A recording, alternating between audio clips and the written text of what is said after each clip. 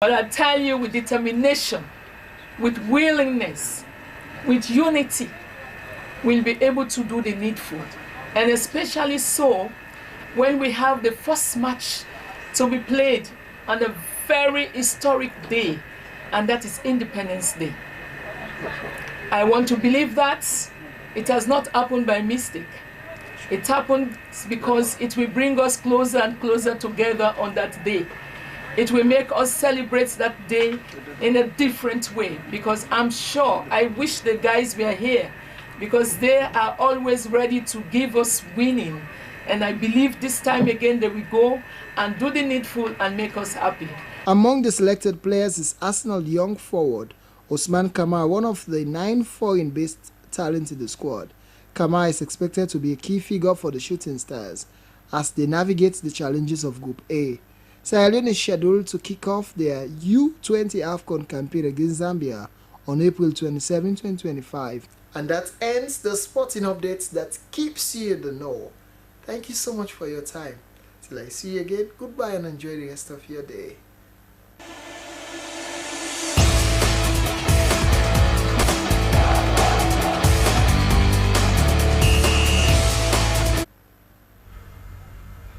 Many thanks to our sports desk. Now to end the news, the main points again. Dozens of families in Cape Town, Aberdeen are picking up the pieces of their property after a devastating fire engulfed 54 houses, leaving hundreds of residents homeless. Health authorities are raising urgent concerns as the country grapples with a sharp increase in mpox infections. As of this week, 477 confirmed cases and 4 deaths have been reported. And the Ministry of Fisheries and Marine Resources have received a Russian scientific research vessel at Nero to conduct a crucial survey of Sierra Leone's fish resources. Well, that's how we wrap up this morning edition of News Hour from the Slbc. I am Esther Susanette Bassi. Thanks for watching.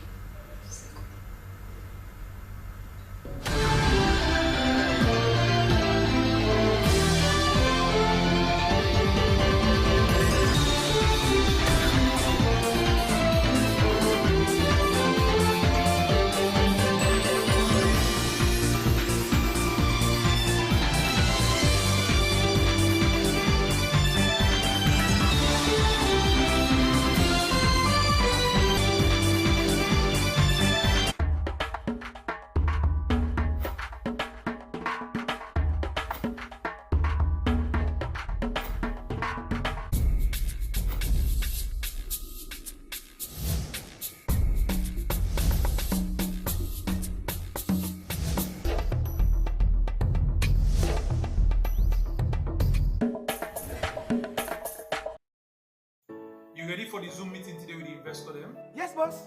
I'm ready for the meeting today. And I don't download all the reports they sent to me on the internet. Make sure so you get super connection, because I don't want one problem during the meeting. Everything is okay. Everything is fine. Counting on you, even though we're not in the same office. I will be with you every step of the way.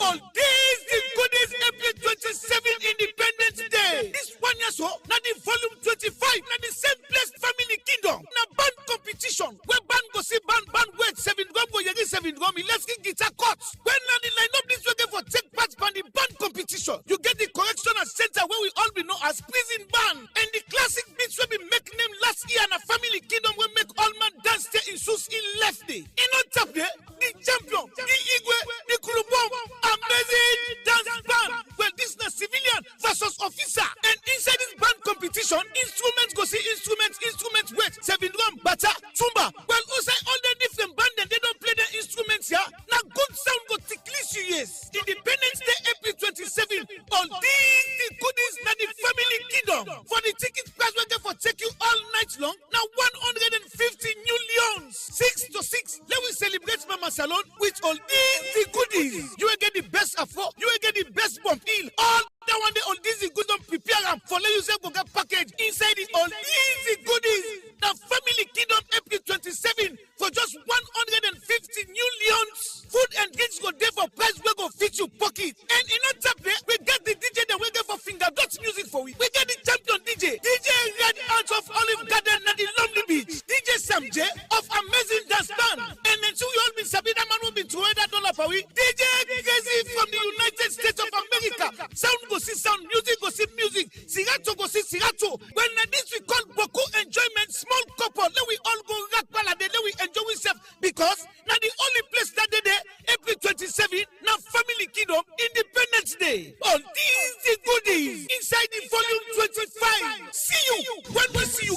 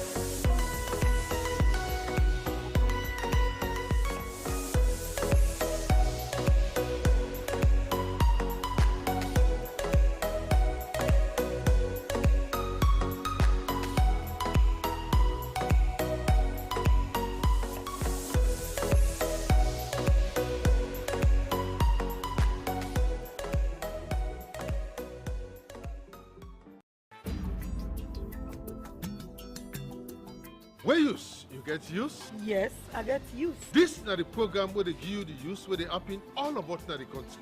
Inside where use, we go take you text, Facebook and WhatsApp message. You complain where you go send as letter to the producer. We dey announce about things them working loss and plenty more. We idea all about the country. But you self PF for being the use that you area. Where use? The original program where they give you updates. Where use? You get use? Yes, I get use.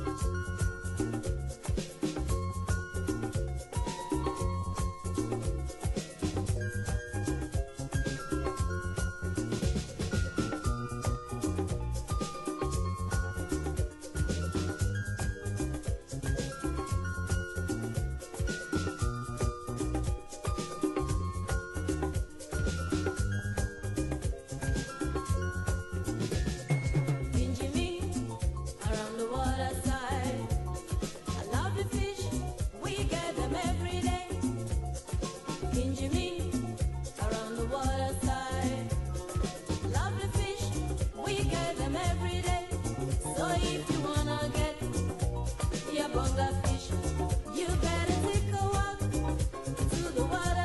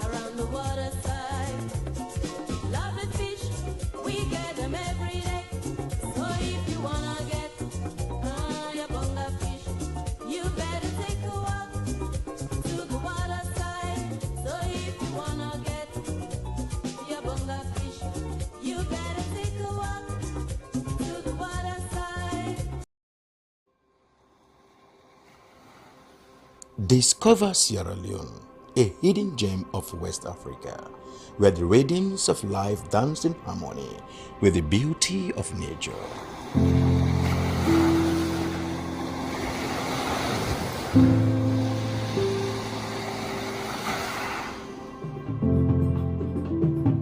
Feel the heartbeat of our culture in every beat of the drum,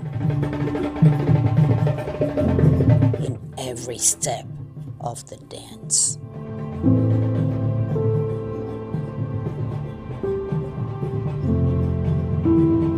Experience the tranquility of our shores, where each sunrise brings new stories and endless possibilities.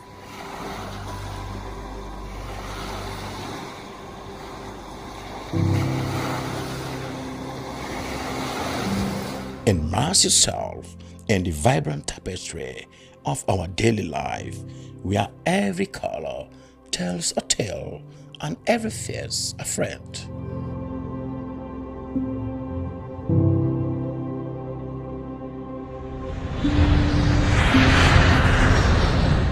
Come, be enchanted by the sights and sounds of Sierra Leone.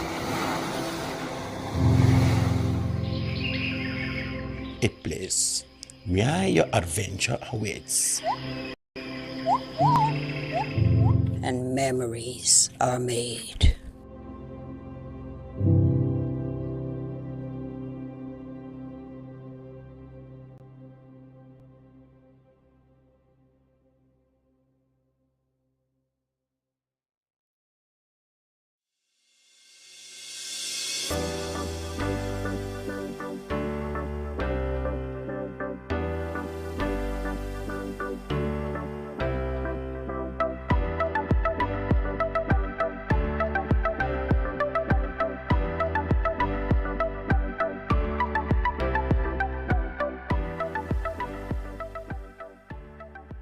We are the national broadcaster, and I am Sulaiman Baba Toure, a reporter and presenter at the SLBC.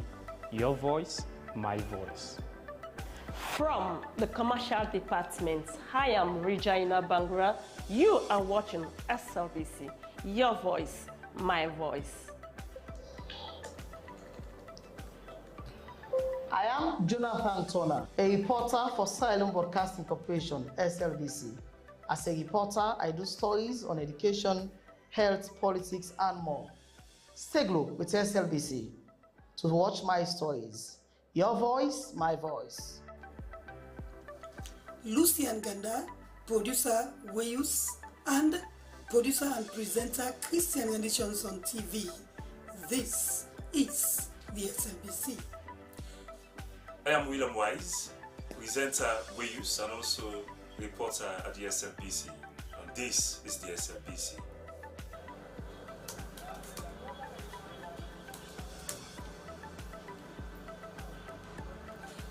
I am Salma Tabak, television executive producer. I produce programs on both radio and television. I'm a news anchor, a presenter, an announcer on radio. I enjoy what I do because I serve a public service broadcaster. It's a pleasure to work with the SLBC. I am Tilly Koma, Head of News and Current Affairs Unit, Sierra Leone Broadcasting Corporation. Our news hour now covers several segments. We have entertainment, business, weather, sports, ferry schedule, and human interest stories, not forgetting politics. We are doing all that to keep you people posted on what's happening all over the country. Thanks for being with us at SLBC. Keep blue. We are the best.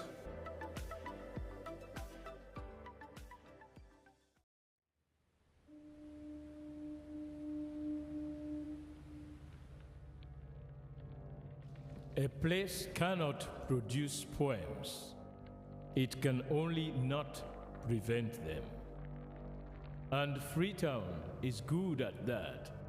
For Freetown has its own sudden elegances. People are slow to leave it, quick to return. And there are others who come for a year or two and stay for a lifetime. Sensing that they found a city that is in the world, yet sufficiently on the edge of it to have a different resonance. Let me tell you something about this city. All of us, we're all just passing through, and we've all been here forever. Those who came, those who stayed, those who never returned. Tides turn, seasons change. We've waited and we've watched. But we've always been here. We've always listened. Because there is a different resonance here. It comes from the river, and the land, and the sky. It's our place. All of us. This city belongs to everyone. And you know when it's your time. And it's our time. Listen, we are Freetown. We are Freetown! The golden rules of Freetown. Don't pretend you're something that you're not. Don't go thinking you're better than anyone else. Or that anyone else is better than you. Don't shout about it. Get on with it. We are Freetown. Freetown. Freetown. Yeah. We found our voice again. I'm from India and Freetown. I'm from China and Freetown. I'm from the UK and Freetown. I am from Nigeria and Freetown. I am from home and Freetown. This city belongs to everyone. The fishermen, the taxi driver, the barber, the drummers, the dancers. All of us. All of us. Everybody. We are Freetown. The past is ours. The future is ours. It's our time again. And this city belongs to everyone. The playwright, the greengrocer, the teacher, the dog. This space is ours. This light is ours. The beaches are ours. The rivers now we own. The roads are ours. The bridges now we own. We are Freetown. We are all visitors and we've all been here forever. We've got the mightiest river. And the biggest sky. And there's a resonance again. Freetown. Freetown. We are proud of this place. We love this city. And we want you to love it too. We are proud of this place. Na pass we all dey pass like stranger dem, but we all don't dare from them.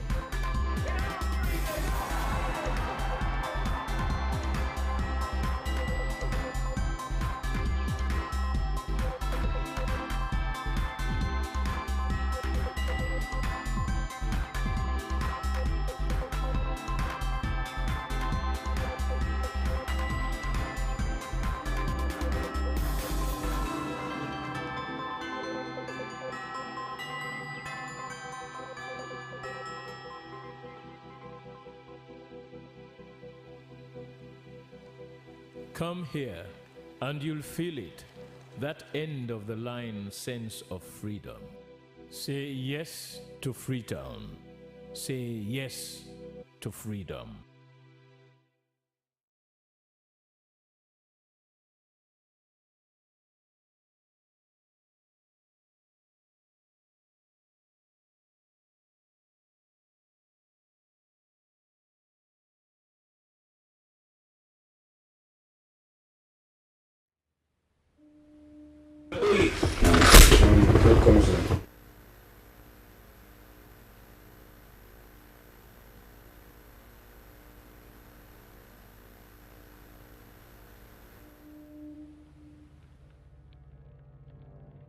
A place cannot produce poems. It can only not prevent them. And Freetown is good at that. For Freetown has its own sudden elegances. People are slow to leave it, quick to return. And there are others who come for a year or two and stay for a lifetime, sensing that they found a city that is in the world, yet sufficiently on the edge of it to have a different resonance. Let me tell you something about this city. All of us, we're all just passing through, and we've all been here forever. Those who came, those who stayed, those who never returned.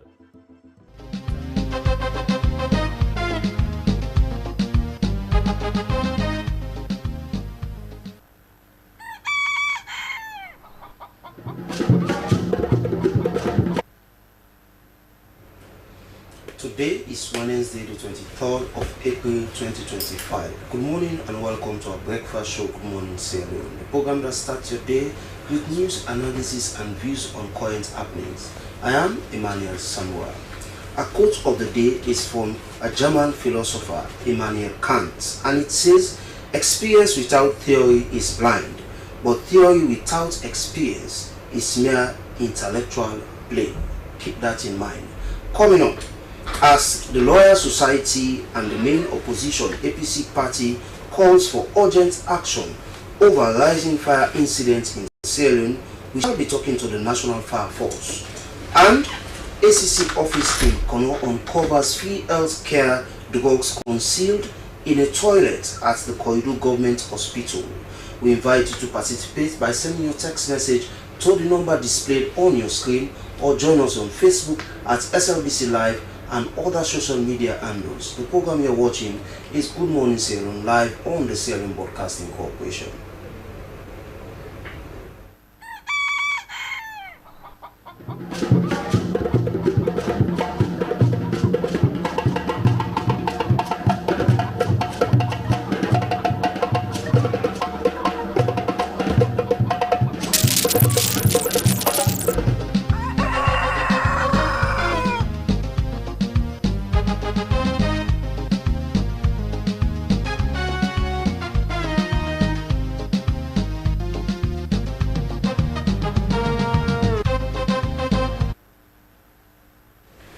Well, we start today's program with a sad note. The SLBC is currently mourning one of its own very efficient and hardworking staff, as the management and staff of the Sierra Leone Broadcasting Corporation in Maboka has announced the death of Abdul Karim Kano. He was a finance and admin officer and the deputy station manager until his demise. This is what struck us yesterday. This news, puts all of us in shock. We never expected it coming, but that's life. Death will one day come to all of our doorstep. We want to send our condolences to the bereaved family. When we go over to the discussion proper, the Lawyer Society has called on the government to carry out a full audit of the national electricity system following a series of fire incidents in Bo, Makeni, Waterloo, and Freetown in recent months. In a press release issued on Wednesday, the society said many people believe the fires may be linked to ongoing problems with electricity supply. They are asking for investigations to identify any faults in the system that could be leading to these incidents. The society also said firefighters need better working conditions and equipment. They stated that this would help emergency teams respond more effectively to fires and reduce the risk to people and reduce the risk of loss of life of people and property. The statement referred to Section 5(2)(b) of the 1991 Constitution, which says the state must protect the security, peace, and welfare of the people. In the studio, we have the Organizing Secretary, Lawyer Society, Charlie Israel Williams, to talk on this issue. Good morning and welcome to Good Morning, sir. Good morning. And also from the main opposition side of view, we have Minkailun Kuma from the APC media team. Good morning and welcome to Good Morning, sir. Good morning, Emmanuel. Thanks for having me. And also in the studio we have the National Fire Force, who is ably represented by the PRO and legal officer Bintu Kama. Good morning and welcome to Good Morning, sir. Good morning and thank you. Okay, so we start first with the Lawyer Society and Charlie Israel Williams. When you put out this press release, you know, some people started wondering, you know, is this the role of the Lawyer Society to talk on fire incidents, or why not talk on other legal issues rather fire incidents? Thank you so much. I love the question. Basically, when the organization was set up, we were clear as to our mandate with regards to what we will be doing. It's an organization which is going to be looking at the rule of law, constitutionality, would ensure that the rights of citizens are protected, guaranteed. So you could see that the press release is making reference to Section 5, subsection 2B of the 1991 Constitution, which we normally refer to as Act Number 6 of 1991. The government has a primary responsibility to ensure the peace, security, safety, and the well-being of citizens. Now, fire incidences of this nature, where houses are consumed or engulfed and people sometimes lose their lives, these are issues of national security of the citizens, and so it's within our mandate.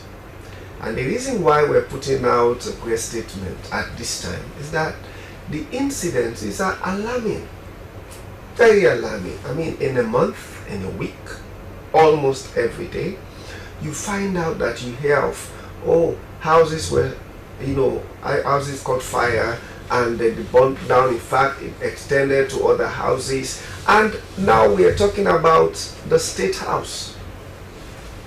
The State House. So this is something which concerns the Lawyer Society a lot.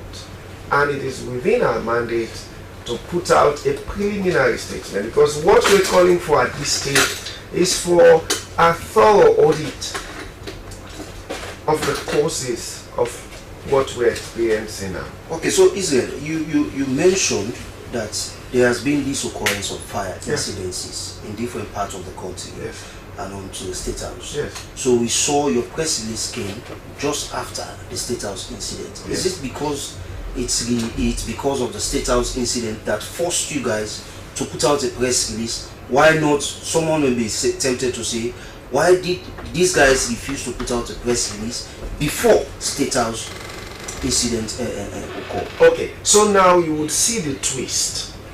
We were so much concerned and became very much concerned when we realized that because of the State House fire, government put out a notice or an announcement that they're going to investigate, and an investigating team comprising of fire force and all of that will be put together to investigate. So we were like, wait, but people's houses, business places have been burnt, have been set ablaze and all of those things, and nobody seemed to have cared. Now, because it's State House, we're having the government say there's going to be a special investigation. So is it that the houses of citizens are not important? You know how many people have suffered? Children, women, vulnerable people. So because it's State House, we're setting up an investigation team. What about the private individuals, the citizens who have suffered as a result? And you could also realize in the press statement, we are not saying that the causes of these fire incidents are as a result of EDSA or the supply of electricity from EDSA. We're not saying that. What we're saying is there is this suspicion, there is this belief by the people who have experienced it. Of course, most of us in Freetown have experienced. Of course, one day I was in the office, the light went out. When it came back, it blew up all of the bulbs and things like that. So there is this suspicion that fire incidences of recent times have something to do with the instability in electricity supply. We are just saying that this is the suspicion, this is what people are worried about, this is what people are saying. So if there's going to be any investigation, let it be thorough, let it be something that will give us the necessary information so that we are able to solve the problem. Okay, Israel, let me hold you there. Let me bring in Minkailu. Minkailu, the APC also is making a call. What specific call is the APC making towards the incidences of fire outbreak in the country? Yeah, the call the APC is making is not far too different from what the Lawyer Society is also saying. Any well-meaningful Sierra Leonean is expected to make that call. But let me pause and use this opportunity to express my heartfelt condolences to Slbc. You know, the late Abdul Karim Kanu, AKK, is a relative. That is why I'm dressed in black. I shall be attending the funeral today at 4 p.m. in Maboroka. So he was very humble, unassuming, and hardworking. We pray that God Almighty will forgive his sins and grant him the highest of heaven. Having said that, one thing that must be noted with utmost seriousness is that the fire at State House is a wake-up call. It is a wake-up call not only to those in power, but to every citizen who dreams of seeing Sierra Leone to be a better place. And this is why it has to be thoroughly investigated. It must not just be business as usual. We come and do preliminary reports and state some reasons without going deep into investigating the causes and then the solution to preventing it. I followed it thoroughly. Aside the press release from the All People's Congress, the party to which I belong, I have also read press releases from individuals. I have followed commentaries from citizens, both those here in Sierra Leone and those in overseas. And some of those commentaries are actually not reasonable. I listened to one or two voice notes that came from people overseas blaming the fire outbreak, at State House on the APC, stating that in our local parlance, now APC don't cause and so now because they don't want to let the election right, but we will tell President you let this election all right. Now then document the way the State House and then go for go bond. Then document the way the country reforms. I mean, that is very, very much below the belt. And those statements were coming from women that are expected to be responsible women. And now, unfortunately for them, after the preliminary investigation, the fire force boss came out and stated clearly that the outbreak was caused by poor electricals. He was not blaming it on EDSA because of electricity supply. He blamed it on the low quality of appliances that are being used for either electrification or those that are used as extensions, chargers. He blamed that on poor electrical appliances. And that is also the reason why, in fact, I agree that we have to conduct a thorough investigation and to find solution, to addressing this. If it is due to poor electricals, government must be in the position to ban the importation of those poor electricals. And that is why we have standard bureau. You cannot just come into the country using porous border and import all type of electricals in this country. Electricals are sold everywhere in the country. You go, you see petty traders. The other day I purchased an extension and then it created a problem.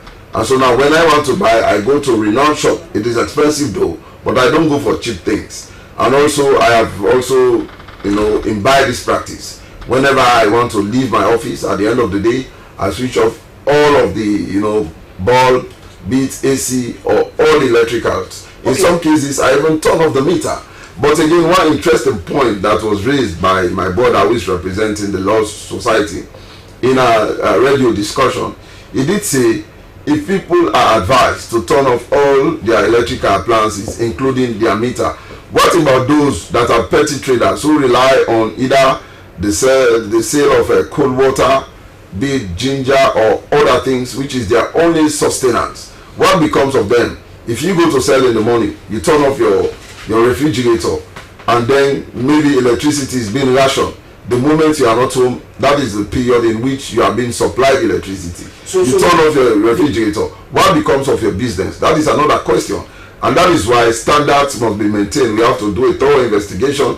The blame must go to all of the institutions that are responsible, including Standard Bureau, for allowing poor quality material to be imported into the country. So Mikhailo, I want to take a cue from what Israel said. The last question that I asked him, some of the response that he made.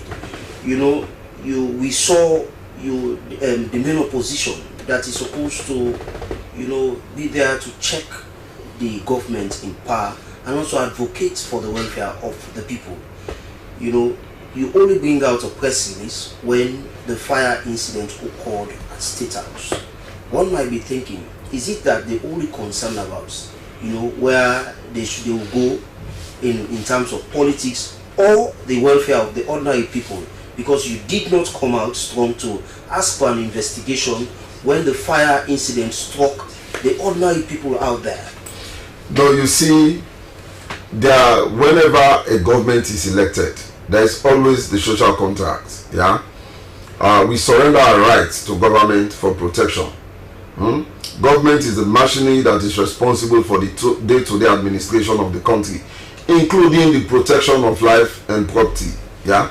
That is also why we elect parliamentarians to be in parliament. There are other people, at other levels like local governments that are responsible to take governance to the doorstep of the people.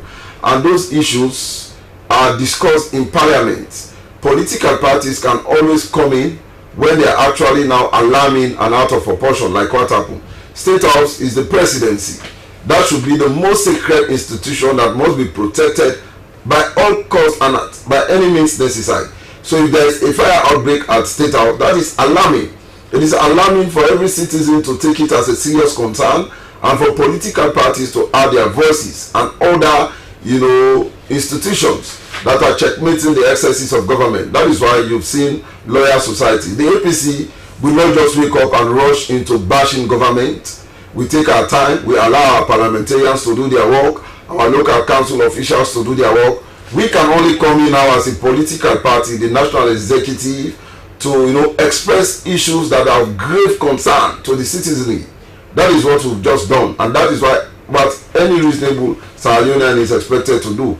In our press release and the press releases that are coming from various APC stakeholders, we have stated that this is a call for concern, and it's a concerted effort to addressing it, and that the investigation must not just be scanty, it has to be thorough.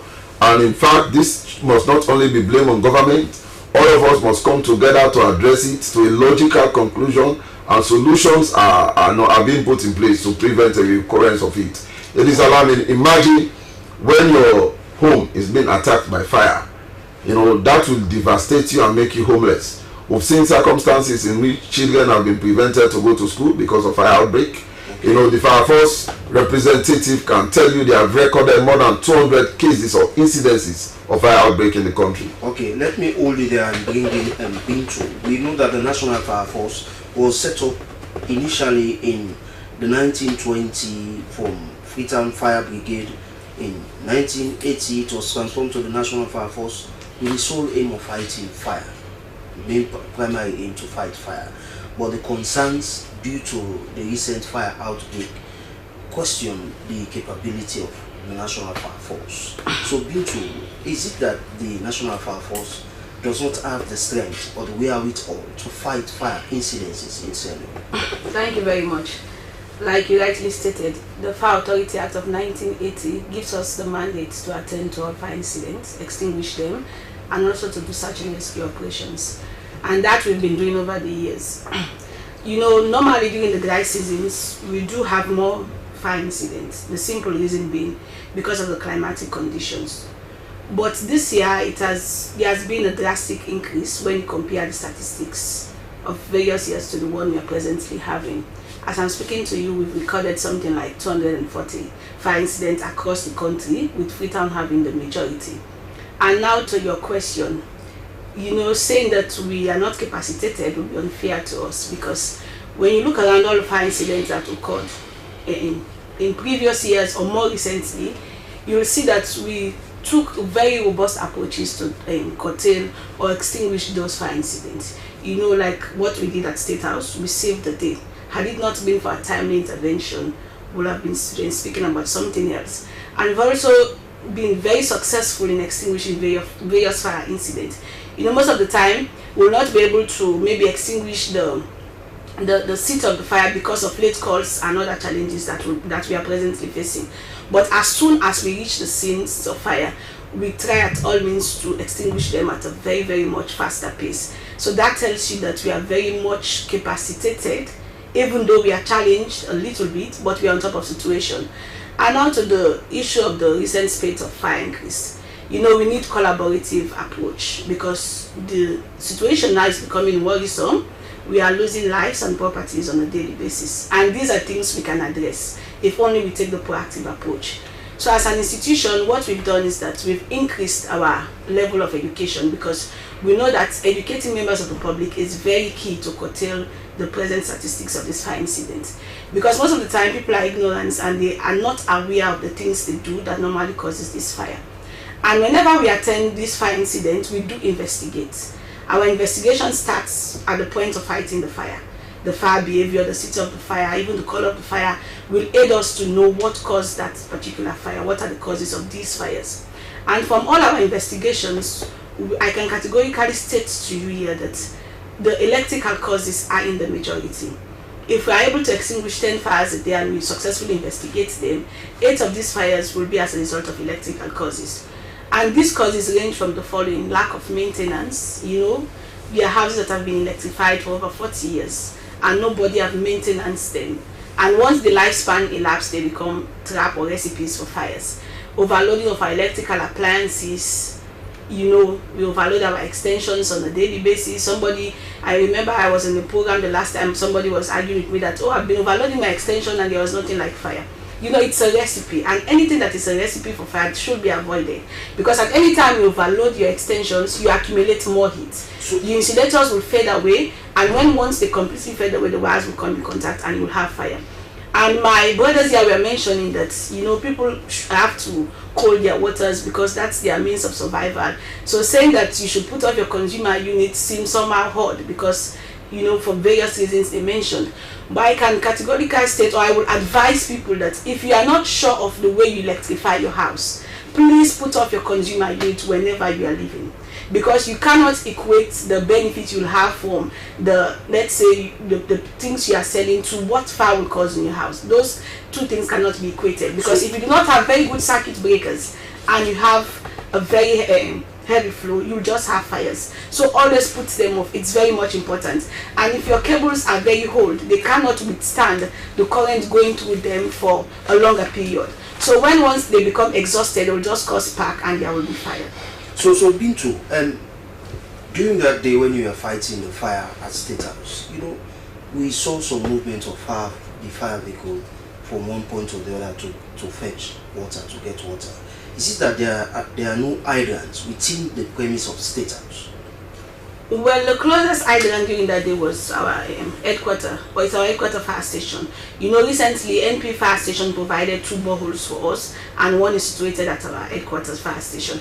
So on that fateful day, we were fetching water from the hydrants at our headquarters. So why are there no hydrants within the premise of State House? Well, not to my knowledge, because what we did was like I told you, we were having water from our headquarters. So as I'm seated here, it's not to my knowledge whether there's any hydrants around that vicinity. So Israel, this brings the Lawyer Society in, despite it's a new baby. But before Lawyer Society, there is this bar association, and you all are lawyers before now. This is what she's saying. The State House should be one of the most protected house in this country. And then what she's saying now is that there is no fire hydrant. No, I'm not stated not to acknowledge there is any fire hydrant there. And you've never, as lawyers, brought up this issue to say this house should be protected at all costs. Why? Okay, so you see, the issues in this country are many, and you have institutions which are responsible to handle certain aspects of our society. The call for us to improve the fire services has been there. In fact, we've had situations where there were times when people, like community people, would even think they can put out fire without the fire force. We've had these situations like that where they would pelt stones at them and things like that. Okay, so these are issues we've been advocating on from different, angles, from civil society and other. For the lawyer society, as you have said, we are new, and we don't want to talk about past failures of other institutions. And that is why you will be seeing us addressing issues once they fall within our mandate. For this particular one, it's not so much about State House, as far as I am concerned. For this particular one. Now, let's go to look at the issue which I have heard being raised by the fire force, for example. That equipment, electrical equipment at State House were left unattended. If you analyze that statement thoroughly, you want to ask questions. How long should electrical appliances or equipment be left to run or operate? Does it become a problem when, for example, your AC is on for 6 hours, 8 hours, 12 hours?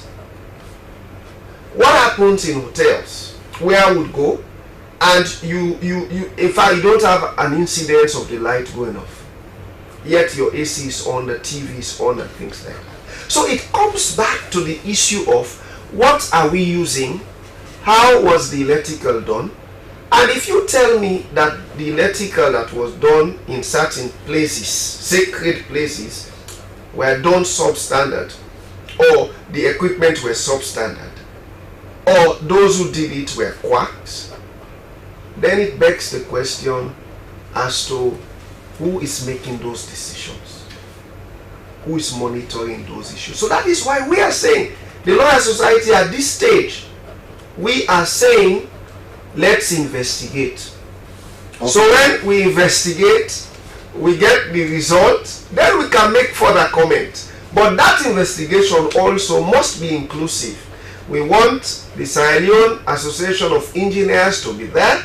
We want civil society organizations that have, knowledge around this field to also be there, so that we have a report that we can rely on, so that we can have resolutions. So, Minkaru, I come over to you.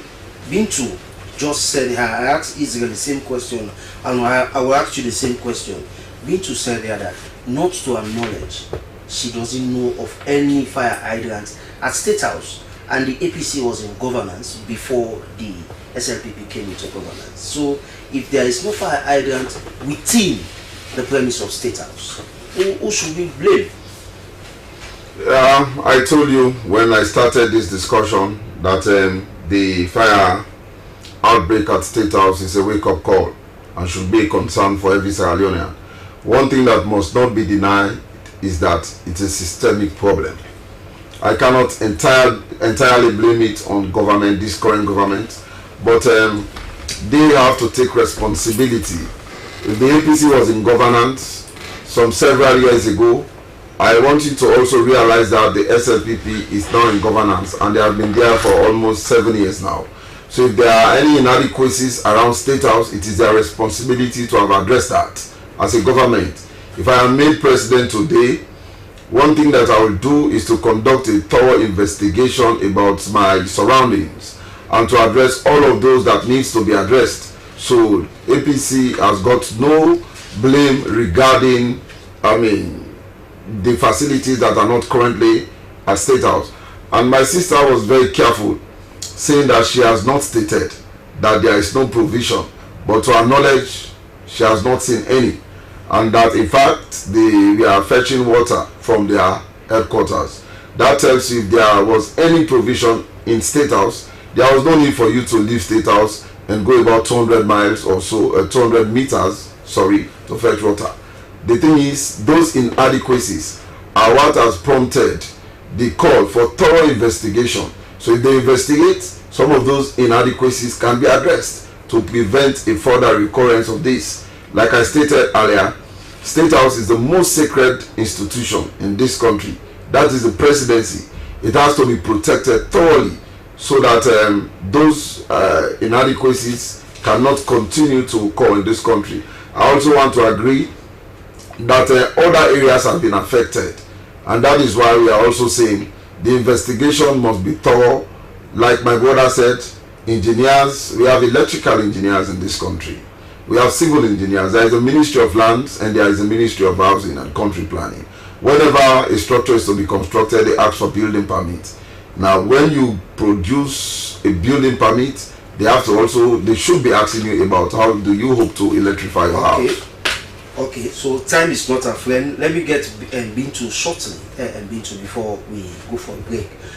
Bintu, on social media and even looking at your facility, even our reporters, they took the camera to your facility. You see, we saw that National Fire Force, you have vehicles, you have so many breakdown vehicles, even at your headquarters and different parts. And now you are saying now, while people are concerned about your capability, you are just saying that you have the capability, while what the camera is seeing is that your vehicles, they are not even up to the 21st century to fight fires. Let me just go quickly to the issue of hydrant that we are discussing. What happened on that fateful day was that we were not constrained in finding water. Looking at the proximity to our headquarters, it's very much closer, and we had multiple fire engines that we left the scene to fetch water. So before the water ends in a particular fire engine, we have another one. And also it's important to state that we had Guma Valley water coming. They came in on that day and they aided us with bouncers of water. So we were not constrained. We had enough water at our disposal, and that helped us to extinguish that fire on time. Now to our challenges. I will not say that we are not challenged. That's an open secret. The fire service is challenged. But what I will also state here is that we've made significant progress over the years. As recent as last year, we had 5 brand multi-purpose fire engines. My brother was saying during the morning coffee that there are fire engines in advanced countries with ladders that they used to climb and fight these fires. I want to state to him that we also have those fire engines here now, because the 5 multi-purpose fire engines that came have these ladders that we use to mount to fight fires in very higher buildings. So we have them for now, and we've also built many fire stations across the country. Very, very soon we'll cover the entire country in terms of fire station. We've also have an increase in the number of personnel that we are having at the moment. But we are also, I will not shy away from the fact that we need more. We need more fire engines. We need also more personnel to ensure that we are on top of the situation. Okay. But I want to allay the fears of members of the public that despite these few challenges we are facing, they have no reason to fear. We are on top of situations and will ensure that all necessary steps are taken to mitigate or completely eradicate this fire incident to the minimum level. But they also have to take these educational tips we are giving to them very serious and put them into practice, because if only they do, they are nothing like mysterious fires. So it's out of our human errors that we are having these occurrences. So if they put them in practice, what we are telling them, these education tips we are giving out, they'll be able to reduce the rate of fire incidents. Okay, so thank you very much. Well, the APC lower level elections timetable is out. Michael, I just want you to give short comment on it, 30 seconds. And because time is not free. Yeah, thank you very much. You see, we have regulations. The APC lower level timetable for lower level elections and our national delegate conference is out. You may recall that a year ago there was a letter I wrote to the National Secretary General of our party, Lawyer Lance Anadumboya, urging him for membership registration and verification. It is because of these reasons. Because we have to comply with legal instruments. The Political Parties Regulation Commission has urged that all political parties must go according to the dictates of their constitutions and that they must follow timelines, stricto sensu. Nobody should breach. You may recall that several years ago, the issue that took a group of young people to court to prevent the Port Local National Delegate Conference was because we did not comply with the Constitution. Now the timelines are out, dates are now clearly established. We have to clearly, publish delegate list, timetable for elections, date for National Delegate Conference. They are all actually now being published. We are working according to the timelines. The 30 seconds is not enough for me to read out those dates. But I want to commend the National Secretary General, Lawyer Lansana Dumbuya. He has been, up his game, and that he has demonstrated that indeed he's a lawyer and that he's up to the task. We say thanks to him very much. Okay, now we see the APC is making progress in terms of democratizing their party and creating a level playing field too. Okay, so thank you very much. Viewers will go for a short break. When we return, we'll continue with the program. The mother of the house. Whenever I want to prepare palm soup, there's no need pounding palm fruit. All I need is Nkulenu's Ghana's original palm soup base. My soup is done, and its preparation, it is not difficult at all. Nkulenu palm soup base. It's easily done with no difficulties. Just take few ladles and your soup is done. And its flavor,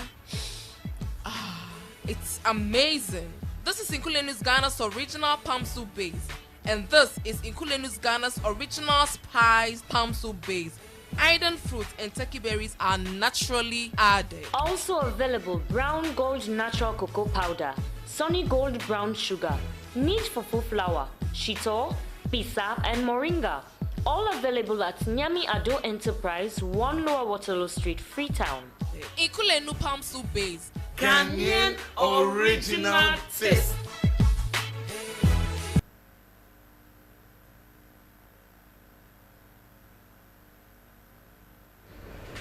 Welcome back to the program. You are watching this Good Morning Sierra live on the. While we go over to our L tips today, on L tips we learn about blackheads. Blackheads happen when our pores become filled with excess oil and dead skin.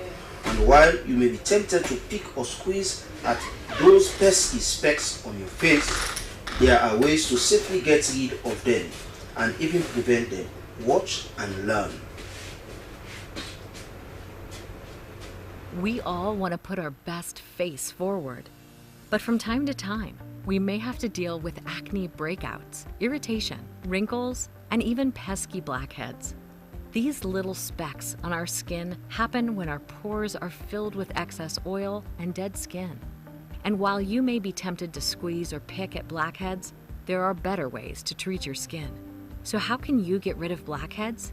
Try these common solutions. 1. Use salicylic acid. You can find over-the-counter cleansers and lotions that contain salicylic acid. This popular skincare ingredient helps you to remove the top layer of your skin by dissolving dead skin cells. Number 2, try an alpha-hydroxy acid cleanser. You may also benefit from using a cleanser with alpha-hydroxy acids, such as lactic acid, citric acid, or glycolic acid. Start with a product that has 10 to 15% concentration of alpha-hydroxy acids. Number 3, consider a retinoid. Using a topical retinoid can help break up blackheads and prevent dead skin cells from collecting inside your pores. Number 4, exfoliate your skin. You should be exfoliating your skin a few times a week to help whisk away dead skin cells. Choose a chemical exfoliator that uses ingredients like lactic acid to slough away dead skin cells. But don't exfoliate too much, as you'll dry out your skin. Number 5, look into in-office treatments. If your blackheads aren't going away, you may want to talk to a dermatologist about in-office methods, such as chemical peels, microdermabrasion, and extraction. Your best defense against blackheads? Prevention. Here's what you can do. Number 1, don't pick at your skin. Your hands are full of bacteria and oils. Touching your skin transfers all that gunk to your face. Number 2, choose the right products. Opt for non-comedogenic makeup and skincare products that are designed not to clog your pores. Number 3, use pore strips and face masks sparingly. While pore strips and face masks are all the rage and claim to remove blackheads, The results are only... Well, that's all we have for health tips for today, and I believe you and I have learned something new.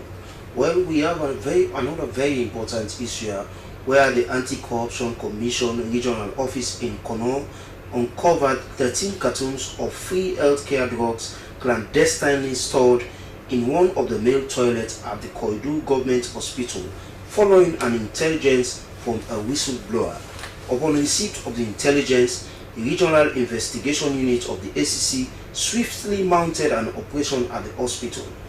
The operation led to the discovery of the drugs hidden in an area clearly unbefitting for the storage of such essential and life-saving medical supplies. 2 individuals have been arrested in connection with the matter and are currently in custody assisting with the ongoing investigation. For more, we have the Public Relations Assistant, ACC Alex Ava. Good morning and welcome to Good Morning, Sierra. Yes, good morning, Emmanuel. Good morning, viewers. So, Alex, I want you to just give a clear picture of what really occurred in Kono District with regards these free healthcare drugs, because we know that just recently, last month, they supplied these drugs. And so when this news came out, it was shocking to some of us that people have started stealing them. Yes, so what we uncovered in Kono, it is not just a scandal, but it is a huge betrayal of public trust, where 13 cartons of free healthcare drugs meant for lactating mothers, meant for pregnant women, meant for children under 5 were taken, and they were kept in a place clearly unbefitting for those drugs to be kept, in toilets. We received an intelligence about this, and we immediately mounted an operation, and we went there and we discovered these drugs kept there. Why are these drugs that are meant to be in the stores, that are meant to serve those women and children? You know, especially in those parts of the country, we have people that are extremely poor. That is why governments provide some of these services. But if we have those drugs that are meant to serve them are kept in these places, we believe, in fact, this could have been a silent tragedy. These drugs could have been taken elsewhere, they could have been successfully stolen, and we know the implication of some of these things. Children will be sick, and these drugs will not be there. Some of us have been to some of these hospitals sometimes. What they will tell you is that they would prescribe drugs to administer treatment, but they will clearly let you know that the drugs are not available, they've not been supplied and all. So what if it were a case wherein these drugs were successfully stolen, and kids are sick, pregnant women, they need these essential drugs, and they are told these things, and some of them they cannot afford to buy these things. That's why government provided them. But the good thing is, immediately we received the intelligence. A very vibrant team in that part of the country, they mounted an investigation, sting operations, and they were able to get all of these 13 cartons of drugs. And we have the storekeepers that are meant to protect these drugs now in our custody, and we're investigating this matter. So during the time that this sting operation was on, is it that they met people in the toilet or someone in the toilet that you decided to say, oh, let's just hold on to these people, they are the suspects of the case on the floor? No, interestingly, the toilet was closed, so we had to make our way inside there. But we had cogent intelligence that, you know, made us to believe that these drugs have been transferred into that place. And we know how corruption happens sometimes. It could just be a conduit for them to be kept temporarily, and or before probably they are transferred elsewhere. So our focus at this point, interestingly, we spoke also to the medical superintendent at the Koidu Government Hospital, and then also the hospital secretary. They clearly denied knowledge that these drugs are kept in that place, because there is no reason whatsoever why drugs meant to be kept in the hospital stores, meant to also probably be kept in these pharmacies, hospital pharmacies, meant for people to be kept in toilets. What are these drugs doing in toilets? So they clearly, the medical superintendent and the hospital sector, denied any knowledge of these drugs kept in that clearly unsafe and unbefitting environment.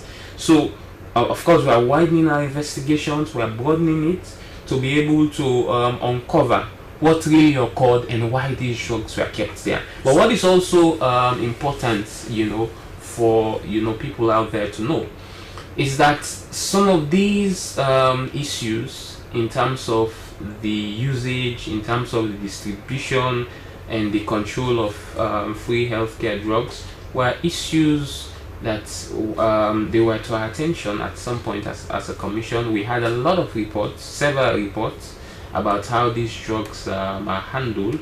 So we had done systems and processes review, in which we made recommendations on the management and distribution of free healthcare drugs, because we know how important that is to citizens out there. And some of these recommendations, clearly in this circumstance, it shows that they are not adhered to. So these are some of the concerns. So Alex, the toilets that these drugs, they met these drugs in, is it an abandoned toilet, or is a toilet that is currently, that they are using currently in the hospital? Is it an abandoned toilet? No, it's not. It's not an abandoned toilet. So in fact, all of those things raises even more serious concerns. Even if it were an abandoned toilet, why would government have expended huge resources in procuring these drugs for citizens to have these drugs, to have access to them? And why are these drugs, when they are meant to be kept in stores that are conducive to house these drugs, to be kept in toilets? So even if it were an abandoned toilet, it's still not a reason enough. Let's to talk of now, it's a toilet in usage. Why are these drugs kept there? So that is also our concern. But that's why I mentioned that we're widening our investigations to know why, and all of the questions we have to provide answers to them. But most importantly, those involved, or those that bear responsibility, for them to face the full force of the law. So you just mentioned that you held the 2 storekeepers and they are helping with investigations. I do not want the investigations to be tampered with, but their initial statement, did they acknowledge knowledge of those 13 cartons being missing in the stores, or they never acknowledge that it's, or they have knowledge that it is there, or whatsoever? No, in this particular instance, it is a case of sting operation. So what happens sometimes, you've heard of our Scorpion Squad and all. So sometimes we do what we call sting operations. If we have cogent intelligence that something is going on somewhere, anomalies of that nature, they immediately go and in fact, our sting operations, we don't miss. We must have had intelligence enough. So they went there, they made their way into the toilet, and they saw the drugs there. In fact, to share the video of how these cartons of drugs, we took them out of that toilet. So the ones that are involved, the storekeepers, we immediately arrested them, and we have them in custody. So they are helping now in terms of investigations, like I said, to widening, to understand clearly what went wrong, who are the ones responsible, and for them to provide all of the answers we need. So finally, before I leave you, during your because I know there is you move into action, because maybe those complaints from Kono might have been coming to your office. The reason why you get such tips, you move into action. Is it the case? Yes, this one is clearly a case when we had a report from a whistleblower. So that is why we always encourage the public to make reports. Corruption thrives in silence and complacency. So if you're out there accessing any of these government facilities, in these hospitals, you say something is going wrong, it is incumbent on you as a citizen to make reports. Because for every report we make, and for every arrest we make as a commission, systems are being fixed, and we need these reports. If it were not for such a report that we had received from a whistleblower, because we cannot be everywhere at every time. We have a lot of things to handle. We are barely 300 for over 7 million population. We have hospitals, a number of them. We have schools. We have public institutions. So when we have reports that are being made to us, it helps us in such a circumstance that such could have happened, and it could have been a silent tragedy. So basically, corruption thrives in silence and complacency, and so we continue to endear the general public to make reports like this that will lead to such discovery, to help, to ensure that those that are responsible, they are being punished, and not to deprive those people that could have wanted these drugs but they are not available, and children could die because of some actions of just some individuals. Okay, so thank you very much. It is Alex Eba, the Public Relations Assistant from the ACC, who has been giving us updates on the drugs they intercepted, free healthcare drugs they intercepted in Kono district. They found the drugs in the toilet, 13 cartons of the free healthcare drugs meant for lactating mothers and children under 5. It's a sad incident though. We move over to another segment, which is the review of the headlines of our local tabloid. I start this session with Concord Times newspaper. Concord Times newspaper, it opens with a banner headline that says Ibrahim Bangura assures victory come 2028, debunks stranger narrative. The Europe Metal Group speaks on compliance with local content. Jagaban unveils borehole machine to provide clean water. Unity through sport. CRSG hosts intercultural friendship football match in Freetown. WIMSA launches campaign for 5 female candidates ahead of June 7/elections. These stories plus more you get in the Concord Times newspaper. For the next one I have here is the Premier News newspaper. It says Bombali School for the Blind faces resource crisis. The beat that heal. How drumming helps children with trauma. ONS engages stakeholders to tackle waste and deforestation. Love Your Heart Salon launches national health campaign against hypertension and diabetes. These stories plus more you get in the Premier News newspaper. The next one I have here is the Auko newspaper, and it has a banner headline that says investing in the future. Sierra Leone cuts World Bank backing to cement education gains. Sierra Leone ministers outlined progress and gaps in SGBV response at World Bank talks. We will mourn Pope Francis with hope and joy, says Archbishop Charles. Minister Tunis rallies World Bank support to sustain economic diversification gains. These stories plus more you get in the Auko newspaper. And the final one I have here is the A to Z newspaper. It opens with a headline that says Sierra Leone to assume UN Security Council presidency for the second time. Celebrating Bow School 119th anniversary. Ambassador Wang King joins President Bill to unveil Beijing dormitory. ACC uncovers 13 cartons of stolen free healthcare drugs. ISDB to invest $800 million in agriculture and livestock. Alleged corruption scandal uncovered at USL's business center. These stories plus more you can find in the A to Z newspaper. Well, viewers, we want to remind you that the views that I've read there, they do not reflect the views of the SLBC. We are just merely reading the headlines of a local tabloid, which is meant to promote them. Well, this is how we draw the curtain down of today's edition of Good Morning Sierra Leone.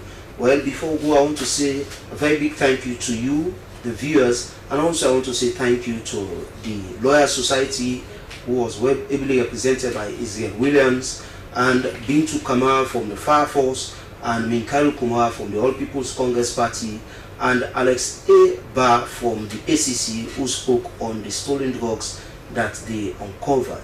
And I want to also say a very big thank you to my production crew, especially my producer, Dr. Zainab Kamar.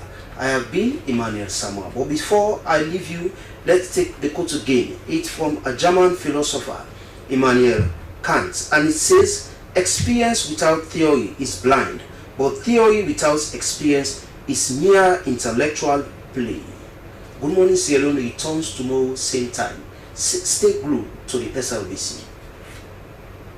As a mother of the house, whenever I want to prepare palm soup, there's no need pounding palm fruit. All I need is Nkulenu's Ghana's original palm soup base. My soup is done, and its preparation, it is not difficult at all. Nkulenu palm soup base, it's easily done with no difficulties. Just take few ladles and your soup is done. And its flavor, it's amazing. This is Nkulenu's Ghana's original palm soup base. And this is Nkulenu's Ghana's original spiced palm soup base. Iron fruit and turkey berries are naturally added. Also available brown gold natural cocoa powder, sunny gold brown sugar, neat fufu flour, shito, pisa, and moringa. All available at Nyami Ado Enterprise, 1 Lower Waterloo Street, Freetown. Nkulenu palm soup base. Ghanaian original taste.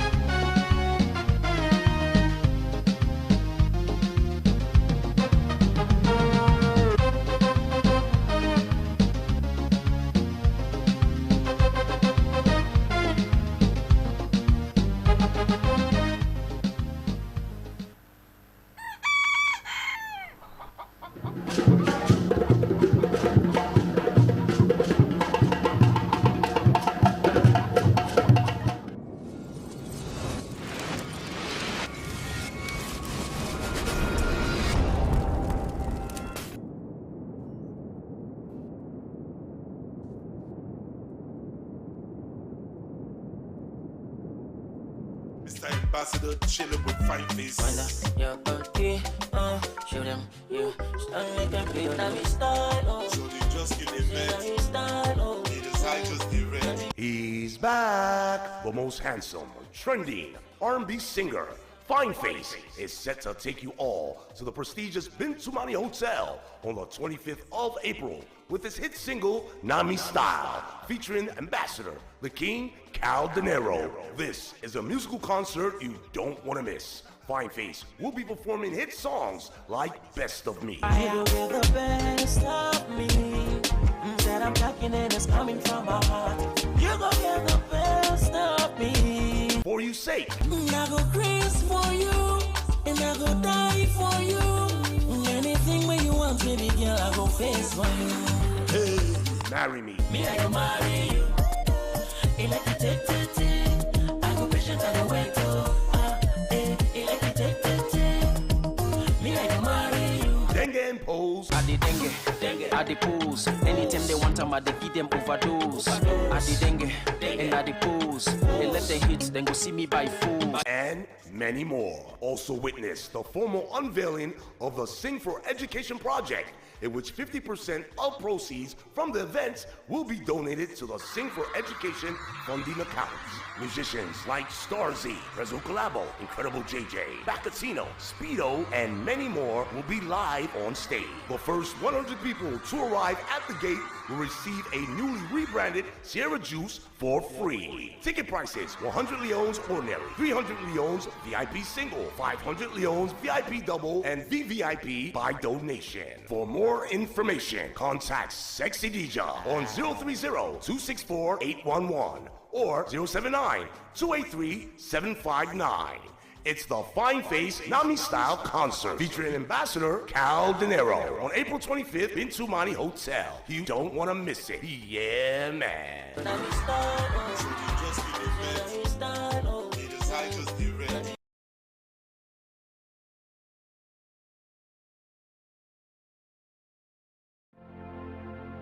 Every other god, they are the works of men. All other gods, they are man-made God. They will always guard, but they will surely scatter. Jesus, Jesus, Jesus, there is no other name. Redeemed Tabernacle Church, House of Solution, Church for All Nations present 20th Anniversary Convocation Sierra Leone. Theme: More Than Enough for Kingdom Expansion. 1 Chronicles 22, verse 15. Activities: Save the Nation Crusade, Sierra Leone 2025. Save the Nation Crusade, date the 7th to the 9th May 2025 at Allentown Market Field, Freetown, Sierra Leone. The time is 6 p.m. each day. Conference 7th to the 9th May 2025. The time is 10 a.m. in the morning to 1 p.m. in the afternoon each day. Distribution is on Saturday 10th May 2025 at 11 o'clock a.m. Grand Thanksgiving and Ordination Service, Sunday 11th May 2025 at 12:30 p.m. The venue, Redeemed Tabernacle Church, number 11 DD Drive, Allentown, Freetown. Host, Bishop and Pastor Mrs. Abdul Kago from the USA. Special guest, Apostle Dr. Lincoln Kofi and team from USA. Apostle Dr. Lincoln Kofi is the founder and general overseer of Open Fire Ministry in the USA. A man that is mightily used by God in the area of healing, deliverance, miracle, and transformation. You need to be a part of this program because a glorious time awaits you in God's presence. Tabernacle Church, a house of solution, a church for all nations. Jesus is a redeemer, redeem, empowering, equipping the saints. I'm proud to be a redeemer.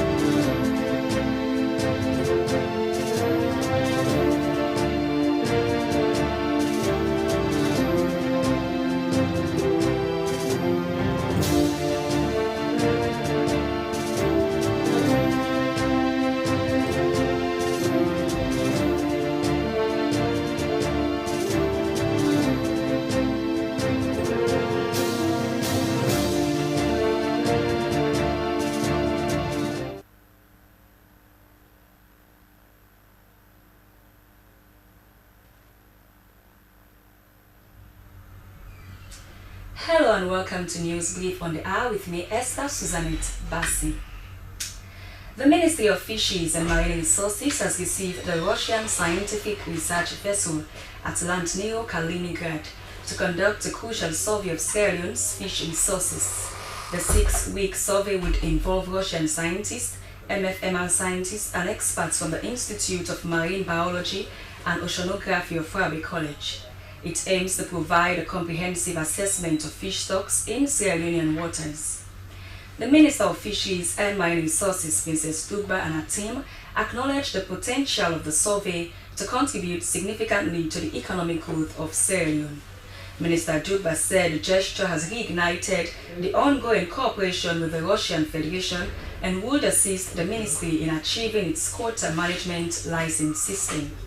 According to the delegation's captain, Mikhail Yeremshenko, the meeting was part of a large African expedition conducted by Russia, with Sierra Leone being the fourth African country to be visited by the Russian Scientific and Technical Center at Lantneo. The team also expressed delight in having more experts from Sierra Leone on board, as they would help them with data on the country's biomass circuit during their research. Stakeholders in the education and security sectors have concluded a day's engagement where they took a decision to ban all secondary school street jogging known as cross-country in Kenema. This recent decision came in as a result of the lawless behaviors of school pupils in the major business center in the city, causing disturbance that has the potential to cause violence, especially among drivers and bike riders. This development took place at the office of the Assistant Inspector General of Police, AIG East Francis Moses Tower, where all major education authorities were in attendance to deliberate on several matters that have been affecting the education system in the country.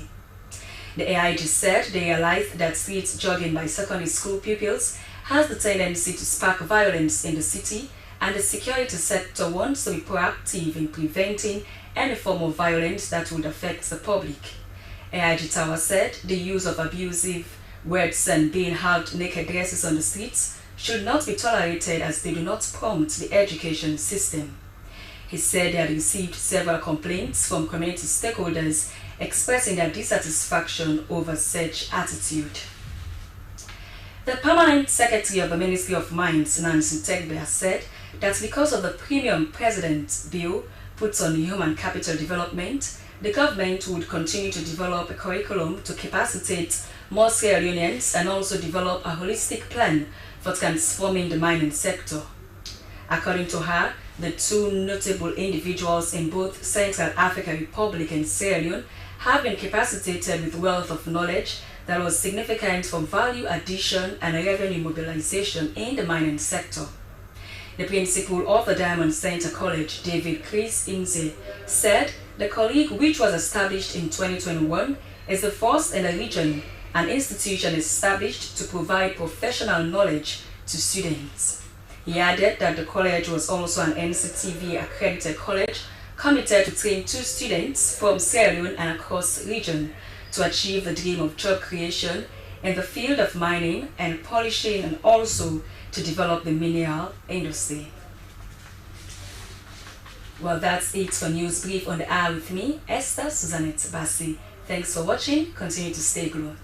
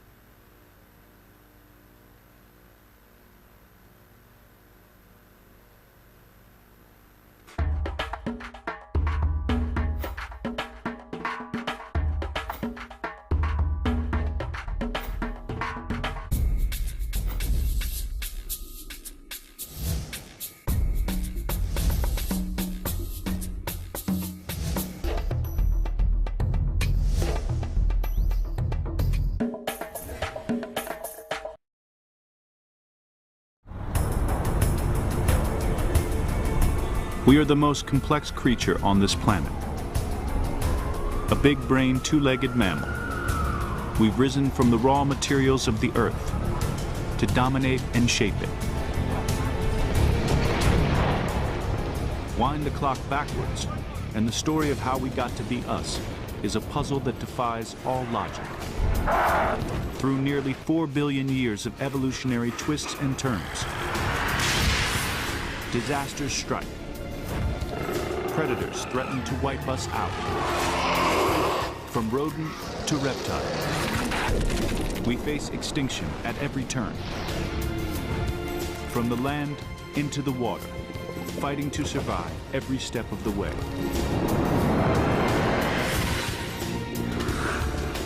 From fish to worm, back to the very first spark of life. To a single, simple cell. This is the most extraordinary and probable story ever told. The story of mankind rising.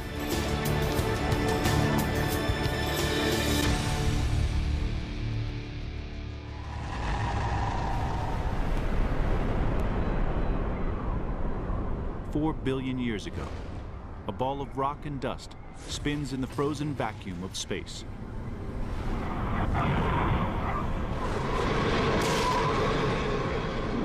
This isn't Mars or Venus. This hell is Earth. This seething, lifeless mass of molten lava will become home to nearly 9 million living species.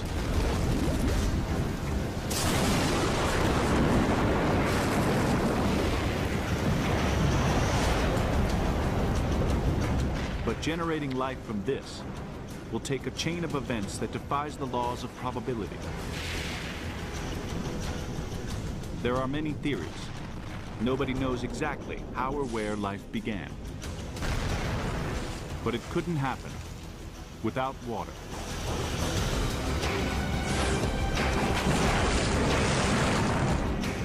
Experts believe asteroids or comets delivered it here.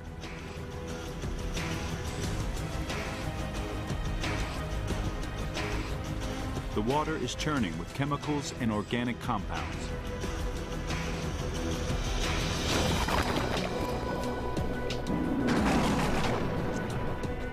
Lightning strikes the chemical soup at the right place and the right time. Billions of volts of electricity trigger a chain of improbable coincidences. The chemicals' atoms join up in a precise sequence, creating a bundle of genetic material. These fragile genes don't stand a chance in this extreme environment. But luck strikes again. A blob of oily material engulfs a single chain to create the first ever cell.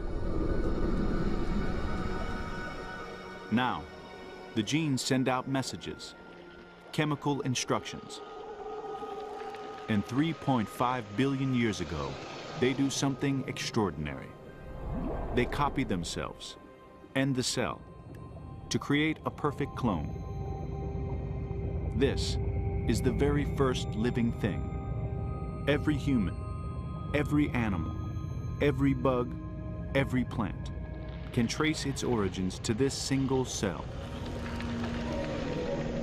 The genes tell each cell to reproduce, guaranteeing their survival as they pass from one generation to the next.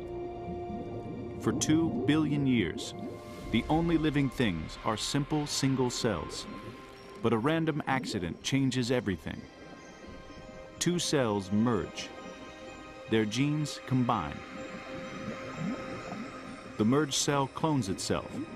Its offspring contains genes from not 1, but 2 cells, 2 parents. We call this accident sex. Sex introduces variation.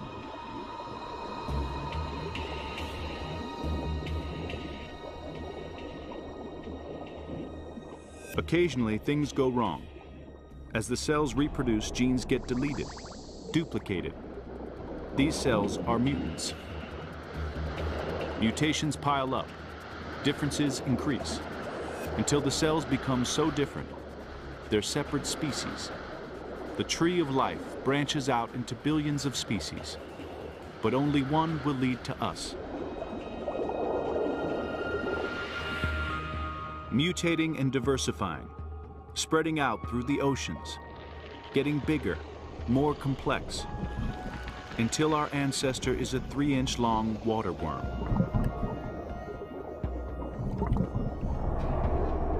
This is us 550 million years ago.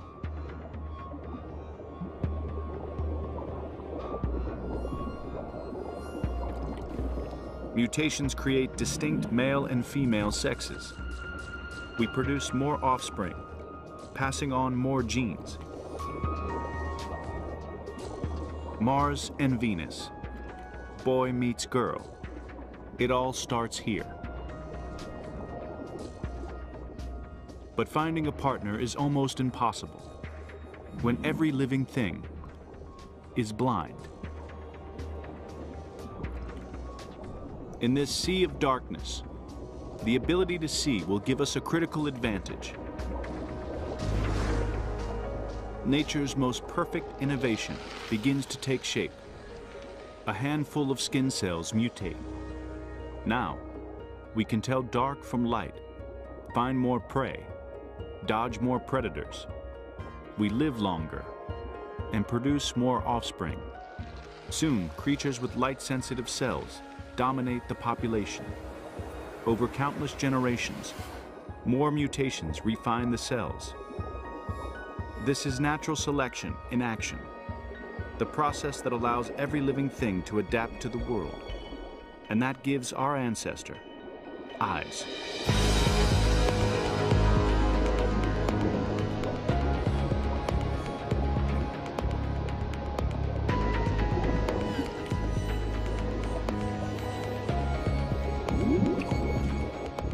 We can see, and everything we can see is descended from that first single cell.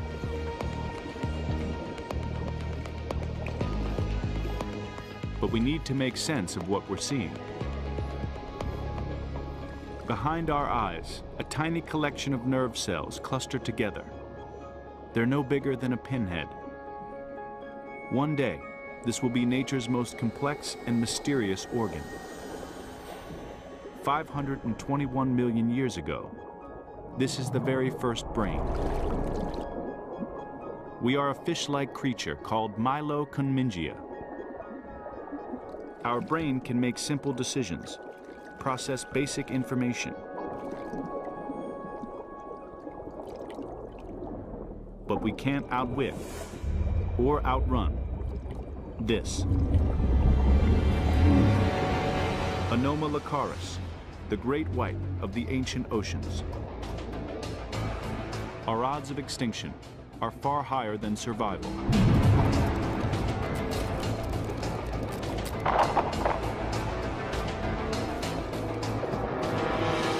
Of all the species that have ever lived, 99% of them are extinct.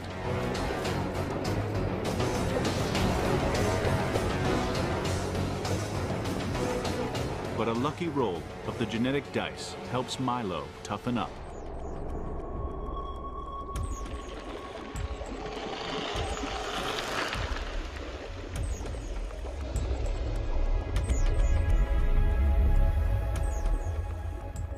Your jaws, your teeth, they exist because over 400 million years ago, we faced the wrath of a primeval monster. Jaws and teeth mean more food and a bigger, stronger body. Until 375 million years ago, we're a foot-long armored fish.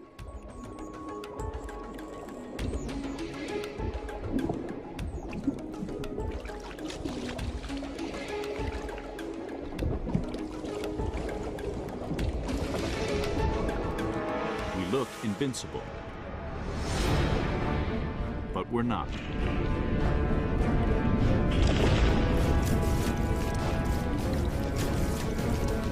Now, the choice is simple. Get out of his way or die.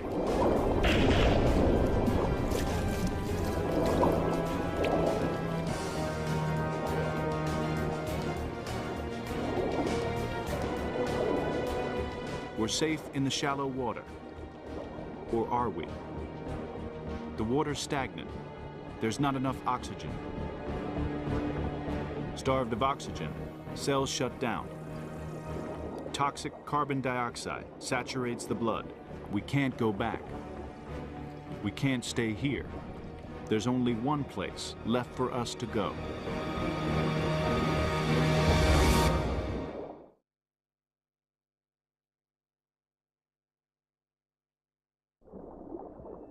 It takes over 3 billion years for our ancestor to evolve from a single cell to a foot-long armored fish.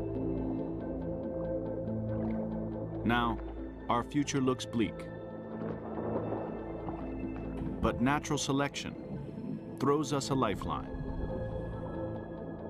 Over millions of years, thousands of generations, our body adapts until we do something no fish has done before: breathe air.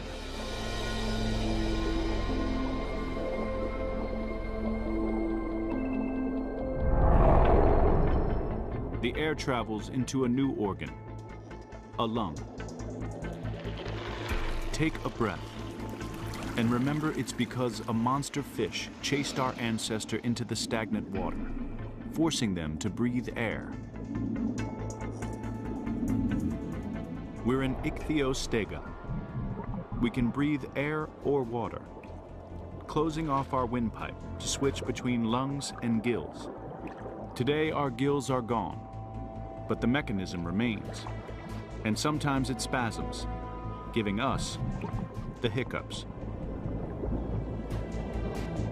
365 million years ago, we stick our head out of the water.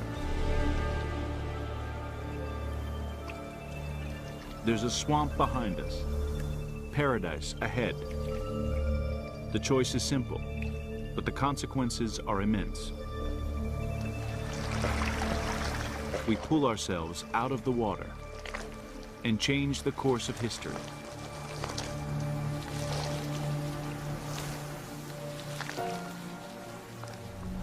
This is the moment we leave the water for a new life on land. But all this food comes at a price.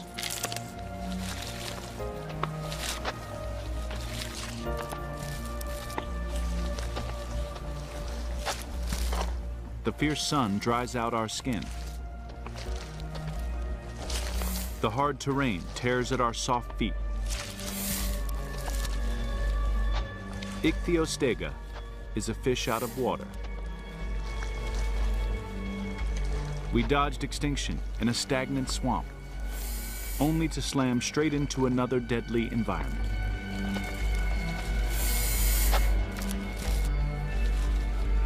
Countless creatures perish, but natural selection helps our ancestor adapt. Thicker skin protects us from the sun, and tough claws that will one day become our fingernails help us move across the rough terrain until we're Casenaria. We've adapted to life on land, but our eggs haven't. They need a tough shell to stop them drying out in the sun.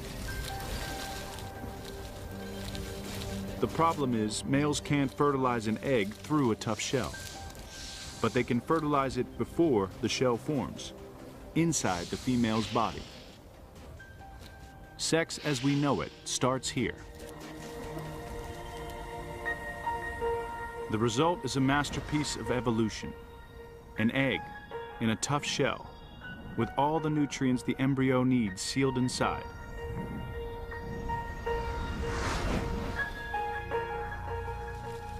Sex is the best way to increase genetic variety and keep our species alive.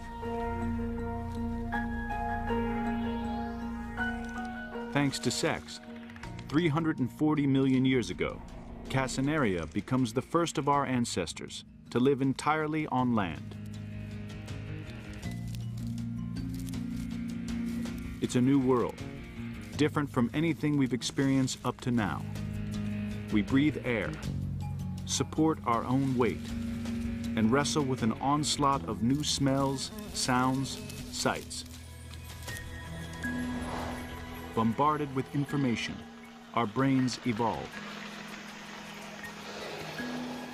We're smart, and we need to be. From that first creature to set foot on land, millions of species have evolved. More competitors mean less food to go round.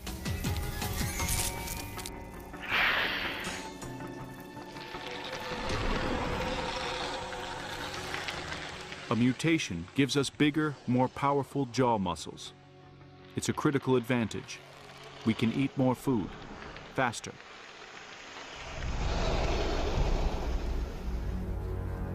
And it shows.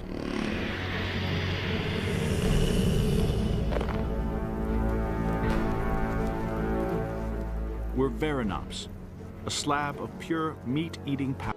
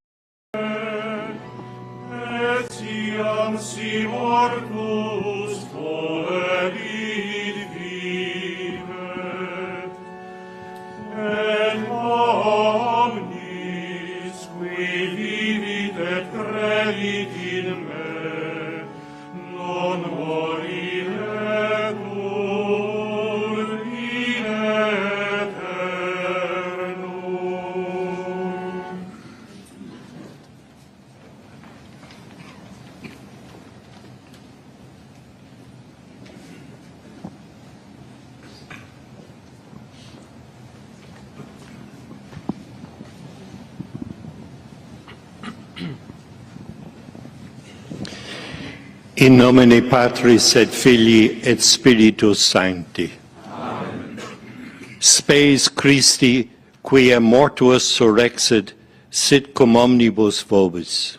Et cum spiritu tuo.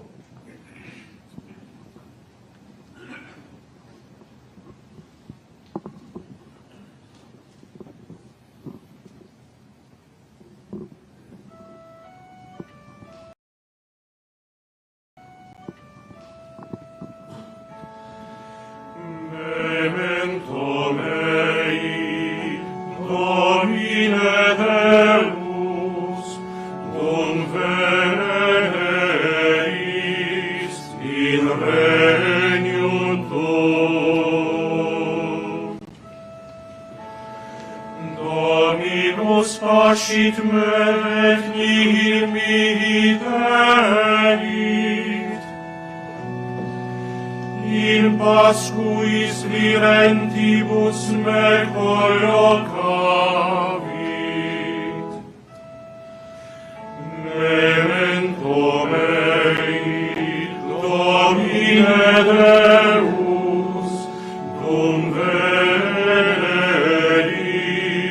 in regnum tuum.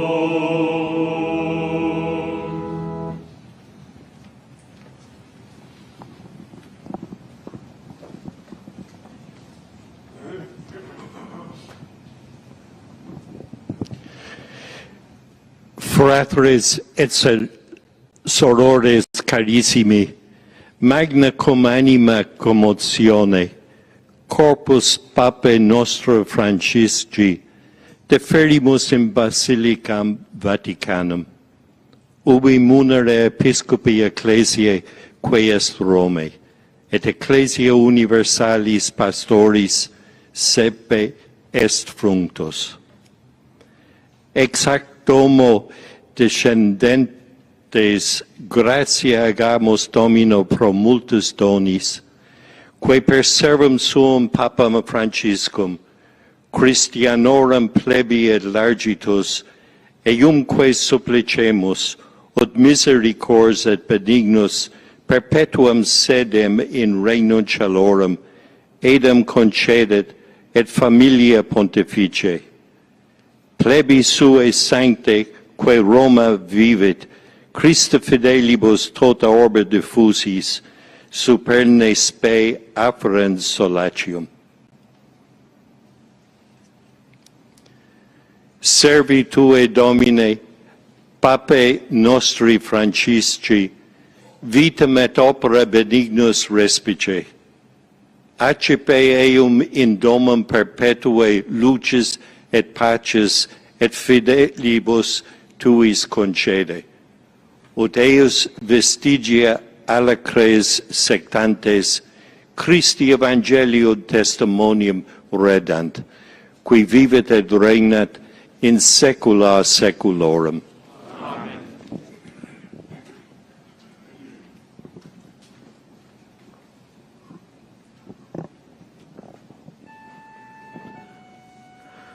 Procedamus in pace. In nomine Christi, Amen.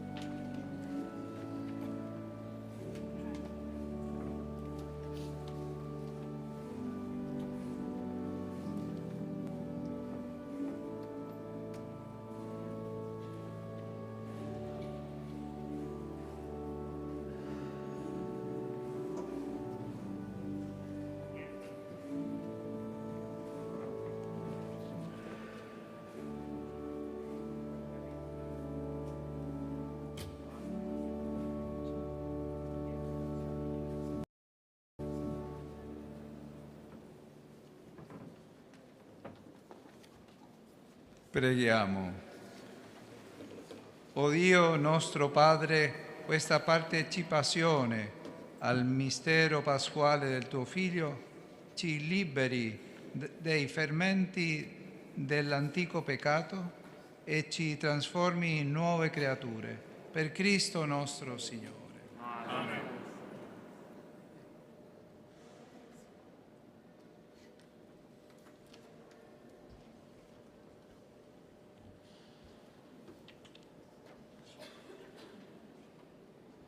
Il Signore sia con voi. E con il tuo spirito. Sia benedetto il nome del Signore. Ora e sempre. Il nostro aiuto è nel nome del Signore. Egli ha fatto cielo e terra. Vi benedica Dio Onnipotente, Padre e Figlio e Spirito Santo. Amen. Andate e annunciate il Vangelo del Signore. Alleluia, alleluia. Rendiamo grazie a Dio. Alleluia, alleluia.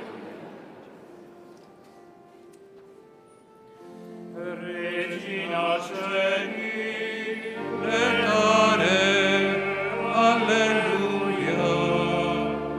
Quia quem eroisti portare, alleluia. Alleluia.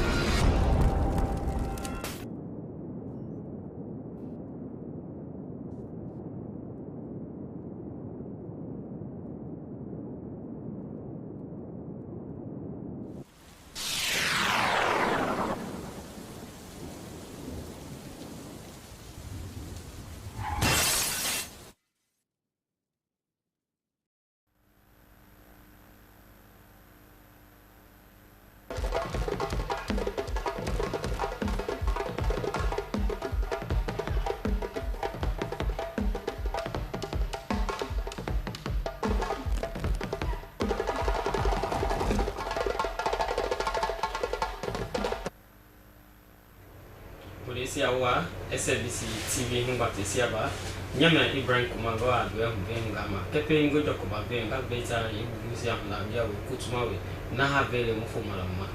Ta aji ministry na nawe na nyeba Hindisiaba, Marine Resources Humbatisiaba. Tugwa na tuloko bobwa Mugaga, Manawe Jia to Boy Russia, Science Babima, now we talk always to nyeba Hindisia to go to Dalkuma. Kebe vijia na wetu na gubla ati koga Hindisiaba, Kenema.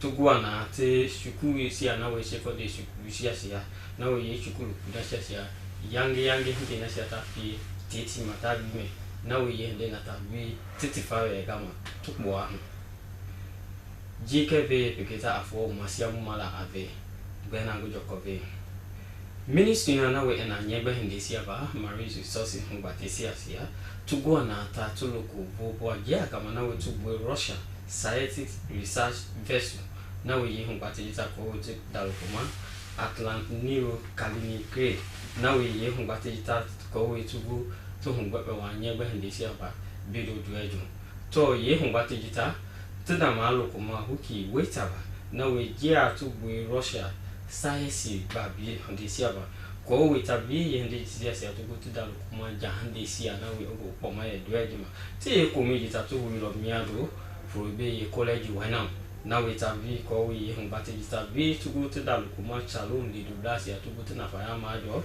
nyebe Hindisiaba kebe bi jahandisia na we ogo lalkuma duejo to ye Humbatija gu hunje ministry na we ta na nyebe Hindisiaba Marine Resources Humbatisiaba Princess Duba oguro nata ogbo agiti ya yeko hunju ye jia na we hitu bu Russia to peji ya ko ta bi tugu to daga la lukuma na we ngbepe wala nyebe Hindisiaba ye je aputu apoma dueju na we ta nyebe Hindisiaba ogbo la lukuma na abo Hindisiaba pe ogbo la lukuma dueju to nyapo Duba ayamiro lo neja ye Humbatijima ye chia bebi jia na we tubu Russia to ye Humbatisiaba ye je na apoma hi chia bebi na ministry sia ko we tugu te go to goma hende na sia na we digoma handagale tugu te dalu kuma chen ko be laksi hende na sia na we na nyeba Hindisiaba ko we ye hende sia sia kwa tugu tu ko ago ya te dalu kuma go poma ye duejima to ye Humbatija gu hunje jia na we hi delegation ma bla ati ye captain na we na mehe Yermi siku oguro nata ogbo agiti ya yeku hunju ye Humbatija na we tugu ati ya go to go ma nulele lo mita ko we tabi tugu to dalukuma na we kia tugu Russia tire dueju ye ke dueju ta na we nulele lo mi ye chaluta en adwe ye na lo na we na nulele lo mita na we kia tugu Russia to ana ko we tabi tugu to famalao na we tenda gala lukuma nyeba Hindisiaba ukoma ye duejima to ye Humbatija gu hunje amelo na te guhune na we salon di dublaka na we kiatu na nyeba Hindisiaba ko we tabi ye Hindisiaba tupu agoya te dalkuma ukoma ye duejima to ye ko lwa hunje ya na we tna ko ga Hindisiaba na we gubla ati Kenema tigwa na ti ya go to goma adia tna security Humbatisiaba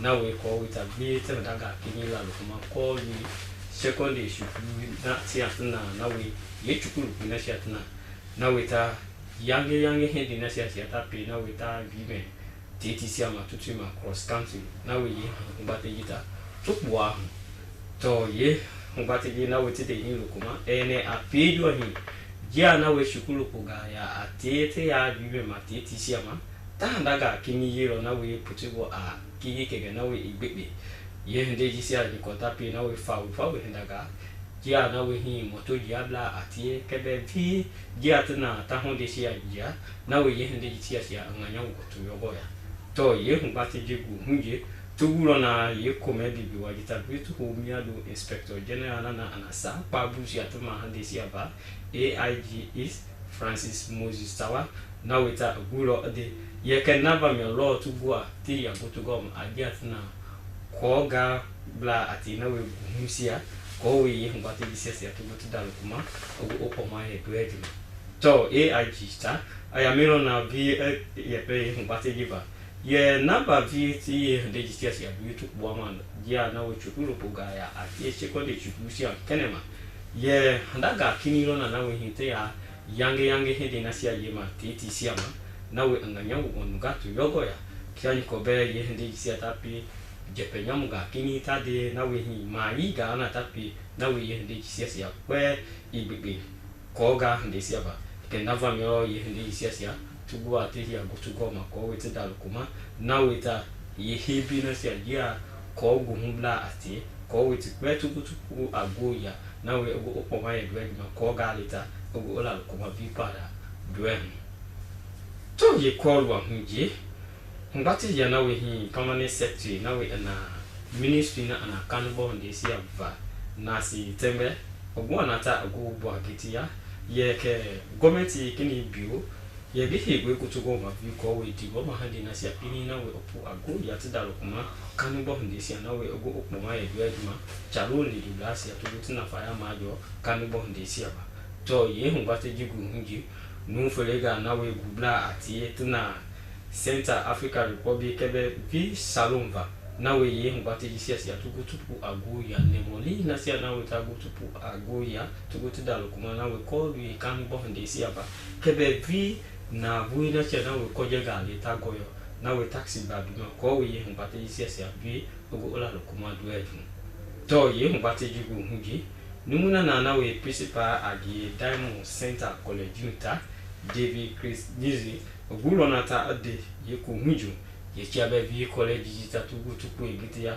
2021 guhu nawe ta en hala college yo nulele lo misia sia vi tugu atada lokuma ko wita vi kanibo ndi sia nawe ogo okpoma ye duejima to ye ngate jigu hunji ya melo lo ade ye chiabe vi ye college jita ko we ye ko ga ndi sia vi ogo la lokuma ye chiabe na vi handa Ghana tiani ko be NCTV e humbate sia kwe pugo ago ya ye college na ta na te mali na ye ko ga le na tabi ko we tugutu ye ko ye sia wutega na we okpoma ye dweji ma nu felega na we chalo le dubla atie tugwa na te ya ye humbate na we ko ga de sia tudalo kuma na we okpoma ye dweji ma chabe vige de ma de sia ko we kanbo de sia ma ogo ola kuma vi para dwe bodi sia jimi ha vele bufula uma kate le ali ana sele ma ugwe manini bobo akema na ha beta ye gunhusi ali ta ha ministry na ana nyebe ndi sia ba marine resources mbatisia na we tugu lo tunuga majo tugu Russia scientific research person mbatisia ko we nyebe ndi sia tugu tudalo kuma tuwege kebe vijia na we hitina gubla ati ko ga leva Kenema distributor tugwana tugogwa bitia koli chekole shukubusia nawe na Kenema ye chukulu punasia nawe yange ina chatapi pimi na chatapi titi nawe tutuma jogi ko we ye ndeji sia tukwa nawe titi fare bama Indonesia gime ha vele bufu obama Slbc Tv batisia ba nyame Ibrahim kuma godwe hunga ke amoloi batike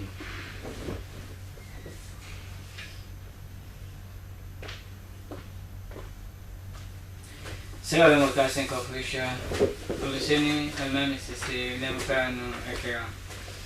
Kalika ataya atisla de ka ken kene ewutisa kalamanto e efaya do manti oana apu passe afum ayuka anto fado washa nani na fama IP ambo ba kata ke kopoli do fomi ko rat sai amban bana yin kri ka be ka faya ka kan ika yin kolinga kene mai Wangani ampo ga salata kama agba kesi omolo ankande manchuche William katiti tentis ne kan bakata matila choki manchuche joki wayanye ibet kanke kama aguli ga kabutse timi sefina ka ebutsi kabi katom akaka opinati kaya kene ebutisa kalum anto I efaya do mansi owangang ampu basne afum ani pakete ko polikom ka anto fungadu washai wangangi ankara vila bananga tenga amfamati kumpati ni atlani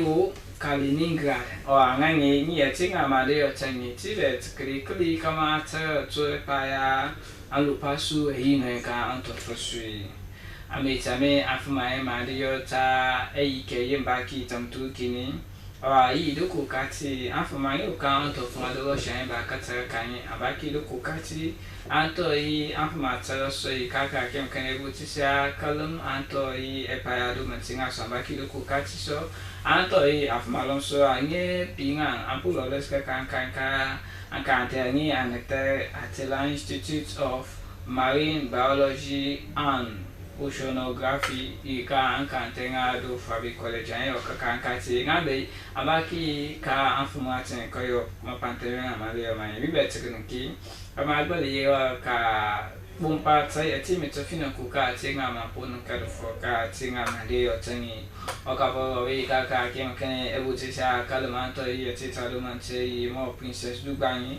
kono so kokaso kono to anto yi kumponi kambi kabika kufafake ka Finland tu ati Mario titi so matuka sheba panime politkomi kaba ka sikenga ontofi kabawi kaba swenso pauna itka sokala so mafina misa silaba ka ebutira tsani kote ma pa fama yu ka ontofi ado shanani ni so tukudibut ama ka ngani atinga manchim tukio tsani tibe ka omolo apu yanga tipika kama ngoli bikane ka tsatsa ati asoto ka okubum ka fomanyu ka antofado shayimo Mikhail yem shamkumi kono so kabika kufa o kadi be kandi be count of us o yi agbapon ku kan antofan tinga mayo kokoto totof tibi o antofasu ninga bika etofiale ngani ma pokote ya ni ibet kan kaman bali ya ka yo di ka clear kemi ko fine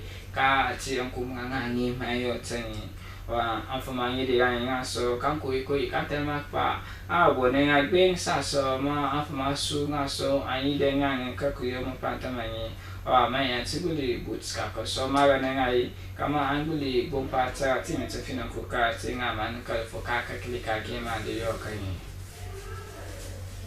amban bana angi mukana ebutisa ka kan anto e bumoto nga fumai kampanga ko bumi nga ka amitsma ming ampo baktibumpi ampo ka sosola de working ko pai kamweni abu benton tsaka bankes ma kama we sepaya afumai mcheti ka chiti ko tantasne kalu kale ka angba pungadu Kenema mitsma ma pa ko jogi ti ma yo tani ti kuka ti afon kado fo pa anka ndenga tem chichi koyo amitsma temani lo mati ante keri ikotari yangi ibe yo afmani apakama apani sepaya ti kada ma pati ngama chichi tani ti tai tanga ti wo tun pa mi mo poli le kon kotonka au dreba anto au time poto ekundu gbagba ka angba pnatini ti ayo tani amitsma temani me abo ku whoop my car okubumpi one assistant inspector general ka angba pngatsena Francis Moses Tawangani okote makaka amitsama nga ambanda na ita mikli kali kaka kai ngabe kan puku bupodi kan soktane pai ekulu kaklibu tinga matiti nanka ebutsa kata mapa tani jet ka so butuma bani bolu kom ka pa kaka tsekan okubumpi EIG Francis Moses Tawangani kono sokote makopa tinga ma yo tani pimo ati anka ande ma checho ka angba pngatsani anan kapa pupu butun sompa mi mubolu koma ekutebe bungusu atu fumpo kan pa pangase kan temak pangai fa pa ka bumi ngayo ngaso ampu pash to do ngadi kan ka banke se pa ti kama boom afum ton kama taiti ti sompa ngadi okubumpo ko ba sigben so ko pai ampu soto wondale ekpati omolo angani ngatam cheche koyo mitsma makati ti ko tantisne kalu kale chofo fatima fofdi anto omolo maishine yangi ibe isoi epo pai finali pi ebuche ma so ni sa fininka ebutisa ka ko ba sigben so pa tsatati ampu sotati wantem ko kan fu ma banda na ko pa ngani pa fino tali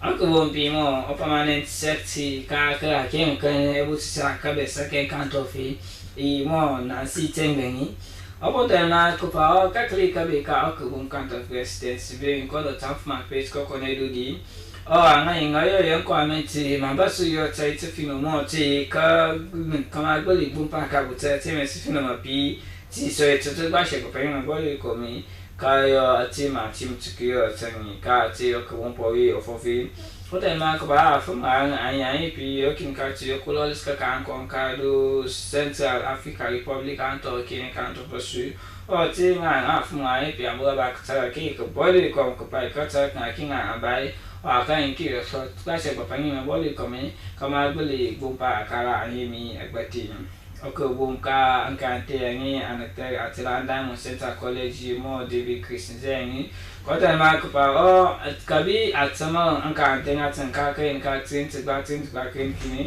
ngai angkante to ko ka angwa pangatsan angangi ampu ngi abe pai pa pia kan ki kama anguli tasa kakang kini ko boli de komunika angkan di kama anguli ba kakang katsi ke mari kota mak panan kakang tinga cengai ni akan tinga ni PNCTV ngani aku ben ni ku ka ati yetna maka nduku ka chi tiret kan ke kama anguli marane afum angkan to fosu anto afma ni mika eba piate ni kakang ngasu anguli ba kama anguli but kama pan nguli anto imtema fino ami pi matbut ma fino ka ka be saken ka to pe ibe yo ma but sai ma fino mo mai kama tai chan su di du ku ka ti ka di mo tong atai ka ke ka ne ebu sia do bang anto kalmi nang apo pasne afa mangi pak cha ku boli ko ka anto fa do shai du ku ka sai apa ma ban na yim ka ebu sia ka ko linga ru Kenema na so omolo anka di ma checho metima ma checho kalu ka chichi tu kutanti sine ke ko yinga po butsi ngoya afma pa kama banke sa metima tema alusini alma misisi ne ni da ka tane ke mo Sierra Leone Broadcasting Corporation television part of one.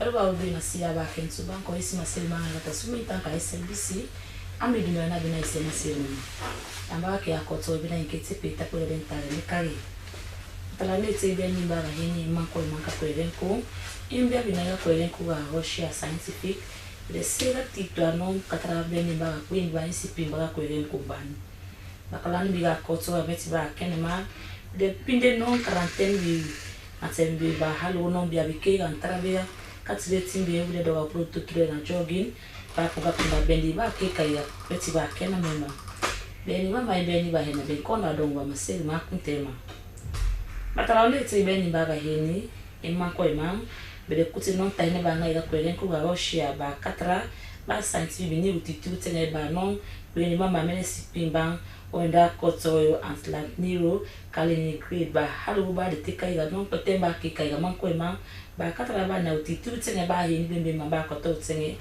non ka kwelen kumbani kanon ka wi bisonte bisene atabante ba na utitu kumbang kanon po to tene ko bina ya kwelen ku ga Russia scientific wa MR ba non scientific bisera atabante bi mahagando mambe ba nyama wali mama okunte ba katra ba katsa nombe ni ba manko mamba ko to wende man amandima kanon po ga Fabe College ba punka deteka iwa na mde du neu masiba sara tabante imba nyama wali mba ko to tsene ba hini bi na be ni wali kai ga mandima kai ga kwelen kumbani talande tse beni ba ga hini imandi manga kwelen ko wenda ko to princess duba de ponko non ba wali bi ni ka hebe ba punka dunamo wali mabde sira tabante mabde punko mani wali ga kwelen ko ba halo ba punka detaka ina be ni wali mana kwelen ko ba punko tsena hulu ba kunte na kwelen kai ga kotsoe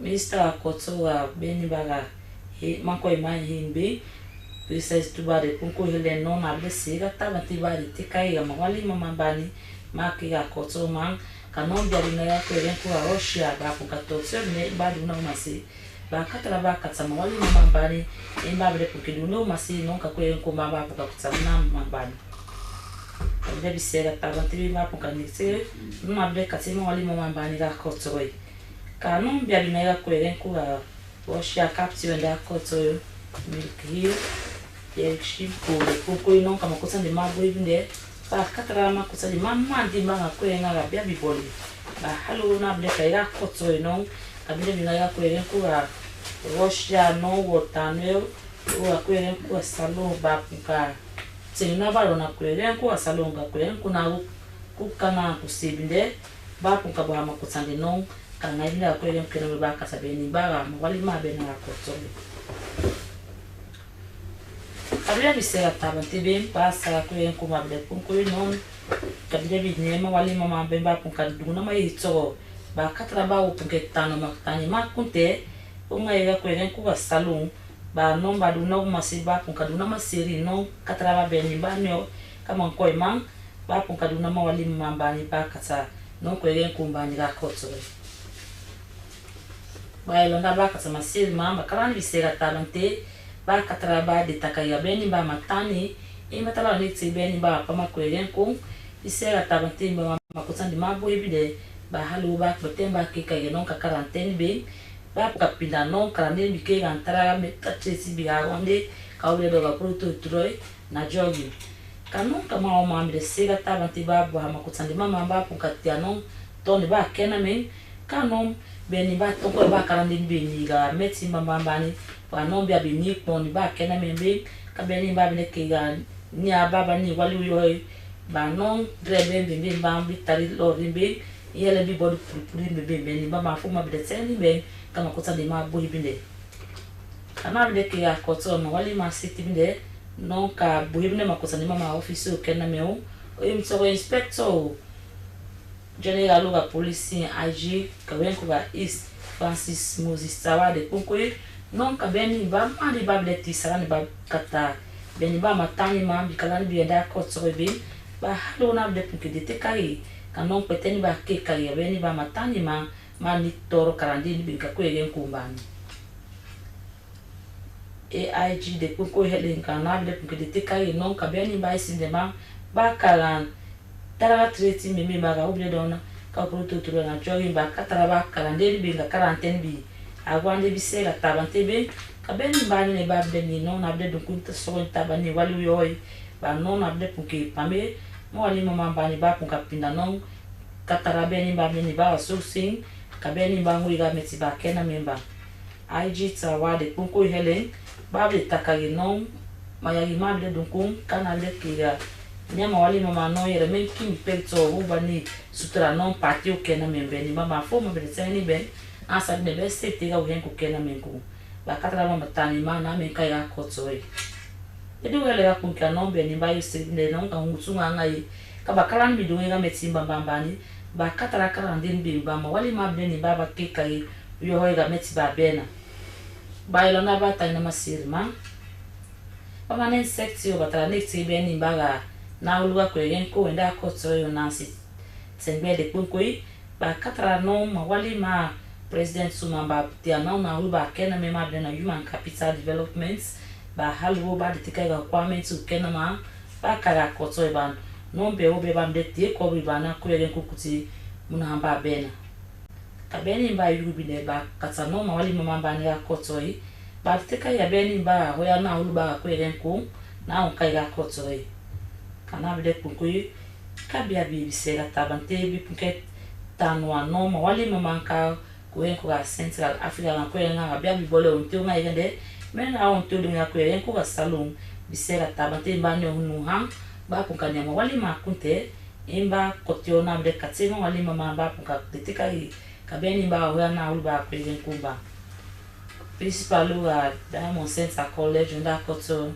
Diamond David Chris de punko non kabila bisera tabante be na utsune bine ma wali mama ka kwada kanino ga 2021 ka meeting baba non ka ko eren ko a quarantaine o mayu kai sibinde ma wali mama ba punka tanwa be ba next be ni ba hoya na uluba ko eren ko ba punka mense na non na hele bile dinze non ka ko ga NCTV ba punka dunkuna non kabia bia koto ba ni ba ma kawali ba sa tabante ba halo na le puke de kai ba nyama wali ba koto no ga bia bimba ba punka nyama wali ma tsenga non ka metimba kena memba tsena pe masirma ka SLBC amba hele ke konda bina pe takole lenta le kaita atawale te beni ba heni ina mande mankoima intene mina ya kwelen ku Russia ba punganya utitu tsene ba katara ba mankoima impe ba nyoga kwelen ku bani akran disega tabantiga metiba Kenema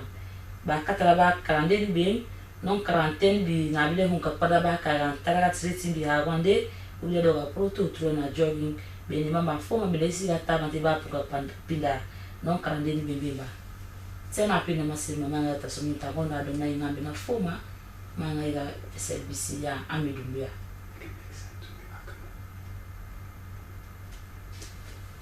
I'll do and cover to the use, but first make I tell you waiting now the big story there na the use. The Ministry for Fisheries and Marine Resources don't say cabo to one Russian scientific vessel shipwreck in the country. And safe, people that will get say na Kenema don't tap abadi abada. Secondary school beginning na Kenema not for the job na the main treat there inside Kenema. All wait I tell you so plus other one they safe one no hint about it. All line up na the use with me, Raymond Fox. The Ministry for Fisheries and Marine Resources then don't say cabo to one Russian scientific research ship when Atlanta Yao Kaliningrad they can work for come find out how Salon fish they do na Salon water they all about na the country. This six work so where the ship can do na the country.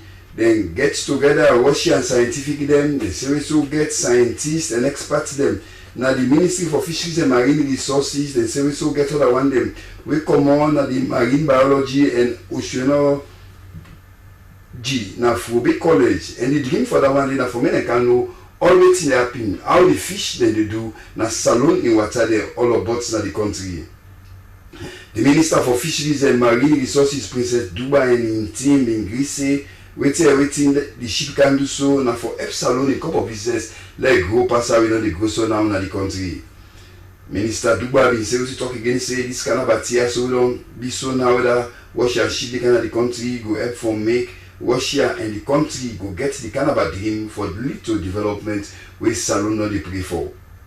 According to the delegation in Captain Wena Mikel Yerim Shemko, that meeting they then get na part of waiting Africa we don't put together where this Russian ship now don't come back in the country and they don't probably say Salon na the number 4 country in Africa where that Russian ship they don't come work for no waiting they want for no all them go engage for make development go be Salon in the game.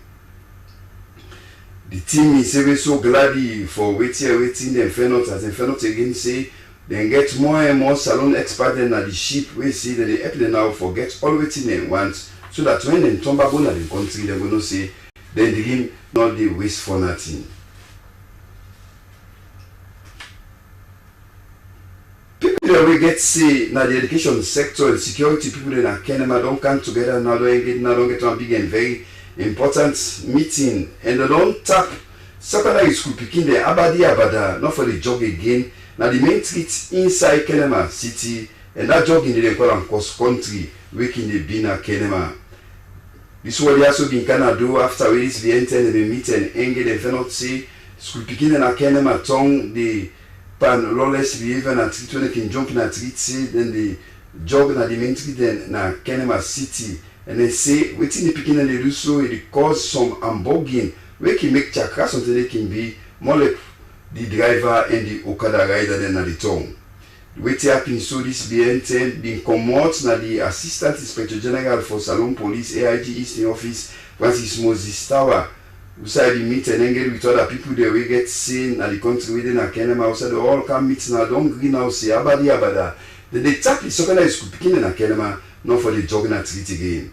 AIG East na Kenema big government again say if I not say the jog them picking also the jog na treat can bring ala and turn the violence self for be the order of the day will make now waiting they happen now they say they can provoke situation now for make contact and unrest for the people in that part in the country.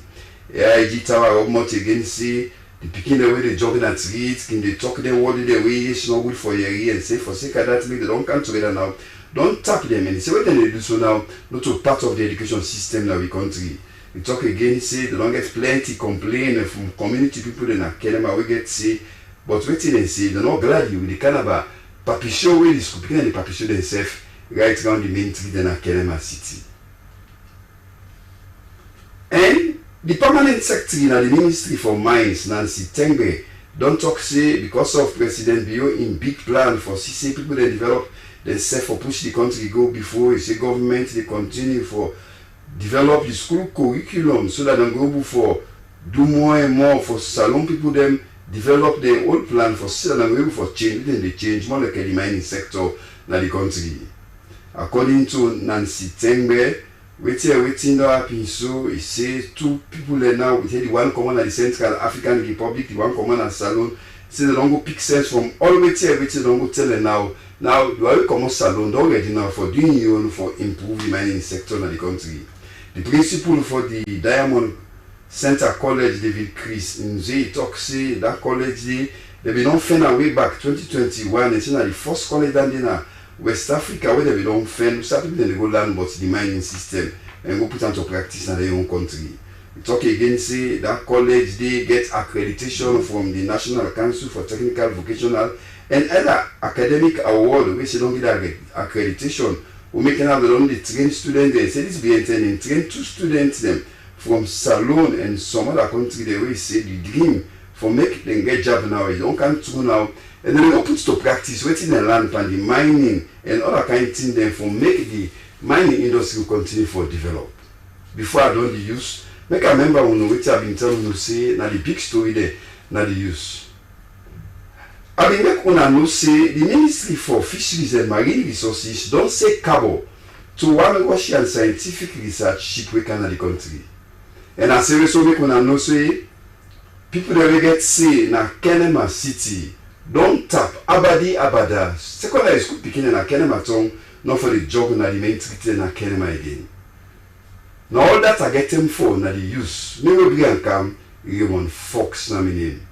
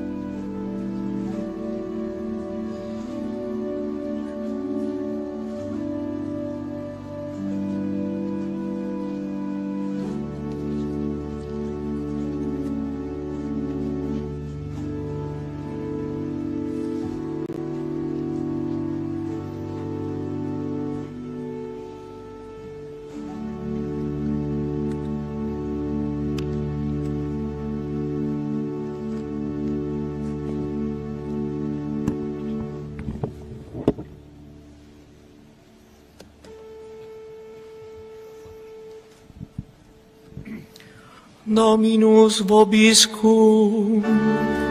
Et spiritu tuo. Lectio Sancti Evangelii secundum Ioanne. Gloria tibi, Domine.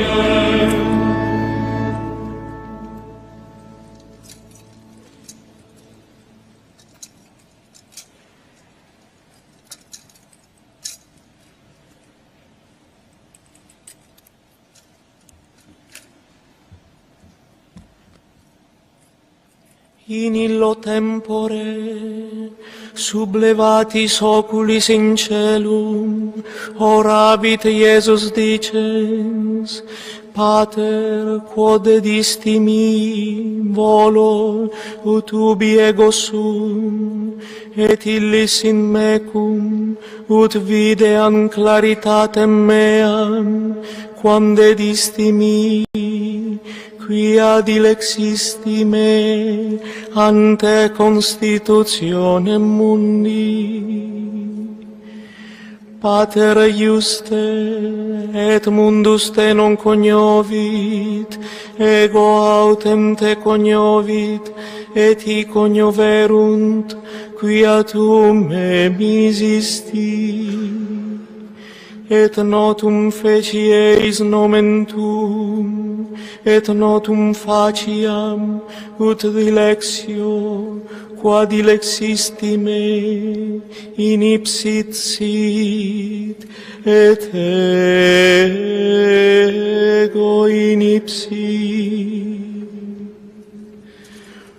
Verbum Domini.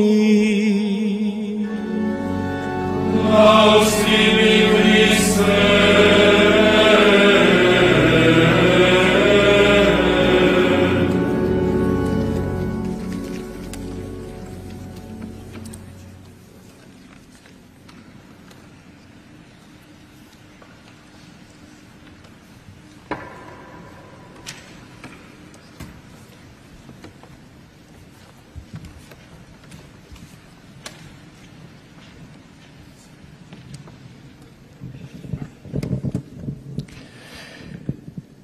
Fratelli e sorelle, eleviamo ferventi suppliche a Dio Padre perché accolga il nostro pastore defunto nella dimora eterna e accresca la nostra fede nella risurrezione dei morti. Dominum deprecemur, te oramus audimus. Per il defunto Papa Francesco, perché il Principe dei Pastori, che sempre vive per intercedere per noi, lo accolga benigno nel suo regno di luce e di pace. Dominum deprecemur, te oramus audimus. Per la Santa Chiesa di Dio, perché, fedele al suo mandato, sia fermento di rinnovamento in Cristo della famiglia umana. Dominum deprecemur, te oramus audimus. Per i popoli di tutte le nazioni, perché, nel rispetto della giustizia, formino una sola famiglia nella pace e siano uniti da sentimenti fraterni. Dominum deprecemur, te oramus audimus. Per tutti noi che siamo qui riuniti in preghiera, perché ci ritroviamo un giorno insieme nel regno dei cieli. Dominum deprecemur, te oramus audimus.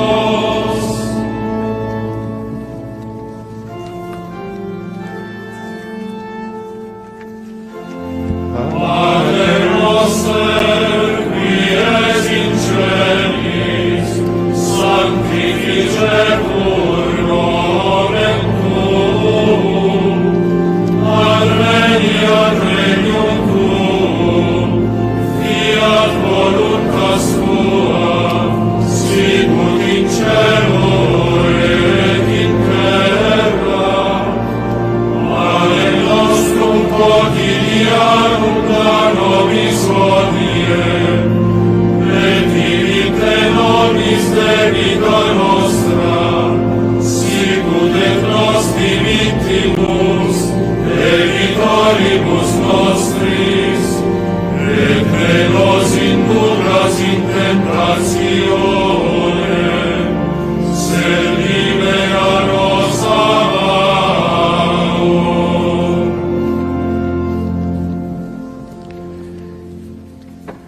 exaudi nos Deus salutaris noster, una cum omnibus sanctis te deprecantes, et animam famulum tuo Pape nostri Francisci, qui ecclesia orationes es confisus, electorum tuorum iunge consortio, per Christum Dominum nostrum. Amen. Requiem aeternam dona ei, Domine. Lucet. Requiescat in pace. Amen.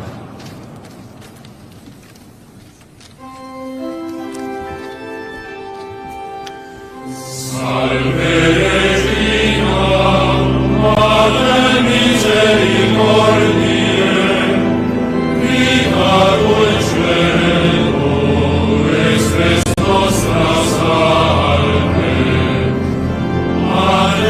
Alegramus exsulesciente, ante suspiramus, gementes et flentes, in ad lacrimarum vale. Ella ergo, advocata nostra, illos tuos misericordes oculos, a nos converte. Et Iesum benedictum fructum ventris tui, nobis post hoc exilium ostende.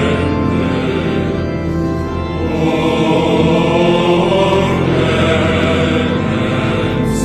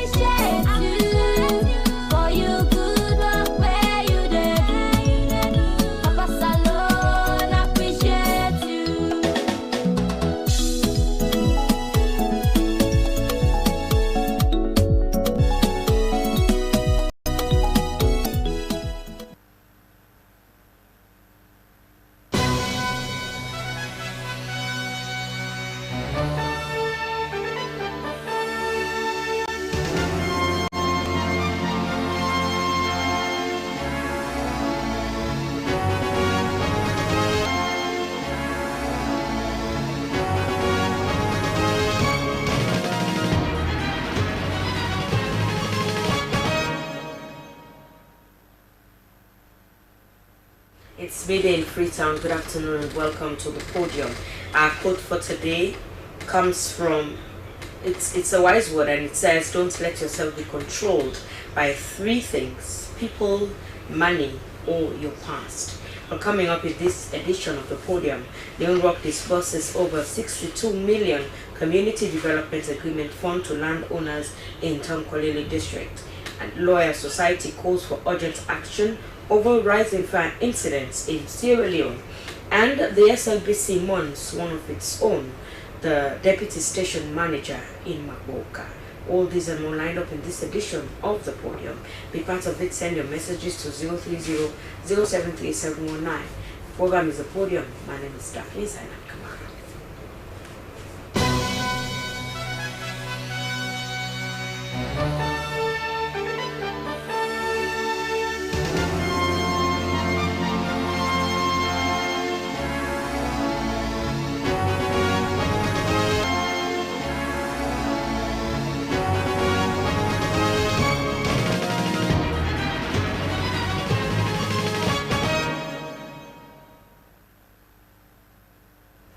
Welcome to the podium. Well, this afternoon, the SLBC is mourning one of its own very efficient and hard-working staff. It's the management and staff of the Sierra Leone Broadcasting Corporation, SLBC. Maboka announced the death of Abdul Karim Kano. He was the finance and admin officer and the deputy station manager of the SLBC in Maboka until his demise. Well, Abdul Karim Kano, as the intro says, is very efficient, very hardworking, very cool and calm. So someone is here in the studio to pay a tribute to him, who has worked with him, and Salma is the person who would always tell you, call Abdul Karim. He is the best for the job. He can do whatever you require. So I knew him through Salma Taba. And this here now we have the executive TV producer and also producer for the most prestigious morning coffee on SLBC FM 99.9. Good morning, Salma. Welcome to the podium. Thank you, Daphne. Now, Salma, you know, I offer my condolences because I know how close you were to Abdul Karim. Now, what can you tell us about him? All right, like you mentioned, AKK, as we fondly normally called him. I knew AKK for something like over 10 years. Even before the commencement of morning coffee program. In fact, AKK was the first among many people that were reporting to the nightlife program done by the late Alpha Amadou Ba, and he was sending the report. In fact, he was the few people that actually started bringing regional reports into our national news. So from that time until we started, morning coffee, he was the first. When it comes to packaging to the human interest, you can't beat him. You can't beat him. Abdul was very calm, quiet, unassuming, respectful. When you assign stories to Abdul, without even finances or whatever support, he will venture into those stories. Because in fact, we all know Tonkolili, it's a hard-to-reach community. They have the most, difficult terrains around. But Abdul is always, there to actually support the institution. It's really, really sad. It was on a Monday, yes, this Monday, that I received a call from one of his colleagues that Abdul, had an attack. And I was like shocked because I never knew that he was sick, but they said he was battling with this aspect of, high blood pressure. I said, okay, can I talk to him? He said, no, we have transferred him from Maboka to Makeni as a result of oxygen. I said, at this point, oxygen involved? He said, yes, because he can't even speak. It's so unfortunate. It's really sad, to just get, beautiful minds, brilliant, young minds to just live like that. But it's a work of God. What can we say? Yes, as a great contributor to most of the radio and TV programs at the SLBC, let's talk about the gap this will create. It will. In fact, this morning I spoke to the station manager. Can you imagine? The guy was purely on media. He was the deputy station manager, and you see multitasking. He was also assigned to deal with the aspects of the operations, the admin. So it shows you how versatile he was. So aside of the management role, dealing with media, even at this point, the last report he sent was last week. So He's very versatile. There will always be a gap. This morning when I spoke to most of his colleagues, beside that, he also served as, in different organizations. For example, he served the Sierra Leone Red Cross as a volunteer in his district. He's that selfless individual. He's not that journalist who focuses on money or material things. Like you just heard from the manager this morning. Abdul will be the first to get at the station, he'll be the last person to leave. So there will always be a gap when it comes, especially for fantastic human interest storage, packaging, good voice. It's really sad. Because I remember there was a time I would always say he had this. It was very soft spoken. Yes, he is. And it was his diction and everything was so good. So Salma, as you leave us, let's talk about some of the remarkable things you would remember him. I remember AKK as that fine journalist. I remember as that humble, unassuming, brilliant chap. I remember Abdul as that first reporter who started, bringing the regional aspect to our stories at, in Freetown. I will also remember him as that journalist who is multitasking, regardless of all the challenges he faced in life. He has always been committed to the aspect of, the SLBC. He also has his own, stories, has his own, emotions or whatever, but he was, he had this endurance, he was supportive. So I will always remember that, that fine reporter who, society looks up to as, as a role model in Maboka. He mentored a lot of people. For example, one of our finest sports journalists today, Mohamed Lamin, he took Mohamed Lamin from Children's Home Network whilst MLT was there going to do children's sport. He mentored him until ML returned from, Maboka and venture, say, what, let me come to Freetown. So we could remember as that man who mentored a lot of young people in Tonkolele. Thank you very much, Thank Salma you. Taba. She is the executive television producer and also producer of Morning Coffee on radio, SLBC 99.9. Well, we want to extend the deepest condolences to the family of Abdul Karim Kanu, our family too, because he was part of us, and we want to ask God to accept his soul and forgive his sins, and he rests in perfect peace. Amen. Well, for another issue this afternoon, Leone Rock Metal Group has disbursed over 62 million new leons as the 4th Community Development Agreement Fund payment to landowners and mining community in Tonkolele District. The company also completed phase 1 of its 30 million tons per annum. The dual event is part of the company's transformation, which began in 2024 with the commissioning of 12 million tons per annum processing plant. Well, for more on this, I have engineer Samuel Kamara, compliance manager, Leone Rock Metal Group. Thanks for joining me. Good afternoon, sir. Yeah, good afternoon, Madam Presenter, and good afternoon, viewers. And now, this is remarkable. For the 4th time now, Leone Rock has been dishing out Community Development Agreement Fund. Let's take a look at the essence of all of this. Okay, thank you very much. For the Community Development Fund, this is born out of course, it's a statutory requirement for all large-scale mining companies.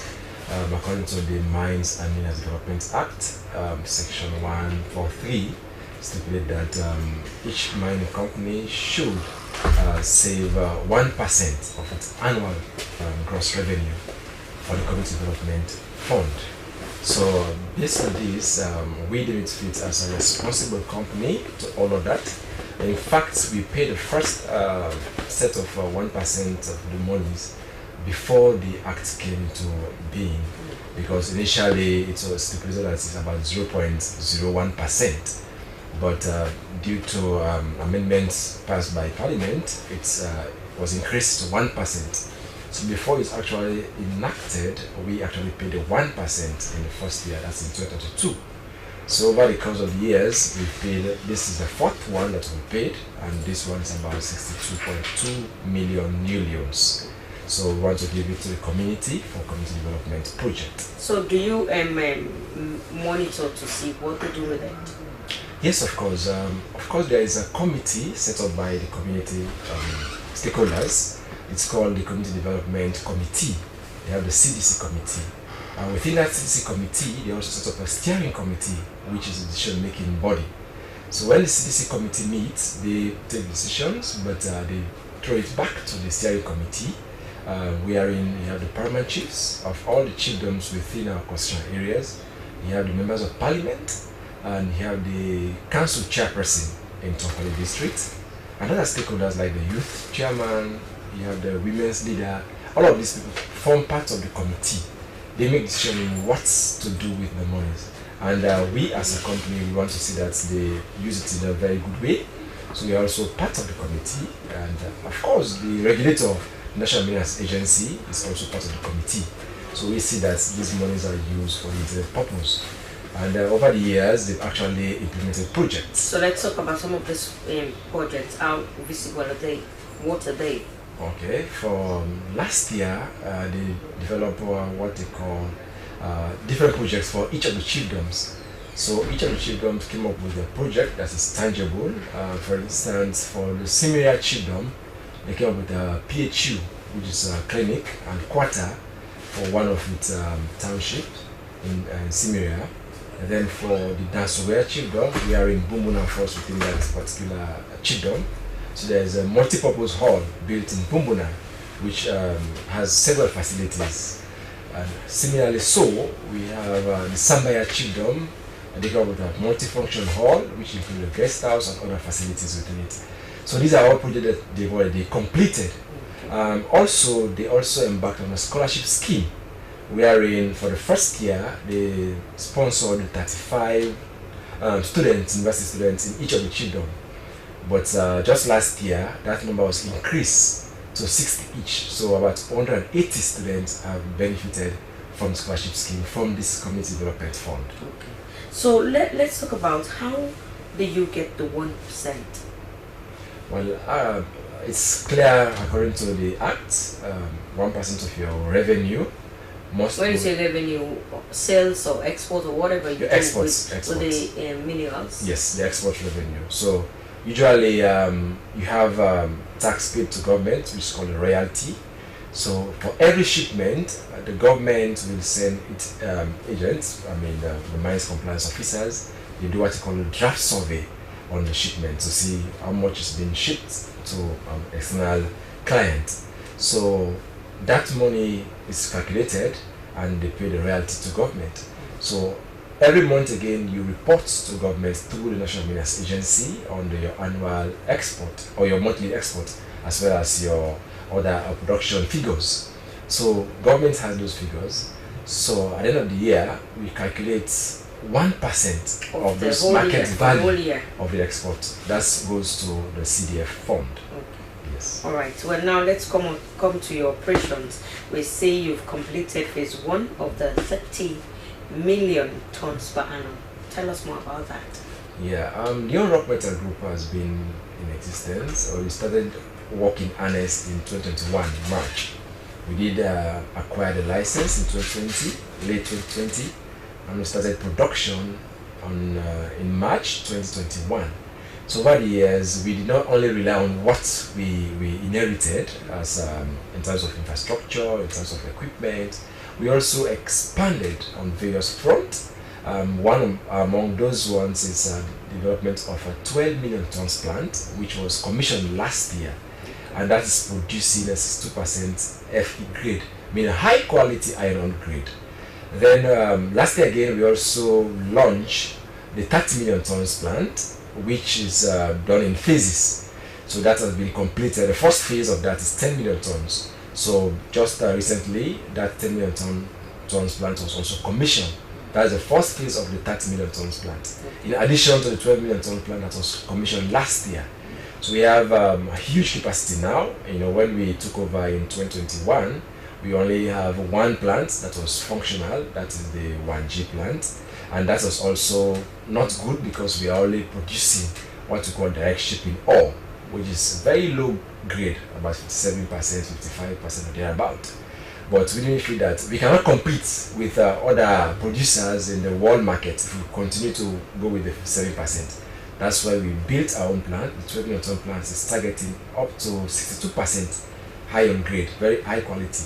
And this 10 million ton that was commissioned by His Excellency recently is targeting a 65% iron grade, which is very, very high, and that will keep us in terms with other competitors in the world market. So it's only iron ore you mine? Currently the focus is iron ore. That's the primary mineral that we are concentrating on. Okay, so you just basically mine and export. Are you not thinking of upgrading, like building factories to do local products here? Oh yes, that's the ultimate goal of your Rock Metal Group.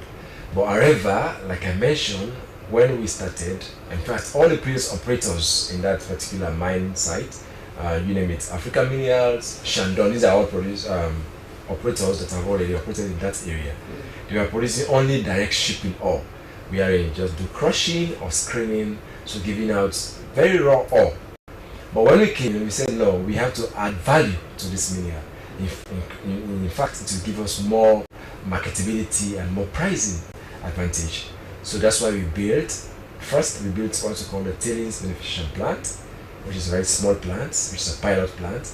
Then we built a 12 million ton plant, which gives you 62%. So it's adding value that you're increasing from 55, 57, 62%. And now we are targeting 65%. That's also adding value. So we are processing here. Okay. But the ultimate goal for us is to have a steel factory in country. And within the next 2 to 3 years, that will come to fruition, where we have steel products here in Freetown, here in Sierra Leone, whether it is nails, whether it is iron rod, and other steel-related material we produce here in Sierra Leone. And the ripple effect is that all the price will drastically drop down because most of these products are being imported into the country. So if we have them here, we don't need to import any more iron rod, any more nails. We as New Rock will produce it in country. Okay, so let's talk about, I know you said now you're producing 65%. The quality, I wanted to ask about the quality of iron ore you produce when compared to the world market. Actually, the benchmark for world market is 62% Fe. So when we are producing 57%, we are disadvantaged. And there is a penalty for that. You have a discount because the grade, the quality is a grade. It does not match the world market. So we are struggling to maintain our operations. So that's why management deemed it fit to upgrade to 62%, which is the benchmark for world acceptability in terms of marketability. And now we do not stop there. We are also upgrading again to 65%. So now we surpass the benchmark and increasing to 65%. That has put us in a very good position in terms of viability of operation, in terms of marketability, and that has improved the quality so much. Okay, well, thank you so much. Continue to stay with us in the program. He is Compliance Manager, Leone Rock Metal Group Engineer Samuel Kamara. For another issue this afternoon, the Lawyer Society have called on the government to carry out full audit to the national electricity system following a series of fire incidents in Bow, McKinney, Waterloo, Freetown in recent months. In a press release issued on Wednesday, the society said many people believe the fires may be linked to ongoing problems with electricity supply. They're asking for investigations to identify any faults in the system that could be leading to these incidents. Well, the society has stated that this would help emergency teams respond more effectively to fires and reduce the risk to people and property. The statement refers to Section 5(2) or B of the 1991 Constitution, which says the state must protect the security, peace, and welfare of the people. Well, for more on this, I have the organizing secretary of the Lawyer Society, Charlie Israel Williams. Good afternoon, sir. Good afternoon. Thank you so much. Now we see you are concerned and you're very active, especially when it comes to interest of the people. Let's talk about this recent one, the fire incidents. What brought your attention to this? Well, you know, from the press release, you could see that we have referred to Section 5, subsection 2B of Act number 6 of 1991, that's the Constitution of Sierra Leone. It is it is primary responsibility of the government to ensure the safety, the peace, and the security of citizens. And fire disasters, whether they are caused by human activities or electrical fault, or what we refer to as bushfires, whatever they are, they would eventually destroy lives or property. And regarding what is happening right now with the spate of the incidences, we are concerned because there are suspicions with the people who have suffered that these incidences are not too far from the instability of electricity supply that we are experiencing of late. Preliminarily, we have put out this press release so that we call the attention of government, especially so that the government has said that an investigation would be launched. We don't want that investigation to only look at the State House situation. It will be unfair to the people of Sierra Leone, because quite before the State House incident, we've had private individuals, business places, engulfed by fire. So we want a holistic investigation. So when we have a report which is fair and independent, then we'll be able to solve the problem. Remember, in problem solving, you first identify the problem, you must know the causes, and then you'll be able to put out mechanisms to resolve it. So basically that's what we're saying, and that is what is calling our attention. And finally, we could also observe that this issue of investigation, or the aspect of government being concerned and trying to do something, has only been so prominent because State House is now involved. For us, we don't consider that as being fair to the people of Sierra Leone. It is not just because something affects politics or politicians, then we should be, eager to do something. We should care for the people of Sierra Leone, and that is why we are saying it is the primary responsibility of the state to ensure the safety and security. Some people can't build houses anymore. They are retired, they are no longer active, they are not working, they've built their houses whilst they were active and working. Now they are retirees and their houses are no more. What happens? Some of them were not insured, so that you say, well, they will claim compensation, and no. Except they have to depend on whatever, benevolence can come their way. So that is why we are very concerned. And at this stage, we are saying these issues must be investigated so that we know the crux of the matter and know what to do as a nation. And now we know that most of the fires, even though not confirmed from the authority like the National Fire Force, for the electrical faults, you're calling for EDSA particularly to be investigated. Let's take a look at the materials used in wiring some of these houses, some of these institutions. The Standards Bureau and all the necessary authorities, that they just sit there. Some of these materials, these appliances, they are not the best of grades. So let's talk about investigating EDSA is one, because they'll tell you some things are beyond our control, like the power cuts, erratic power cuts. But they'll tell you most of the time, if you have good wiring system, if the electrification of a house has not been done for over 20 years in the past, they'll tell you it's not a fault. Some of these things are not good. So let's talk about what is it that EDSA should be investigated for. Okay, so basically the investigation would not only concern EDSA. it has to be holistic. The issue of the appliances which are available in the market, those who do the installation. For me, I think that is the importance of law reform. Just for example, if you want to go to court, you need a lawyer. If you want to do electrical installation, you need a qualified electrician.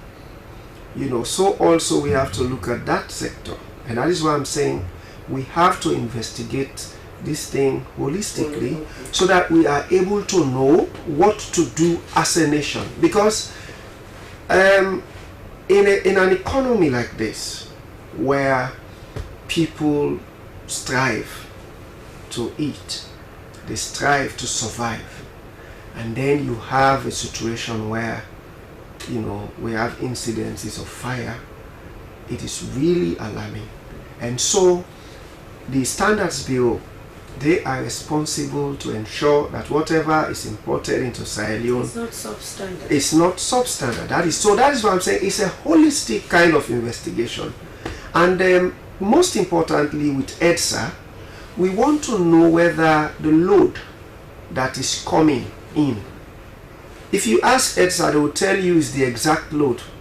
Of course, they cannot tell you that otherwise. No, they cannot. Yes. So that is why in an investigation, you listen to them and you also investigate them. And with the houses, you also investigate the sort of electrification that was done. You see, so when we do all of those things, we'll be able to understand. For example, I have had situations in my office when bulbs were blown out. When the light went out, and then it came again, and then, you know, bulbs were like that, and wall fans and things like that. So we have experienced it. This is not like we're making up stories.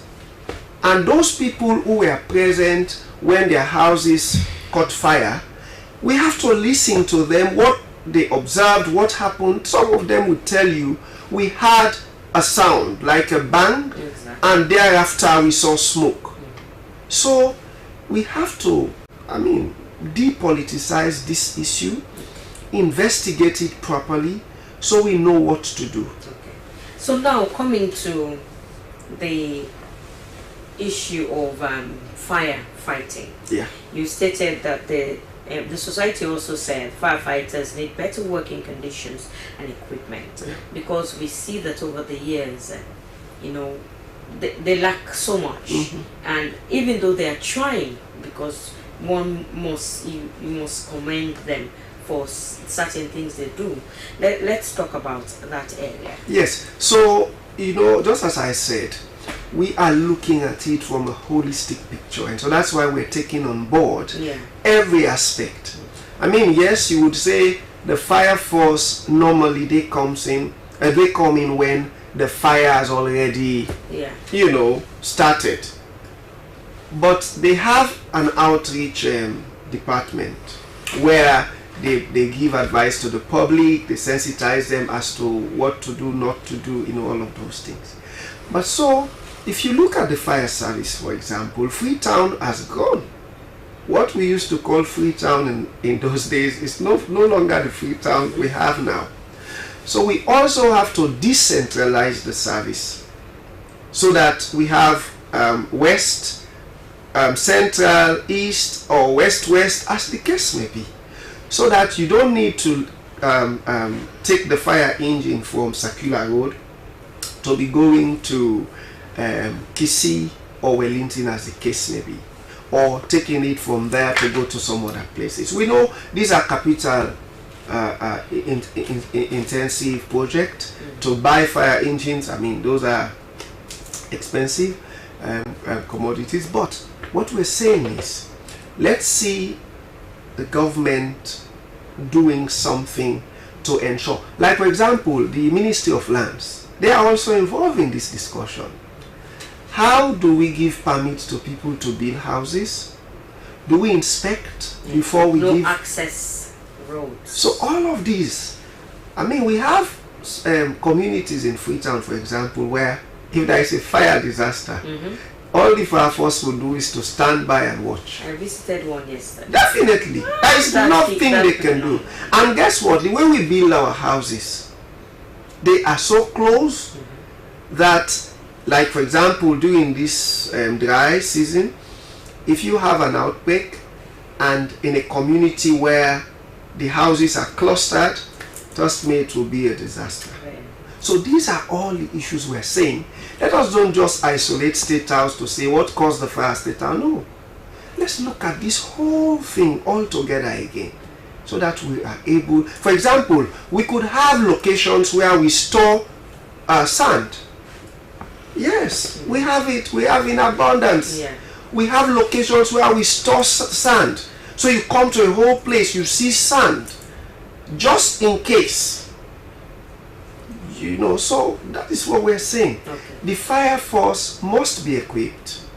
They must be equipped to be able to respond, because just an outbreak can cause the loss of lives and property. And it's for example, people are saying now State House is so sensitive. I mean, that's the highest office in the country, and for it to be involved in this discussion, it's not a good thing at all. So the last time I was asking the fire officer that I always thought that State House had its own fire engine.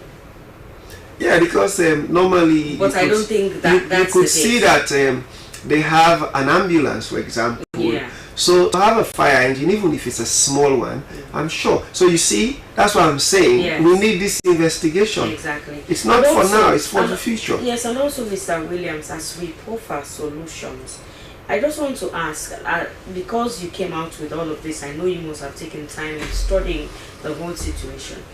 Do you think the National Fire Force is handling the case of fire prevention well?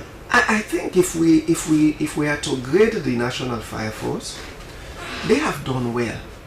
Based on what they have? Based on what they have, based on how Freetown is networked, okay? And in those days, I have lived in Central Freetown for a long time.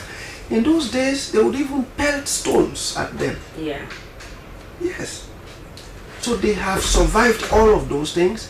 And what they need for now, as we have stated in the press release, is for them to have the right equipment and to have better conditions of service, like, for example, increase the number of personnel across the country, train them, and also they do community engagement, because prevention is better. That's always what I say. Prevention is better. The fire force should also have a robust department that will be doing community outreaches, so that they go down to the community and help. Okay, thank you so much. Many thanks to you. And also in the studio we have Bintu Fatmata Bintu Kamara, who is the PRO and a legal officer at the National Fire Force. You know, the National Fire Force is the authority responsible to do firefighting, rescue and fire prevention activities in Sierra Leone. It was established in 1920 as a Freetown Fire Brigade. From 1980 it was transformed to the National Fire Force when the National Fire Service Act of 1980 was passed. As concerns are being raised, Bintu, do you think the National Fire Force has the capability to be at the helm of affairs? Thank you very much. Yes, my reply to that question will be yes, we have the capacity, we are fully capacitated. And mind you, we are the sole institution responsible to extinguish fires and search and rescue as mandated by the Fire Authority Act of 1980, and we've been doing that successfully over the years. And for the present situation, we are not taken by surprise, because almost every time during this particular time of the year, the dry seasons, we do have more fire incidents because of the climatic conditions. So we are not taken by surprise. We are fully prepared for all what is happening, and we are on top of situation. You know, that is evident by our response. Most of the time, even if we could not extinguish the seat of the fire, maybe because we were called late, We have challenges like traffic congestions, both human and vehicular, the accessibility to these areas, but we'll always be able to save the day and save other nearby buildings. So we are fully on top of the situation, and we've been executing our duties on a daily basis. Okay, the challenges raised by the Lawyer Society, like working conditions and equipment, what do you have to say about that? Well, I will not deny the fact that we have challenges with our firefighting equipment, but what I will also say is that we've made tremendous improvements during the years.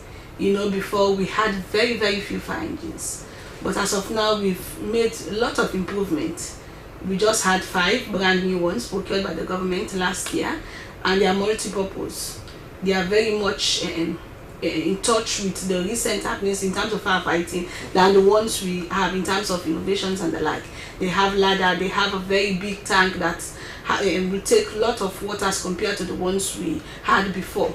And we are building more fire stations across the country. As I'm speaking to you now, we are presently building fire stations at Matu, Jong. We've just built, in fact, we've covered the entire country in terms of infrastructures.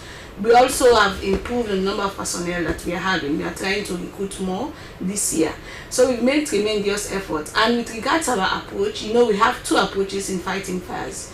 We have the proactive and the reactive approach. The reactive one is when we are called to extinguish these fires. You know, when the fire happens, for now we don't have any technology to notify us. So unless we receive call from members of the public, and then we leave our various fire stations to the scene. And that we've been doing on a daily basis. We also have the proactive approach. We have a whole unit we call a fire prevention unit. Their daily mandate is to ensure that they educate members of the public. And we've been doing that. We've been going to clustered communities, these hard to reach communities, even schools. We've been educating people, going to different communities. But what I want to say here is that we've deemed it fit that we need to escalate these prevention messages to a very higher scale. That is very much important.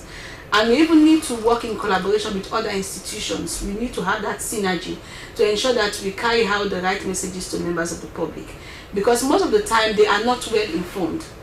They are not well informed on the causes of these fire incidents. So because they are not informed, they most time ascribe this incident to things that are not factual. And the mistake will continue to happen. Like for example, most people are not aware of the fact that if you overload your extension, it will give you fire. If you use the wrong type of bulb, it will give you fire. If you do not maintenance your house, it will lead to fire incidents. If you have many rats in your house, they chew the cables, you will one day have fire. They are not aware that if you store combustible materials, some people just find a particular corner in their homes, store large quantity of papers, rubbers and the likes. And these things, even if nobody does anything to cause heat, you have what we call the radiant heat. Every day as the sun meets them, you accumulate a lot of radiant heat. And you just have spontaneous ignition that will lead to fire. So some of these education need to continue. We need to continue with them on a larger scale to have more people on board. And it's a two-way approach. In as much as we are giving them out, we also want members of the public to accept them and put them into practice. Because this is a wake-up call. The rate at which fire incidents are going is really worrisome. On a daily basis, we fight maybe something. At times, we even have up to 5, 6, 7 fires for a day. And that has not been the norm over the years. So it's telling us that we are doing things that are wrong, and we need to stop doing those wrong things and accept the right things. So it's now a wake-up call. Just look around your house and be mindful, or just speak to yourself when last you do maintenance your electrical appliance. At least they should not go above 10 years. Once you go above 10 years, you created a situation, a recipe for you to have fire occurrence at any time. And we should also take the mitigation aspect very serious. At times, even if there are fires, if you are able to mitigate the occurrence, you will be able to reduce the effect, or maybe succeed in even extinguishing them. When you have fire incidents, don't open doors and windows. You see people pelting stones at the doors and windows to open everywhere. When you do that, you've created a situation for more oxygen to enter the house. And once you have more oxygen, the fire will just continue to expand. So a fire that should have consumed a single house will consume more houses, because at that initial stage, you give it more oxygen.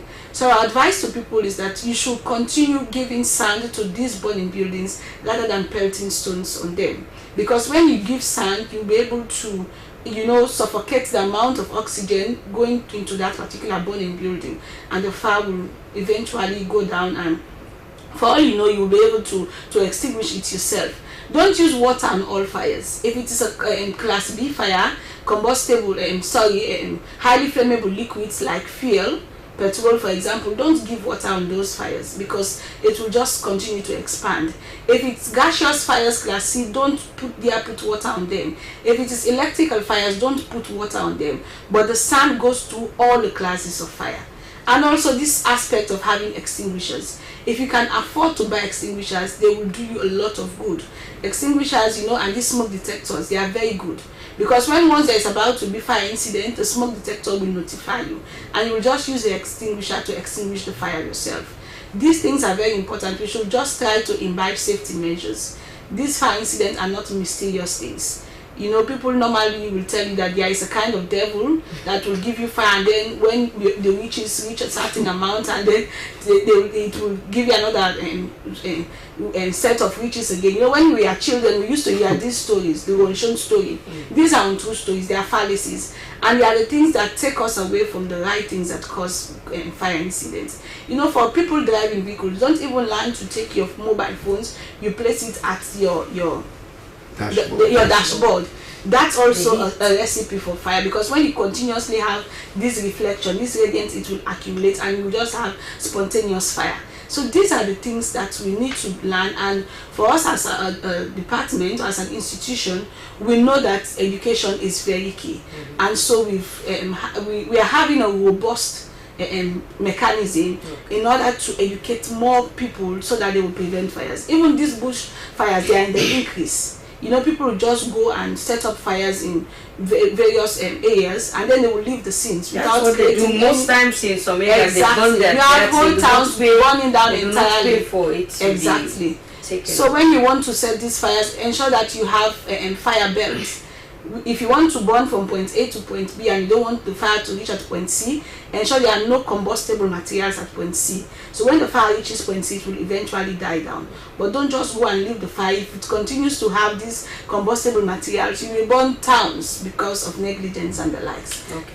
So now, Bintu, like the last time I asked, are you still working on being involved in like permits for buildings, newly erected buildings, to ensure inspect and see the wiring methods and all of what they do, so that we prevent these happenings in the future? Well, to be honest, for now we are not doing it because we are challenging our laws. You know, this is a law-abiding country. Anything you want to do, you should be guided. So how about working on your act? Changing. We've worked on it. In fact, we are now having the fire safety bill. It's well prepared. We are trying now to seek funds to ensure that they are popularized, because we need to go back to members of the public and tell them what is in this proposed this law, this bill, and once they accept it, they make inputs. We'll go to Parliament and ensure that it becomes law. So for now, we are at the popularization stage, and once we have this bill becoming law, it will help a lot, because we'll take the proactive approaches very serious, and if people fail to do them, we'll use the step approach. There will be a penalty. Exactly. And once there are penalties, we know that people will comply. Okay. Yes. Well, thank you so much. As I come back to you, Mr. Williams from Lawyer Society, you know, some of these laws that we have are so old, and people do not even pay it. Some people are not even aware. But they say ignorance of the law is no excuse. Exactly. You know, like when someone wants to erect a building, you want to do certain things, electrification and all. There should be people responsible to inspect and tell you what to do. And if it's not done in the right way, you cannot continue with erecting or doing whatever you're supposed to do. Let's talk about, as a lawyer, what do you think should be done with some of these old acts? Okay, so in as much as law reform is very crucial, personally, I have observed that in Sierra Leone, what we have a problem with is enforcement.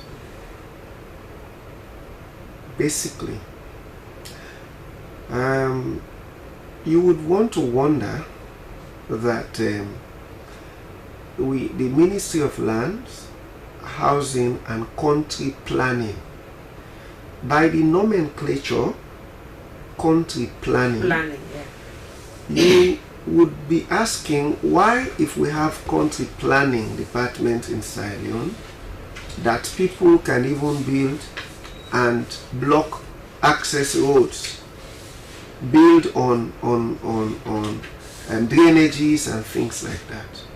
So law reform is good, but law enforcement is better. Law enforcement is better. So what we would encourage the lawmakers to do, and the law enforcement agencies and all of that, is to ensure that when we have good laws, that we enforce them. If we fail to enforce them, then it appears as if there are no laws. The moment law enforcement fails, it shows that there are no laws. Because if there are laws, they are ought to be followed and obeyed. So basically, with regards to law legislation around fire and fire incidences, I would, now that we know that the fire force is working on a bill, we would engage them to see what input we can make as lawyer society. Because as we said, we are not in this to call out the government, to criticize. No, we want to solve a problem as a nation, and that's our mandate. We have said anything that is about constitutionality, the rule of law, the peace and security, safety of the people, we would be concerned, and we would show interest and participate in anything that is meaningful for the development, for the growth, for the well-being of Sierra Leone. Well, thank you so much. Continue to stay with us as we go over again to Engineer Samuel Kama, Compliance Manager, New Rock Metal Group. Now, as you do your work in that community in Tonkolili, let's talk about you paying heed to impact assessment. Okay, yeah. Actually, impact assessment is core in our operation. In fact, you will not be granted a mining license if you do not conduct what we call environmental impact assessment, which is supervised by Environmental Protection Agency. So before we started operation, we did a holistic EIA, which is environmental impact assessment, look at all the possible environmental issues that might emanate from our operations, and not only look at the impact, but also come up with the mitigating measures. In case this happens, these are the solutions. In case this occur, what are the measures that put in place to kind of reduce or minimize the effects to the environment? Not only environment, also social impact. So that's why it's now called ISHA, which is Environmental, Social and Health Impact Assessment. So we did that, but that's not all. Every year you also have what you call Environment Management Plan, so which you submit to EPA to look at your environmental footprint and the possible measures that you are taking to ensure that we do not have serious issues with the environment and the community at large. So we follow that through, and this could be one, like for example, we have afforestation, wherein we are nursing trees. Mining is a bit of excavation, so you have to clear lands, you have to excavate. So before you move to the next mining front, you think of ways to kind of manage the environment where you already depleted. So we are planting trees. Just last year we planted about 2,000 trees. Just to do some afforestation. So in essence, you're telling me your own work is mindful of protecting the environment. Sure. Where you carry out of course, of course.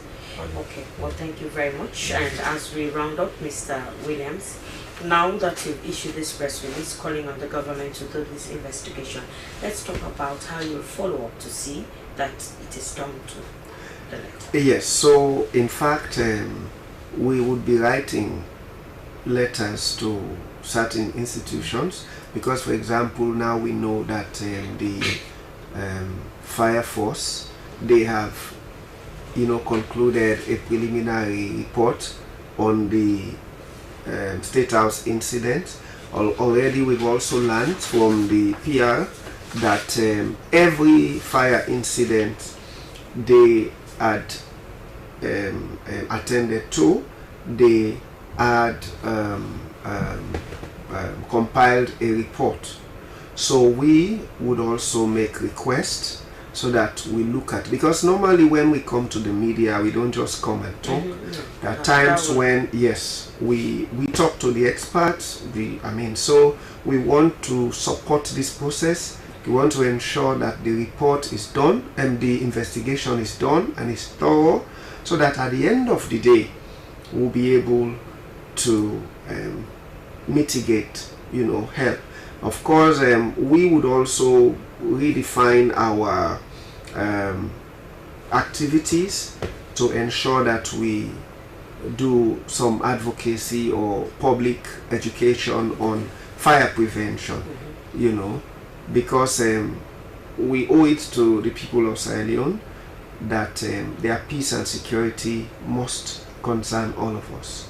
So we'll be asking for reports so that we also form an opinion as to what the strategy would be to resolve this situation. If it has to do with the EDSA, with the load that they are giving out, if it has to do with the electrification of buildings or houses, we'll make our contribution very, very robust. All right, thank you very much. And Bintu, as we close, one would say you are tasked. You have an enormous task right now, because the rainy season will come and then you'll rest a bit. But whilst you were thinking of the rains coming soon and you resting, let's talk about more efforts you put in, especially in the area of education. Like I told you, we are doing it on a daily basis. As I'm speaking to you now, we have our firefighters, those attached to the prevention unit in various communities, educating members of the public. And we normally target those clustered communities. And also I want to use this opportunity to give out our toll-free numbers. That's very key. That people should try to call us on time, and please just find a way to save these numbers. It's very much important. You can call us from 300 to 312. These numbers are free, don't add any code, just dial them and you will reach out to us. And my part in short here will be that this prevention is very, very much key, because fire is a very good servant but a bad master. So do all you can to prevent it, as it's very easy and cheaper to prevent fires than having them extinguished. Okay, that's not your part in short for me, because one other thing that came to mind is people were complaining recently that sometimes when you go to put out these fires, you come with empty fire engines and look for fire hydrants, because some of your drivers, they sell the water in these engines. How do you monitor? Those allegations are not true. At any time we go out to extinguish fires, we always have water at the maximum capacity in these fire engines. But what happens, we use this water to extinguish the fire.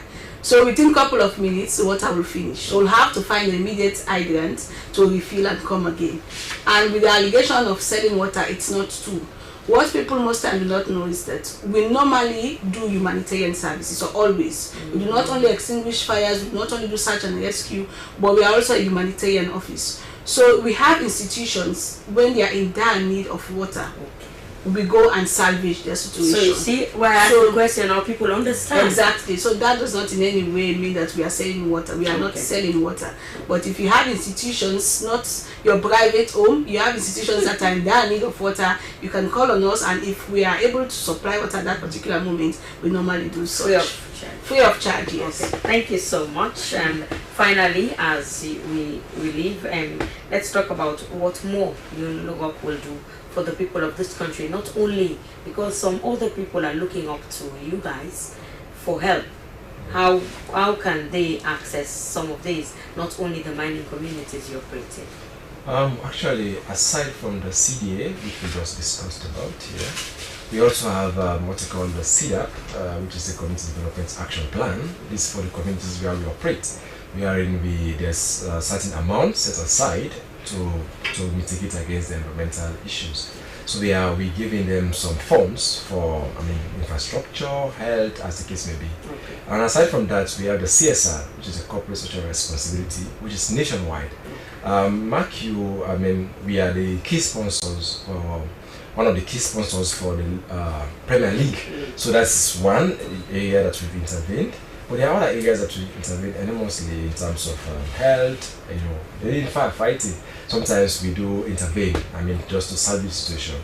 There are a lot of areas, health, sanitation, education. We give scholarships to a lot of students, not within our concession, outside the concession. So we are actually helping out. Okay, well, thank you so much. That's how we end the podium for this afternoon.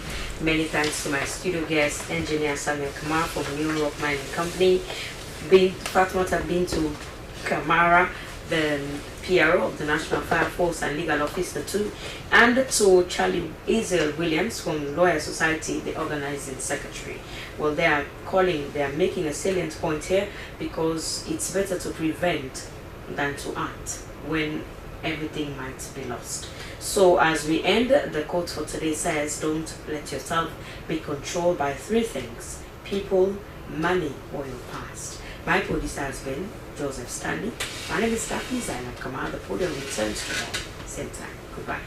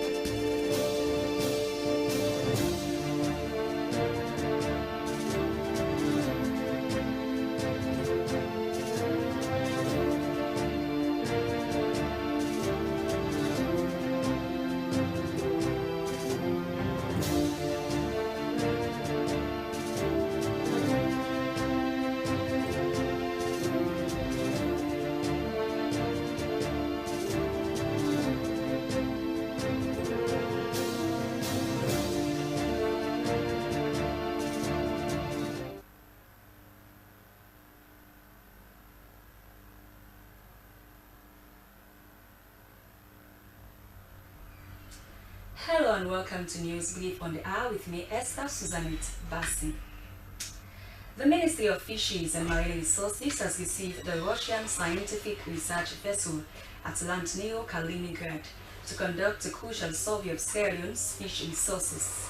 The 6-week survey would involve Russian scientists, MFMR scientists, and experts from the Institute of Marine Biology and Oceanography of Rabi College. It aims to provide a comprehensive assessment of fish stocks in Sierra Leonean waters. The Minister of Fisheries and Marine Resources, Princess Dugba, and her team acknowledged the potential of the survey to contribute significantly to the economic growth of Sierra Leone. Minister Dugba said the gesture has reignited the ongoing cooperation with the Russian Federation and would assist the ministry in achieving its quota management license system. According to the delegation's captain, Mikhail Yeremchenko, the meeting was part of a large African expedition conducted by Russia, with Sierra Leone being the 4th African country to be visited by the Russian Scientific and Technical Center at Atlantneo. The team also expressed delight in having more experts from Sierra Leone on board, as they would help them with data on the country's biomass circuit during their research. Stakeholders in the education and security sectors have concluded a day's engagement where they took a decision to ban all secondary school street jogging known as cross-country in Kenema. This recent decision came in as a result of the lawless behaviors of school pupils in the major business center in the city, causing disturbance that has the potential to cause violence, especially among drivers and bike riders. This development took place at the office of the Assistant Inspector General of Police, AIG East Francis Moses Tawa, where all major education authorities were in attendance to deliberate on several matters that have been affecting the education system in the country. The AIG said they realized that street jogging by secondary school pupils has the tendency to spark violence in the city, and the security sector wants to be proactive in preventing any form of violence that would affect the public. AIG Tower said the use of abusive words and being held naked dresses on the streets should not be tolerated, as they do not prompt the education system. He said they had received several complaints from community stakeholders expressing their dissatisfaction over such attitude. The Permanent Secretary of the Ministry of Mines, Nancy Tegbe, has said that because of the Premium President Bill put on human capital development, the government would continue to develop a curriculum to capacitate more Sierra Leoneans and also develop a holistic plan for transforming the mining sector. According to her, the two notable individuals in both Central African Republic and Sierra Leone have been capacitated with wealth of knowledge that was significant for value addition and revenue mobilization in the mining sector.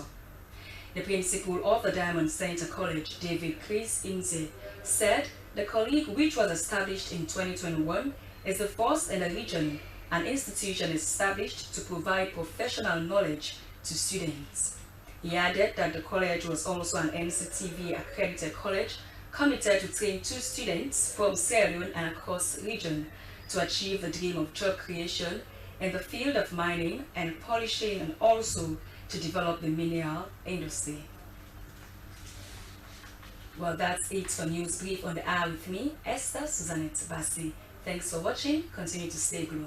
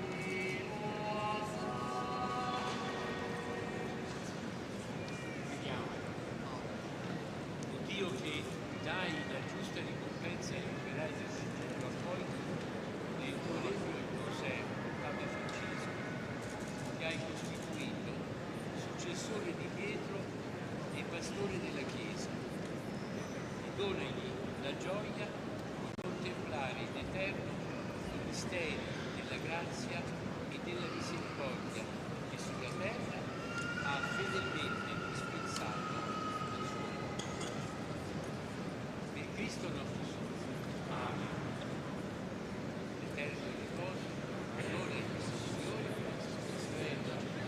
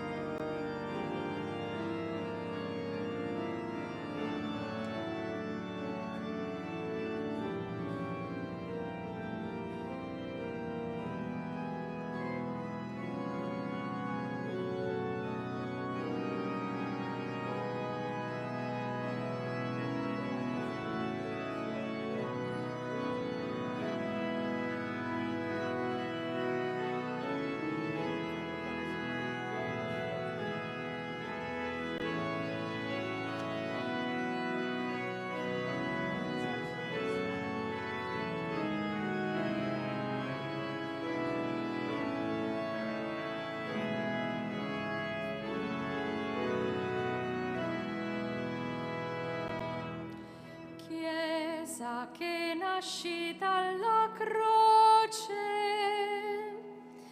dal fianco aperto del Signore, dal nuovo Adamo sei plasmata, sposa di grazia nella santità. Chiesa che vivi nella casa, sei dallo Spirito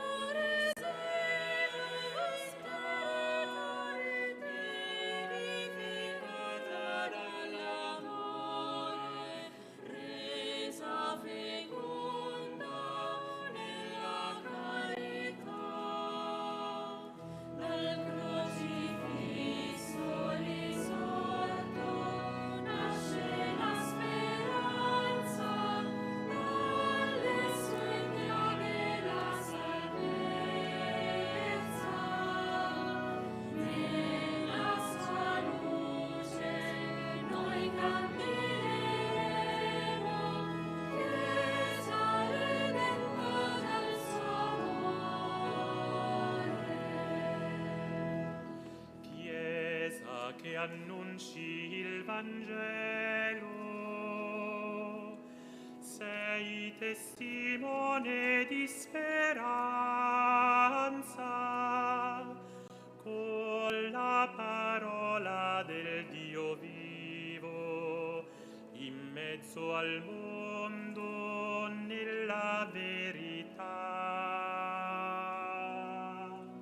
Chiesa che vivi nella Chiesa che vivi nella fede, generata dalla grazia, dalla stirpe regale, gente santa, sei per il mondo segno di unità. Dal crocifisso risorto nasce la speranza, dalle sue piaghe la salvezza.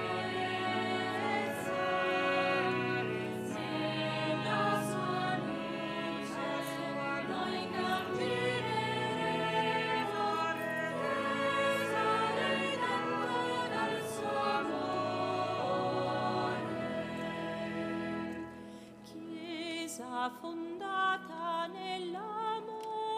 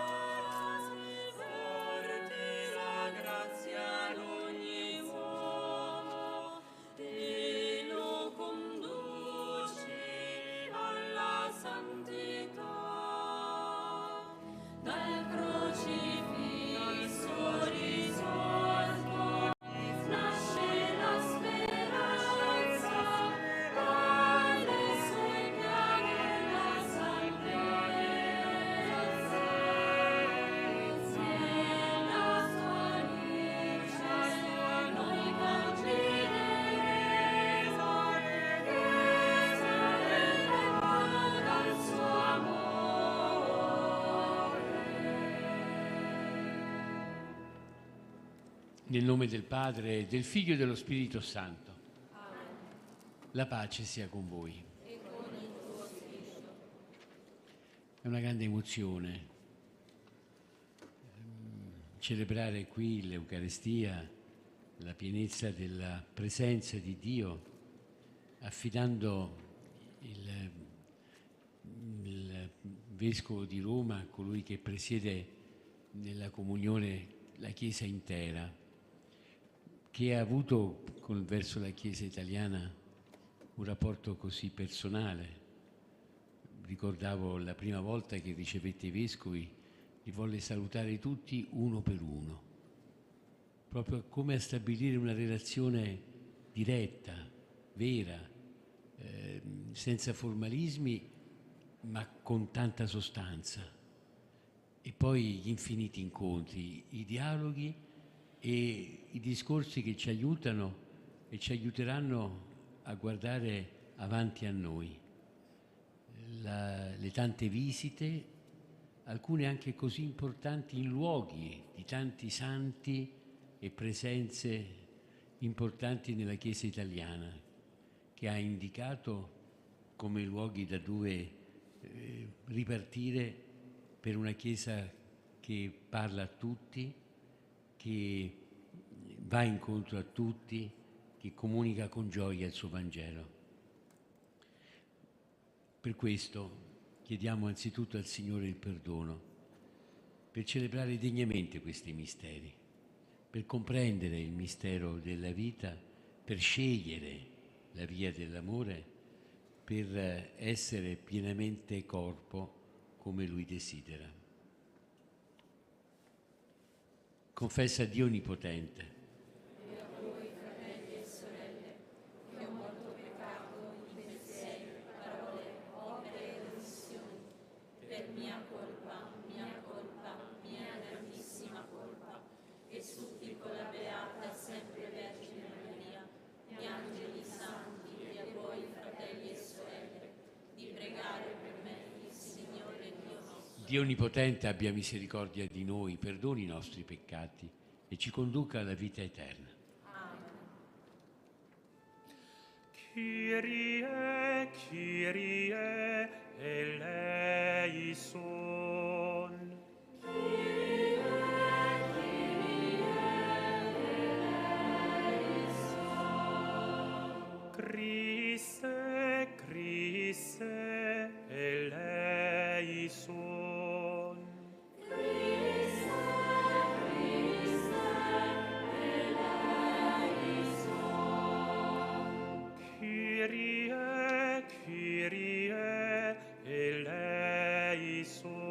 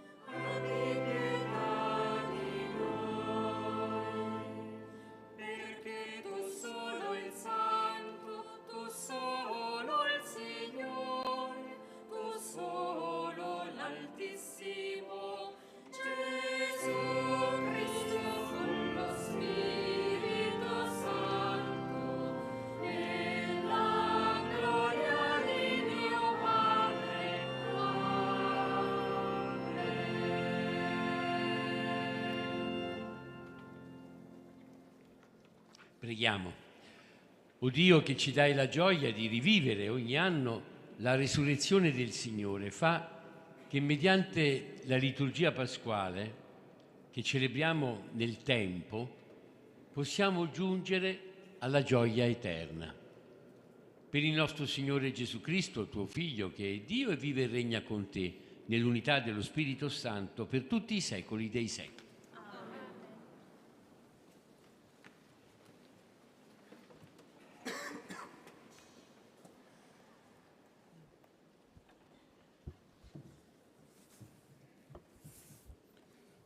Dagli Atti degli Apostoli. In quei giorni Pietro e Giovanni salivano al Tempio per la preghiera delle 3 del pomeriggio. Qui, di solito, veniva portato un uomo, storto fin dalla nascita. Lo ponevano ogni giorno presso la porta del Tempio detta Bella, per chiedere l'elemosina a coloro che entravano nel Tempio. Costui, vedendo Pietro e Giovanni che stavano per entrare nel Tempio, li pregava per avere un'elemosina. Allora, fissando lo sguardo su di lui, Pietro, insieme a Giovanni, disse: «Guarda verso di noi». Ed egli si volse a guardarli, sperando di ricevere da loro qualche cosa.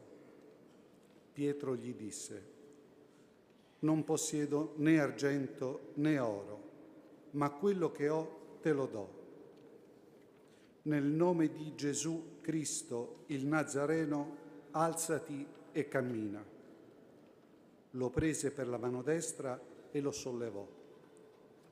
Di colpo i suoi piedi e le caviglie si rinvigorirono e, balzato in piedi, si mise a camminare. Ed entrò con loro nel Tempio camminando, saltando e lodando Dio. Tutto il popolo lo vide camminare e lodare Dio e riconoscevano che era colui che sedeva a chiedere l'elemosina alla porta bella del Tempio, e furono ricolmi di meraviglia e stupore per quello che gli era accaduto. Parola di Dio.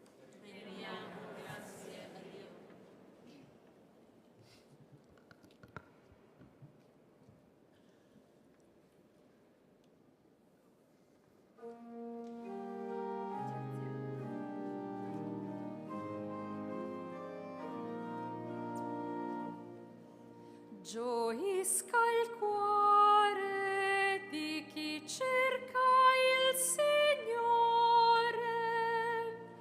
Gioisca il cuore di chi cerca il Signore.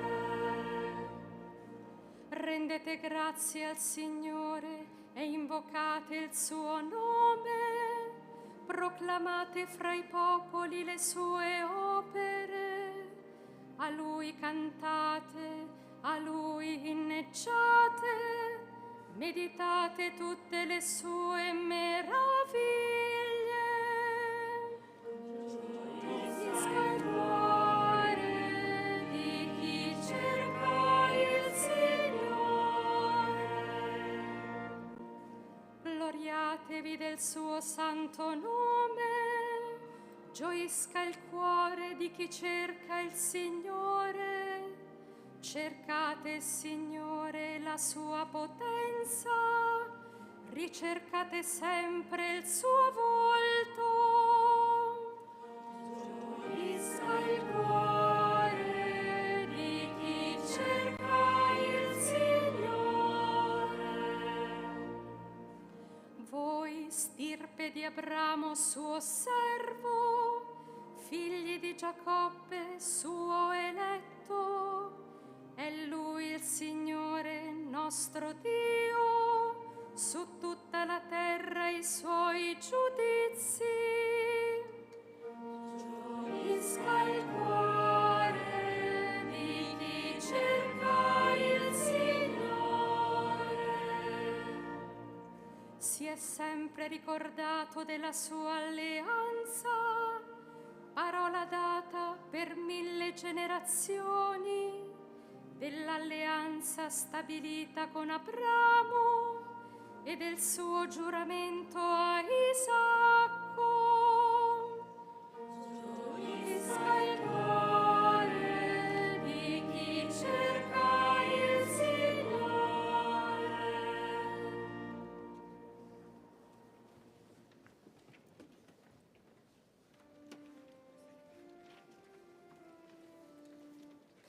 Victime pascali laudes, immolen Christiani. Agnus redemptores, Christus innocens Patri, reconciliavit peccatores. Mors et vita duello conflixere mirando, dux vitae mortuus regnat vivus. Dic nobis Maria, quid vidis in mea. Sepulcrum Christi viventis, et gloriam vidi resurgentis. Angelicus estes, sudarium et estes. Surrexit Christus pes mea, precedet suos in Galilea. Scimus Christum surrexisse, a morto isere, tu nobis victor rex miserere.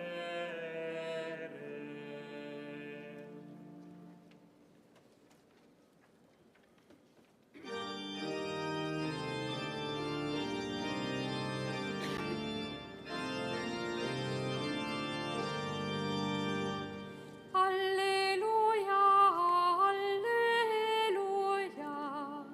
alleluia.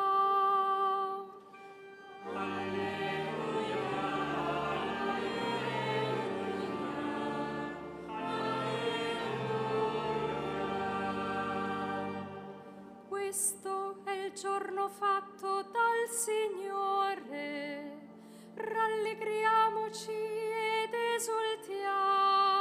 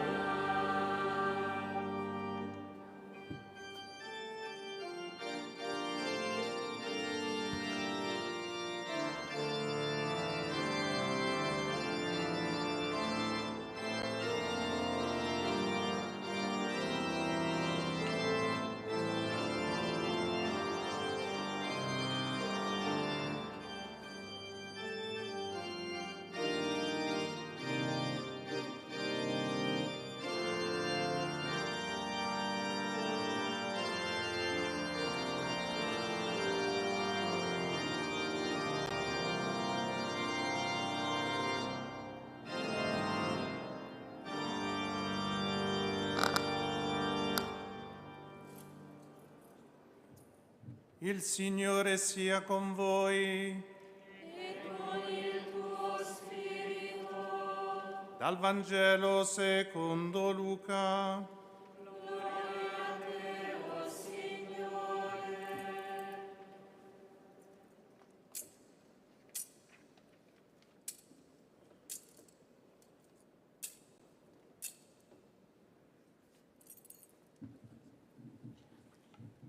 Ed ecco, in quello stesso giorno, il primo della settimana, 2 dei discepoli erano in cammino per un villaggio di nome Emmaus, distante circa 11 chilometri da Gerusalemme, e conversavano tra loro di tutto quello che era accaduto. Mentre conversavano e discutevano insieme, Gesù in persona si avvicinò e camminava con loro. Ma i loro occhi erano impediti a riconoscerlo.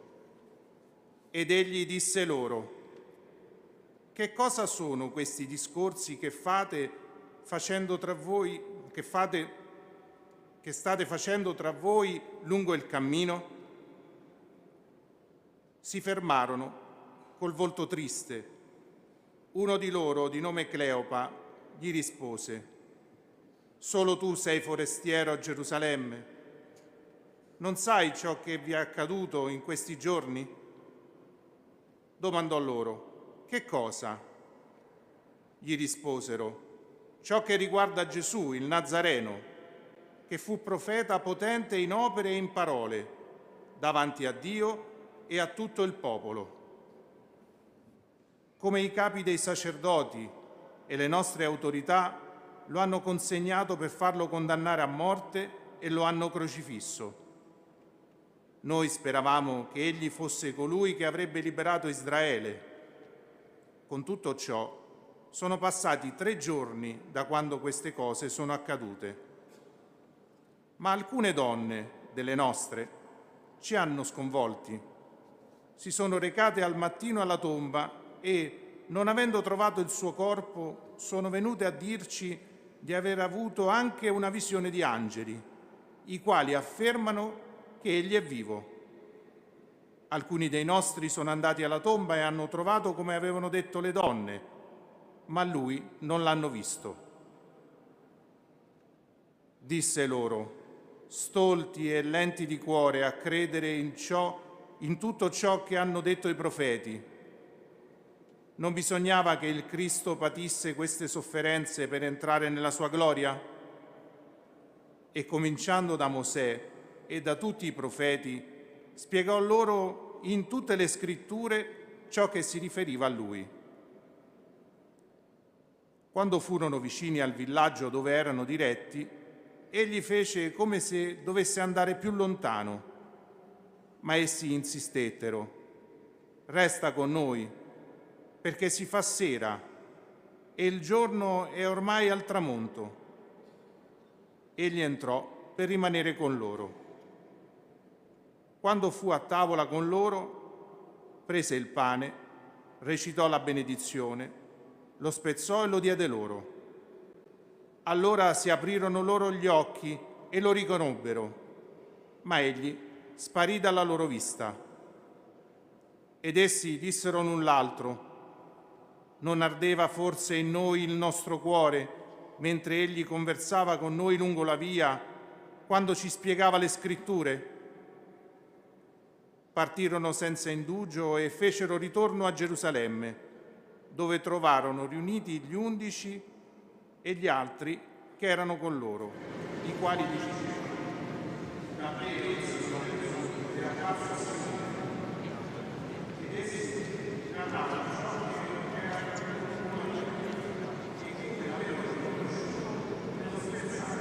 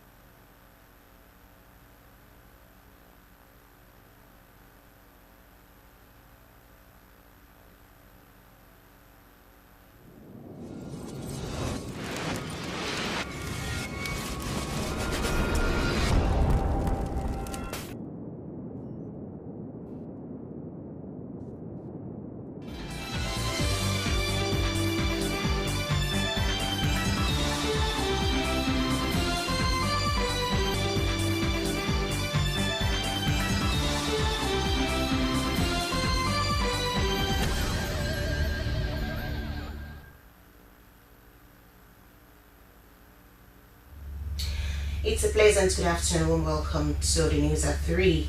In this edition, the Economic Community of West African States, ECOWAS, officially launches its Golden Jubilee celebrations in Accra, Ghana.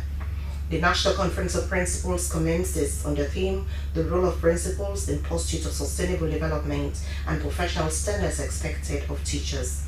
And UNDP, Women's Peace and Security and Partners, commence a 3-day financing for Women's Peace and Security Conference 2025. All the stories and more, including international news, sports, and entertainment, are lined up in the next 1 hour of News at 3.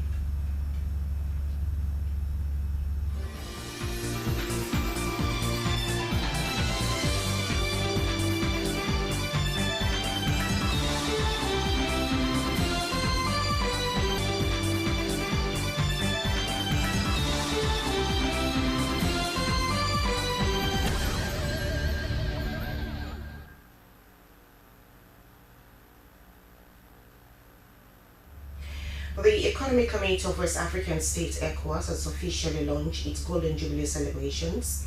Heads of state and government representatives, ECOWAS parliaments, traditional leaders were at the International Conference Center in Accra to witness the ceremony.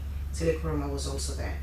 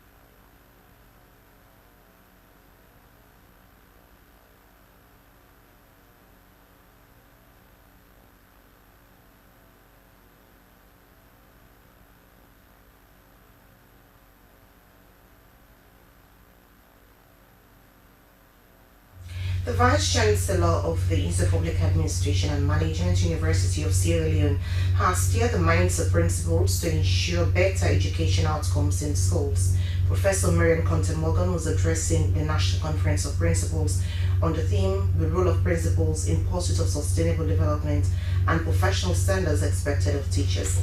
Cynthia Kamara reports. In here, we are educationists, each with different ceremonial dress and with a zeal to ensure the sector remains with quality performance.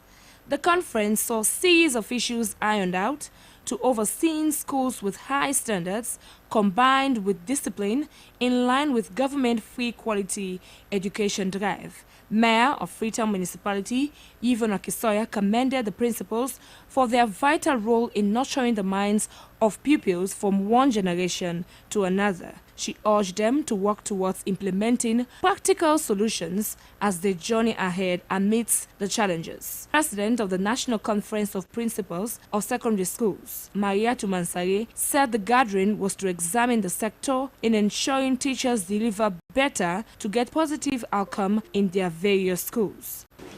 We should feel belong. We should have confidence in our union. We should trust them because we should have integrity. Work with our 5 principles. Don't keep the budget. It's not your money. Delegate to them. Prepare the budget and let's sit and discuss. Deputy Minister of Education 1, Emily Gogra, noted principals were crucial to the education sector. She encouraged them to be bearers of excellence for teachers. In recognition of your vital role, our ministry, the Ministry of Basic and Senior Secondary Education, through the Free Education Project Secretariat, has intensified efforts to strengthen school safety, support quality teaching and learning, and promote peace building across our education system. Keynote address, Vice Chancellor of IPAM, Professor Mariam Conte-Morgan, deliberately called on them to be more of leaders that will change the face of education in the country with creative ideas. The pitfalls are many. but as school leaders, we hold the future of our nation in our hands. This is a huge responsibility. So let us not let it flit through our fingers. The opening session concludes with interactive session focusing on learning zone and experience sharing, including discussions with parent bodies featuring the West African Examination Council and NACIT, among others. Cynthia Kama reporting for SLBC News.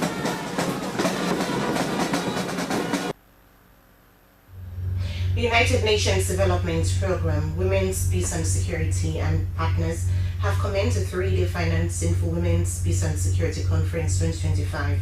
The 3-day conference was to move project-based support to long-term sustainable development to sustain funding for women's development, which serves as a crucial enabler for peace and security. Moses Conte has more.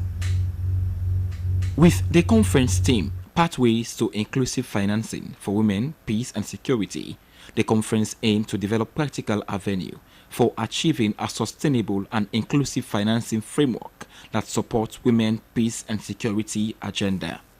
In the official opening of the conference, Minister of Gender and Children's Affairs, Dr. Aisata Mahoy, says several legislations were instituted to secure women's peace and security over the years, and most of those laws have been enacted to focus on women's empowerment, ensuring a minimum of 30% of women inclusion. She said that with all these policies and laws, women's rights are still being violated. We need to re-engage the security sector again, that when they are doing recruitment, we should see on the advertisement that these recruitments are mainly for women. We want to see that. We want to see higher positions being kept for women, not only having women in the lower cadre. I can tell you authoritatively that we have only 13% of women in the military and 27% in the police. We have seen steady progress, yes, but we need to see a lot more. So the ministry is working closely with young women to see how we're going to engage the security sector so that they make tailored provisions for women. According to Mariam Azombo, a female parliamentarian representing the Female Parliamentary Caucus, only 20% of women across the country have self-enterprises, calling on all women not only to rely on their monthly salaries. UN Resident Coordinator Saraphine Wakanda said women should not just be beneficiaries of peace but partake in sustaining it, calling for dedicated financial windows for women-led initiative and simplified inclusive financing instrument that allows women to manage resources with ease. In recent weeks, I have engaged with different community stakeholders, including women in some of the districts. One thing is clear: sustained funding for women's economic empowerment and developing financial strategies that respond to their unique capacities and experiences is a crucial enabler to peace. However, the women themselves should inform and engage in shaping economic empowerment and financial strategies. The United Nations family in Sierra Leone stands ready and continues to work with the government, partners and the women in Sierra Leone on gender equality and women support. Through our joint programming, technical support and collective capacities, we are committed to supporting the integration of women, peace and security priorities into national financing framework. The engagement saw various CSOs, women entrepreneurs, and MDAs highlighted the importance of sustainable peace and security, especially in terms of financing, calling on all stakeholders to join hands in this endeavor. They said the engagement was to not only save or secure the peace of the women across the country, but that women should be given the mandate and will to leverage lasting peace for all. The conference will focus on several presentations and panel discussion on women's peace and security in Sierra Leone, exploring financing tools for mechanisms and more. Moses Conte reporting for SLBC.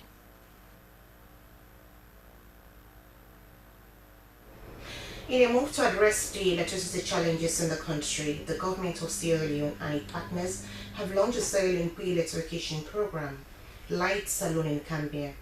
According to the Sierra Leone Energy Sector Lead, Dr. Kande Yumkela, the solar lighting kit program will provide community people with 4 lights, a phone charger and a radio set costing only 60 leons per house.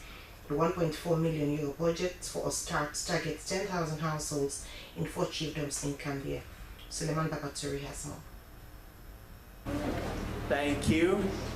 According to Sierra Leone's energy sector lead, Alhaji Dr. Kanda Yumkela, fixing the country's decades-long electricity challenge would not be easy, as government needs billions of US dollars to achieve that.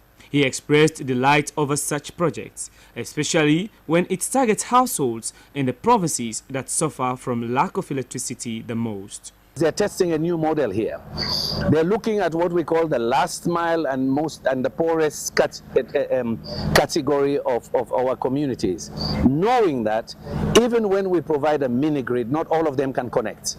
Knowing that even if you have bulk power, people cannot afford the meter. So they've taken a model. The chiefdom people expressed positivity over the project as they narrated some of the challenges they were faced with, linking them to lack of electricity, including thief attacks and low performance of their children in school because they would not read at night. For the past time, we suffer a lot for light. Because pass with the use Natai, and even Natai forget themselves. At times, if you not get banga, pass you by, and maybe for myself, you not get the money, pass you get for sleep and dark. I tell God thank you for this program. Oh, na go to na mashari thanka. Me usa adi. I no get myself for she don't do internet. Say light study for even them to get them study, so they get problem in terms of the outputs of the public exams. If you look at the results there for Gambia, this is not encouraging for the past 10-15 years. They're not encouraging. The program, according to the Climate Change Program Manager, Trokia, began in 2023 and targeted 5 communities with a pilot phase called Energy as a Service model. So what this project is doing is taking on board the upfront cost that communities would otherwise have to pay. So then we install, but then for them to access the service, they would then pay the 60 leons. And for the 60 leons, it covers sort of the operations and maintenance of these home systems, the warranty systems, but also a small part of it will go towards a community reserve fund, which together with the communities, the implementing partners and the donors, after the 14 months of this pilot. The Irish ambassador to Sierra Leone said if this test is successful, they will extend the project to 10 chiefdoms in Gambia district and to other districts in the country. The project is a 1.4 million euros project that targets 10 households in 4 chiefdoms in Gambia district. SLBC News. Sulaiman Babature reporting.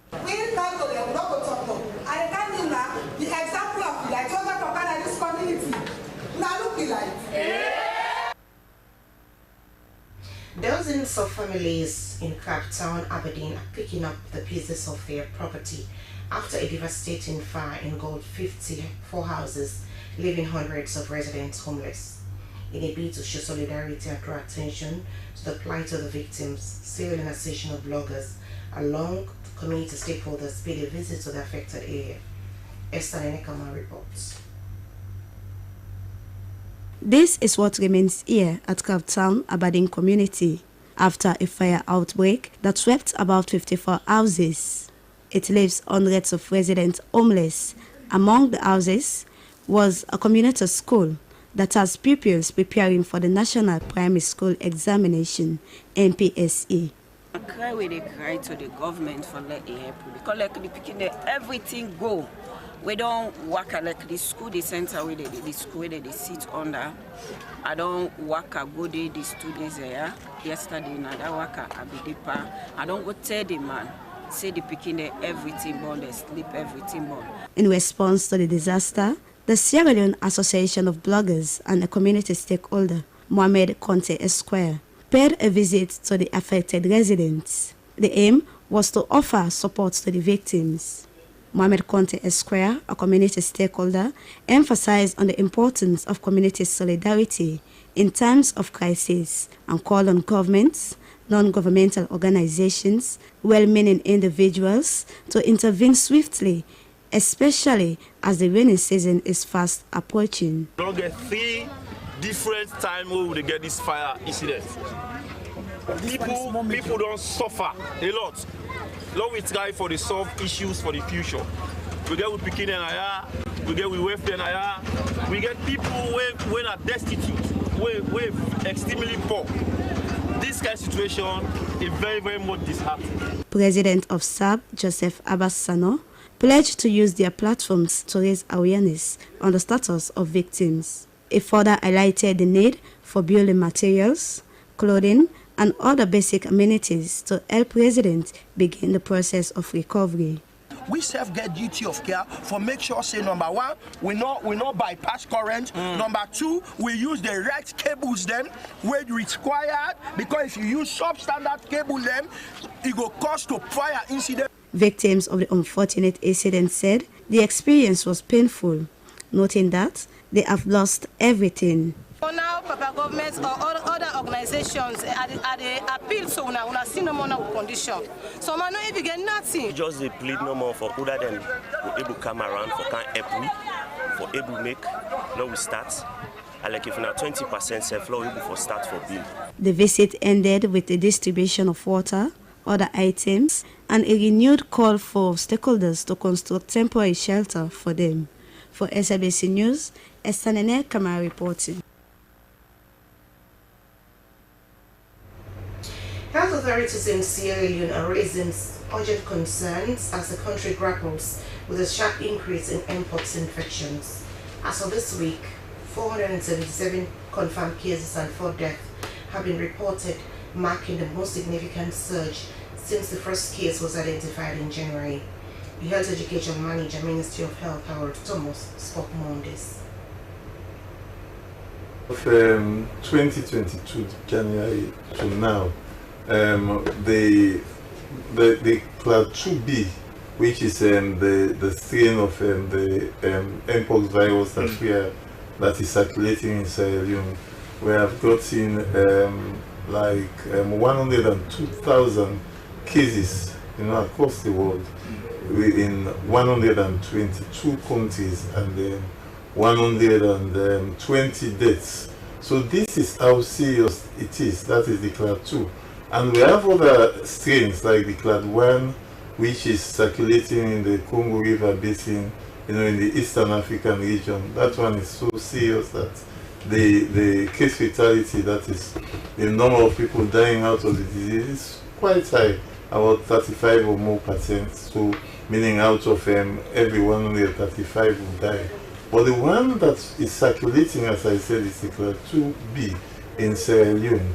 And now, when, as you said in your intro, the Minister of Health actually declared mpox as, a public health emergency.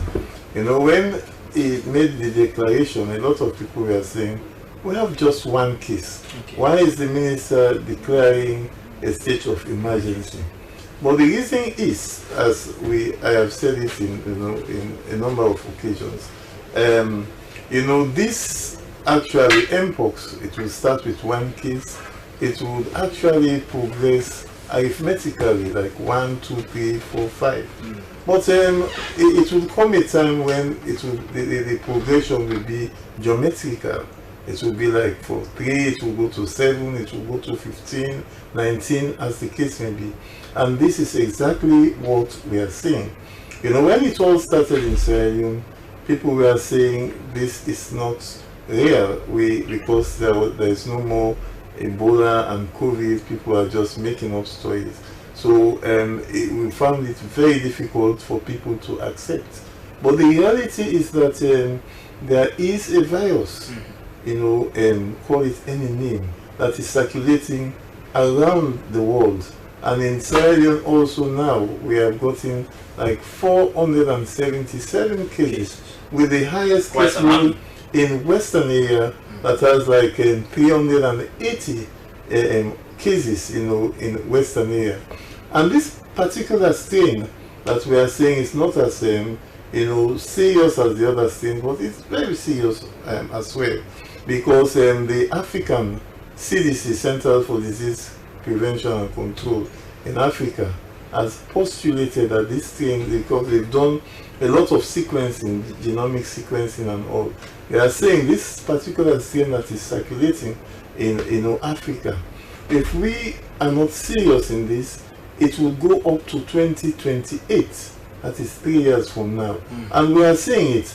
And then I think the other day in the studio when we were having few cases, I think about 30 or so, I said, in places like Liberia, Guinea and all other places, the 30 that we had as total in a day, some countries are recording 30, 50, 60 cases. And we are seeing what is happening right now. What is happening is because we are very, very proactive, because we had few cases, but that was just like the tip of the iceberg. Because this thing has been circulating, a number of people were hiding cases. So we launched an operation, codename Operation Find Them All, or Find Them Out. That is how Thomas there, the Health Education Manager, Ministry of Health, confirming as of this week 477 confirmed cases and 4 deaths have been reported, marking the most significant surge since the first case was identified in January. As the rainy season approaches, many residents in Freetown have raised concerns about the state of the city drainages, which are choked with garbage. Expert warns that if not addressed promptly, it may lead to severe flash floods in Freetown. Abdulmansai looks at it.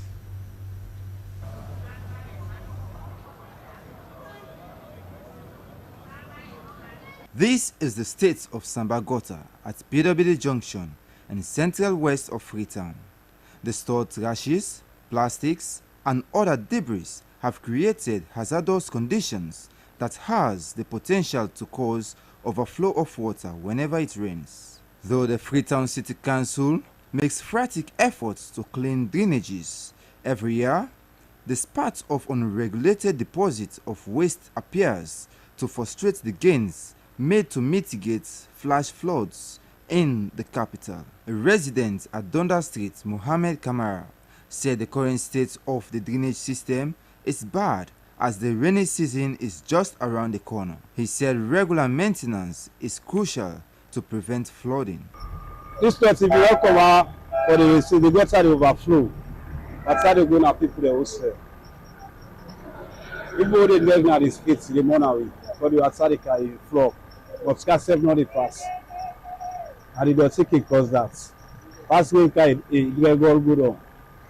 According to a car washer at Donda Street, Emmanuel Bangura said mosquitoes have taken over the area due to the dirt in the gutter and making the place inconvenient for them. Overflow. So the mosquito right now is too much for we. Before 5 o'clock to 6 o'clock, we not get a chance because we call the mosquito. At times we could try to put more people and not to adults in here. But the way it's long no day where the place don't make Experts have warned that if the drainages are left in such conditions, Freetown may face serious impacts. Slbc News, Abdul Mansari reporting. The Minister of Fisheries and Marine Resources has received Russia's scientific research vessels at Lantrino to conduct a crucial survey of Sierra Leone's fish resources. The 6-week survey, a collaborative effort involving Russian scientists, Ministry of Fisheries and experts from the Institute of Marine Biology and Oceanography of Frederick College, University of Sierra Leone, aims to provide a comprehensive assessment of fish stocks in Sierra Leone waters. Stella Bangura has more. As a scientist, in the ministry we've been engaging and making sure that you come here. It's been years ago, but everything has time. The Minister of Fisheries and Marine Resources, Princess Duba, and her team and researchers received the Atlantneo Kaliningrad vessel and its crew. The ministry considered the survey to be done by the Russians on Sierra Leone's waters as vital, especially to the economic growth of Sierra Leone. Minister of Fisheries and Marine Resources, Princess Duba, said the gesture has reignited the ongoing cooperation with the Russian Federation and will assist the ministry in achieving its quota management license system. This joint survey that will be conducted by the Russian scientists from IMBO and from my ministry is very important for the sustainable management and development of our fisheries. As you have heard already from previous speakers, we are embarking on quota management license system which requires accurate data on our fisheries abundance and maximum sustainable yield. This is indeed a very good opportunity as the data collected and analysis will help towards positioning my ministry to implement sound management measures. According to the delegation's captain, Mikhail, the meeting was part of a large African expedition conducted by Russia, with Sierra Leone being the fourth African country to have been visited by the Russian Scientific and Technical Center, Atlant Neo. The team also expressed delight over having more experts from Sierra Leone on board the vessel. They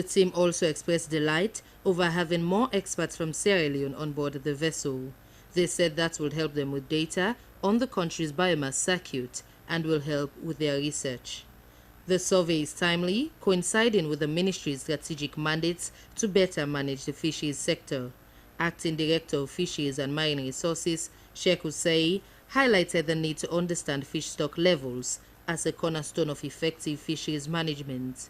He indicated a key deliverable is to implement changes to licensing schemes to better assess fish biomass. Professor Abdul Bayu of Institute of Marine Biology and Oceanography further explained the importance of the research. One of the most important challenges actually holding back blue economic resources from meeting their full potential, especially fisheries and aquaculture, is what we have termed resource and value blindness. All of those information are important for management information, management planning, and then as the director rightly said, we are trying to sort of evolve towards quota management. I mean, the data requirements for those sort of allocation regimes are very huge. And one of the things we need to do is to actually estimate our resource abundance and distribution. That is why your presence here this afternoon is very appreciative. The MFMR and the University of Sierra Leone have pledged to provide the necessary support to the Russian research team throughout the 6-week survey. The ministry is committed to protecting and sustainably utilizing its fish resources for the benefit of the nation. SLBC News. Stella Bangura reporting.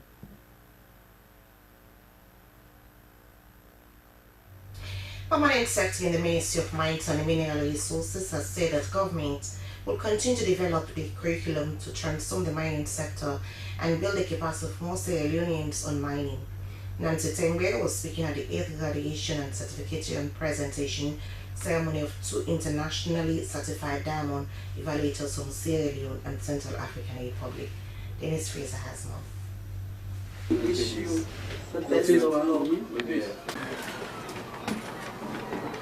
The 8th graduation and certificate presentation ceremony certified the 2 internationally certified diamond evaluators and breaker, including Sylvain Paste, who is the Deputy Speaker of Parliament, Central African Republic, and Edmond Abu Jr., financial engineer and activist from Sierra Leone. The award-making event was coming at the backdrop of the just concluded Mining Week by the Ministry of Mines and Mineral Resources. Il n'y a pas beaucoup d'institutions sur ce monde pour former des experts évaluateurs en diamant. We don't have a lot of institutions that form people in diamond. C'est un milieu très très fermé. It's a closed industry.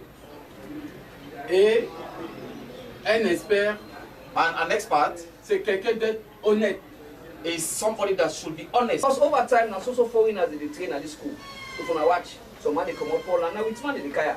One the fee very expensive. Just the payments they say, not for just can't get to I don't get the bachelor's degree or diploma in this, but for go to and prove yourself in the world. According to the Permanent Secretary of the Ministry of Mines and Mineral Resources, Nancy Tengbe, the 2 notable individuals in both Central African Republic and Sierra Leone have been capacitated with wealth of knowledge that was significant for value addition and revenue mobilization in the mining sector. She noted that the government will continue to develop curriculum to capacitate more Sierra Leoneans and also for developing a holistic plan for transforming the mining sector. Work together Travaillons ensemble to move the mines and mineral sector forward. pour bouger, pour avancer le secteur des mines. Currently, Actuellement, we are trying to strengthen the legislative framework of the ministry. nous sommes en train de renforcer les lois sur cette industrie. The principal of the Diamond Center College, David Chris Enze, said that the college, which was established in 2021, is the first in the region and also an institution established to provide professional knowledge to students. He added that the college was a NCTV accredited college committed to train students from Sierra Leone and across the region to achieve the dream of job creation in the field of mining and polishing and also to develop the mineral industry. Other speakers, including the chairman of the Committee on Mines in Parliament, Honorable Sir Emerson Lamina, spoke on the importance of building the sector since diamonds were discovered in Sierra Leone in the 1930s. It was disclosed that plans were also on the way to strengthen the mines and mineral framework of the ministry through training of experts in the field of diamond cutting and polishing.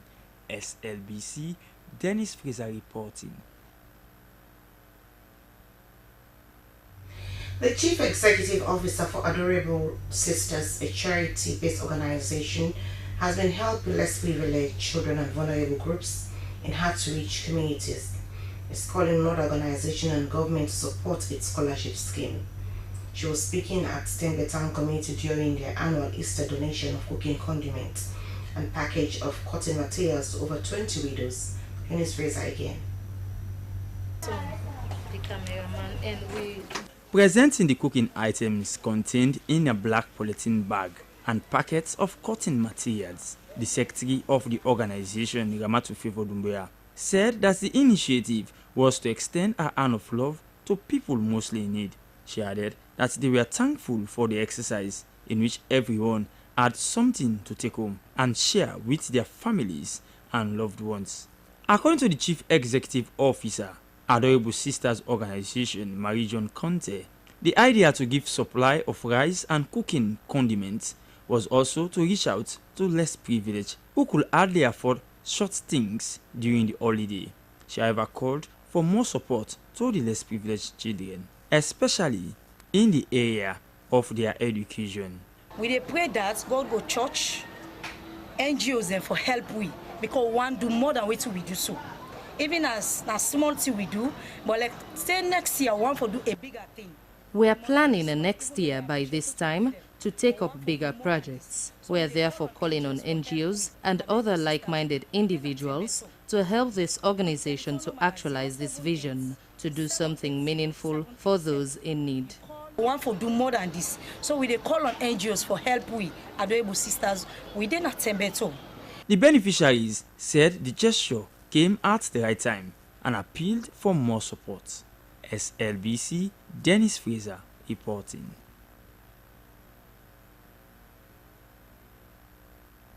Proceedings continue before Magistrate Santiri Bangura of Court Number 2 in the case between the Inspector General of Police and one Foromo Berete.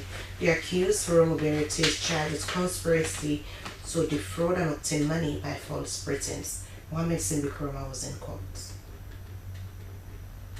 Prosecution witness number 4, Detective Police Gauja TJ, who is attached to the Criminal Investigations Department, admitted while testifying in court that he recognized the accused person and recounted that on the 8th September 2024, he was on duty at the Criminal Investigations Department when the accused person, Foromo Berete, was reported to have defrauded the complainant. Detective Gauja said that the matter was assigned to him for investigations together with another officer, JTM Kamara. He said he took the accused statement in English and interpreted it to him in Creole, which the accused person, Berete, acknowledged his statement to be true and correct. He added that on 16th September 2024, his colleague Hassan Kagbo charged the accused with conspiracy to defraud and obtaining money by false pretense. Detective Gauja tendered the statement in court marked as Exhibit C 1-3. While cross-examining prosecution witness number 4, Defense Counsel Efe Kamara inquired whether the accused person told the prosecution witness that he was trying to lobby people abroad to support his business. PW4 responded in the affirmative. He also made other inquiries, including verification of the amount of money involved and whether PW4 could be surprised to know that the prosecution witness number 1 said that all what was involved did not amount to $5,000. PW4 also responded in the affirmative. For SLBC, Mohamed Koma reporting. After officially becoming the West African regional champion, a Sierra Leone-based technological company, Oswald Tech Company Limited, is set to represent the region at the Startup World Cup Global Finance in the United States, competing for a slot of $1 million in investment in Silicon Valley. The Startup World Cup is a global competition that brings together top startups from around the world to pitch $1 million investment, network with international investors, and gain global exposure. One of our sister programs, Good Morning Sierra Leone, the CEO of Oswald Tech Company, Oswald Abiyosedonda, spoke about how they were able to make it to the finals and their preparation for the international competition. We had to compete, so for us having our funding, we had to compete in our competition from Innovation SL, which is led by Mr. Francis Stephen George, and we won $5,000, which we were able to use in 2023 to get our equipment, complete our MVP, which is a minimum viable product. We have different products such as lamps that uses salt water, power stations that uses salt water, and we've just completed our stove. It's a stove that uses salt water to cook. So apart of all these things, there are many applications. You know, we have, it can even power vehicle, it can power motorbike, it can power keke, it can power villages. But we are at the stage where we want to make sure we do the MVPs and we scale them so that it can reach people and solve the problems. And the solution, you have to solve the problem. Okay. Most of the innovation side are centered around solving community problems. We started in 2017 with getting fast the stick lighter, which is a stick you use to start up your charcoal. We did, you know, there are different things we've done, okay, ranging from shoe polish, but that's what never went to the market because we didn't have the funding. You know, dyes we did from coconut shell, Coleman we did from coconut shell. We do a lot of research and innovations, but the most paramount one is electricity. That has been a challenge since 2012 to now. And you know, of course, now you have to have a timetable for you to have light in your zone. Solar is a source of energy and it's expensive. One solar battery is about 5,000. You have to get the panels, you have to get the charge control, and you have to get the inverter. So the entire system is sustainable, but you only charge at night and during the day when the sun is at the peak. Yes. So even though it's free energy, but sometimes you find out that during the rains it's not as effective as during the dries, and of course at night you can't use it at night. So we did a research and we tried to find out what is the available resource around we have, which is seawater. The earth is filled with 70% water. Okay. There is something we can do about the seawater. So the whole idea is having a power source from a natural resource, which is the seawater. Okay. So when you have the device, you can simply go to the beach, get the seawater, pour it inside. So we are going to win, and we are going to win the 1 million. And Certainly. when we do, we need that. Because this is the first time Sierra Leone is being competing. represented at that stage. Wow. So going there is for the win. Okay. There is no other second alternative. Okay. we want to go make sure we win the 1 million to put Sierra Leone in the map. Definitely there are going to be other venture capitals, there are going to be other sponsors who want to, take the idea. But something that is very important is the IP, which is the intellectual property, which is not available in Sierra Leone, patent. We have some sort of patenting, but it's not, strong enough for the worldwide community. That was Oswald Abiose-Dundas, who is the CEO and founder of the Oswald Tech company that will be competing, representing West Africa at the 1 million investment in Silicon Valley. The Chief Executive Director of Lifeline Nehemiah Project has called on government to prioritize and be intentional about supporting vocational and tech training programs in order to build the middle-level manpower. Prince Tommy Williams made this call during the certification and presentation of awards to students who have completed their training program. Emmanuel Alfred somewhere has more. Dressed in their graduation regalia, the graduates felt fulfilled having gone through rigorous training exercise in electrical installation, ICT, hospitality, hairdressing, and building and construction. One of the graduates, Memuna Tugbla, who is a mother and wife, disclosed how TechVoc training has transformed her life and made her to become a professional electrician. Of course, I work JDEC. Now, me not only electrical employee, me now also a secretary na JDEC. Wow. The life-transforming story of Memunatu, who never had any formal education, is the same for many of the other graduates that are now professionals in their respective fields. The national coordinator of Slango, Alice Nene James, was moved by the empowering stories she heard from the graduate and said TechVoc training is a sure bet to empowering the lives of the youth. I also want to recognize the skills that are not merely tools for job, but a foundation for a vibrant career and a reward in life.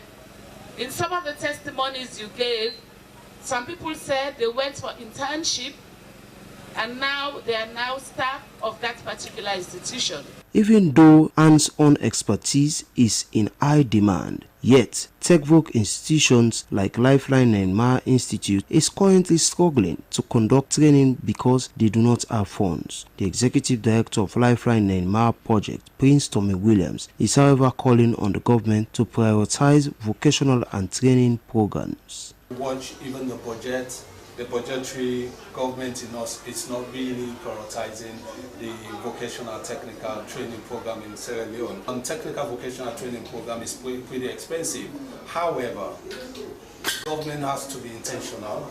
So for us to be able to bridge the gap, because it's not everyone that will be able to go to university. Other speakers, like the community stakeholders, disclosed the life-changing impact of Lifeline Nehemiah Institute in their communities and called for government support for a continuation of such a training program that has been transforming the lives of youth in their communities. Emmanuel Samoa, SLBC. You're still watching News and Live on the SLBC. It's now time for some entertainment news. Ladies and gentlemen, welcome to the entertainment news. I am yours truly, Mariato Dukuri. Today in our headlines we have the International Chinese Language Day celebration, and of course the Joy Bori Big Sister Season 3 contestant sets to break the record of the longest Guinness World Record interview. The International Chinese Language Day, set for the 20th of April by the United Nations since 2010, is part of the official languages of the United Nations, which includes English, French, Russian, Arabic, and of course we have the Chinese, which is the second largest spoken language in the world. Now, the Confucius Institute did this celebration and it was beautiful and filled with lots and lots of entertainment to share the culture of the Chinese people, of course, with the Sierra Leonean people. So now let's take a look at what went down on the International Chinese Language Day.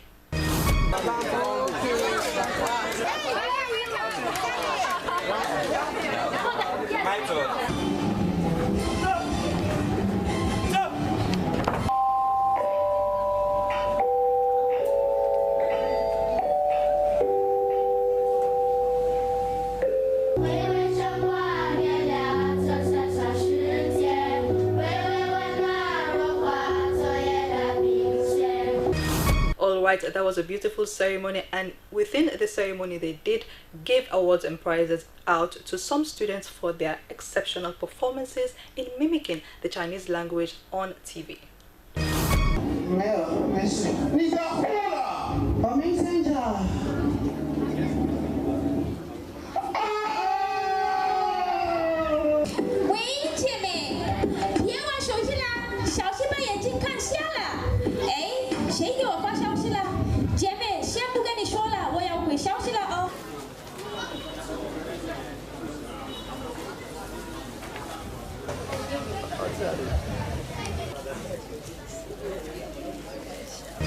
Alright, moving away from that, the Joy Bori. Joy Bori was a contestant for the Big Sister Season 3. She was one of the popular contestants for that season. Now, the Joy Bori is within the media space working as an on-air personality.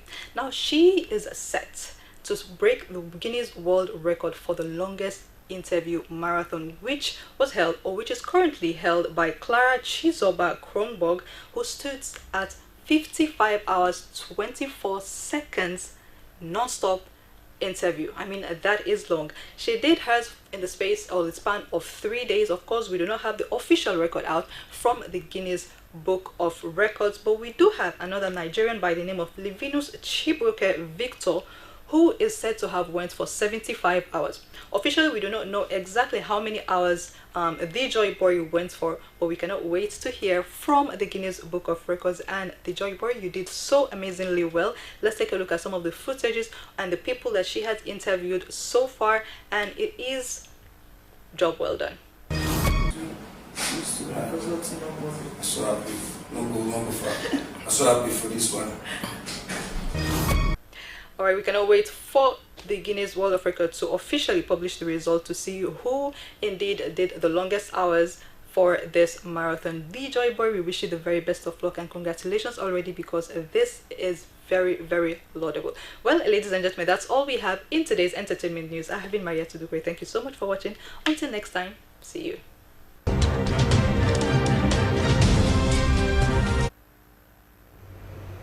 Let's take sports.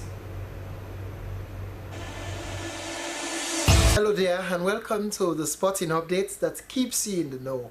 My name is Abdul Kabir, and thank you so much for joining us. Now, the Shooting Stars are set for an historic AFCON U20 competition in Egypt. Well, the players and technical team alike are super ready for this event. In a press conference, the head coach Mohamed Lamine Camara announced the names of the 26 players that will be part of his squad for this all-important competition. Here is the update. Sierra Leone's national under-20 team, the Shooting Stars, have officially unveiled their 26-player squad for the upcoming Total Energies African Cup of Nations in Egypt. The announcement was made by head coach Mohamed Lamine Camara during a presser at the SLFA Academy. The squad comprises a blend of locally based and foreign players, with coach Mohamed Camara highlighting the inclusion of 9 foreign-based players alongside 17 locally based players for the highly anticipated tournament in Egypt. The selection here, first of all, looked at the age of the players, because this is an age category. We looked at the performance in training and the current form of the player compared to others that are playing that swing or that position, and the ability to adapt quickly to our philosophy.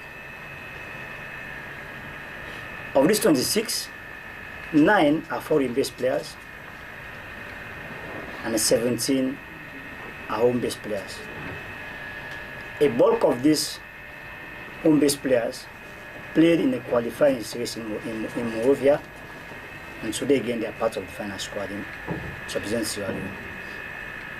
Of these 26, 3 are goalkeepers, 7 are defenders, 9 are midfielders, and 7 are forwards. Sierra Leone finds itself in Group A, where they will face tough competition from host Egypt, Zambia, Tanzania, and South Africa. Speaking at the presser, the acting Secretary General of the Sierra Leone Football Association, Mohamed Benson Bao, emphasized the federation's unwavering commitment to the team's preparations and other essential aspects of their participation. Historic Africa Cup of Nations at the U20 category. This is the first time it's no longer in news. In our illustrious history of footballers who have qualified for these prestigious events. Doing so, breaking records, individual records, and that of the nation as well. Since the qualification last year, 2024, in Monrovia, we have worked assiduously as a federation together with governments to ensure that we're able to get a befitting representation and be able to compete as well and don't just make up the numbers. Dr. Abdulrahman Swai, the Deputy Executive Director of the National Sports Authority, underscored the historical significance of the movement for the Shooting Stars. He also acknowledged the government's support through the NSA, particularly in providing air tickets and allowances for the players and linking it to the team's past successes. For the NSA part, we definitely did not budget for all of these projects because we have over 50 sporting disciplines to contend with when it comes to promotion. SLFA alone, they'll be having the under 15s, under 17s, under 16s, under 20s, sometimes under 23, the Olympic football, Leone Stars, home base. It's too much. Government alone cannot foot all those bills, in terms of supporting them. But this time around is a tournament that we are going to face. They are going to represent Sierra Leone, not SLFA. So that's why we are here. And on behalf of the NSA, I must be happy, as the AGS has already said, government through the NSA has supported the national team with air tickets to and from Egypt, and also the allowances will be paid from the NSA coffers.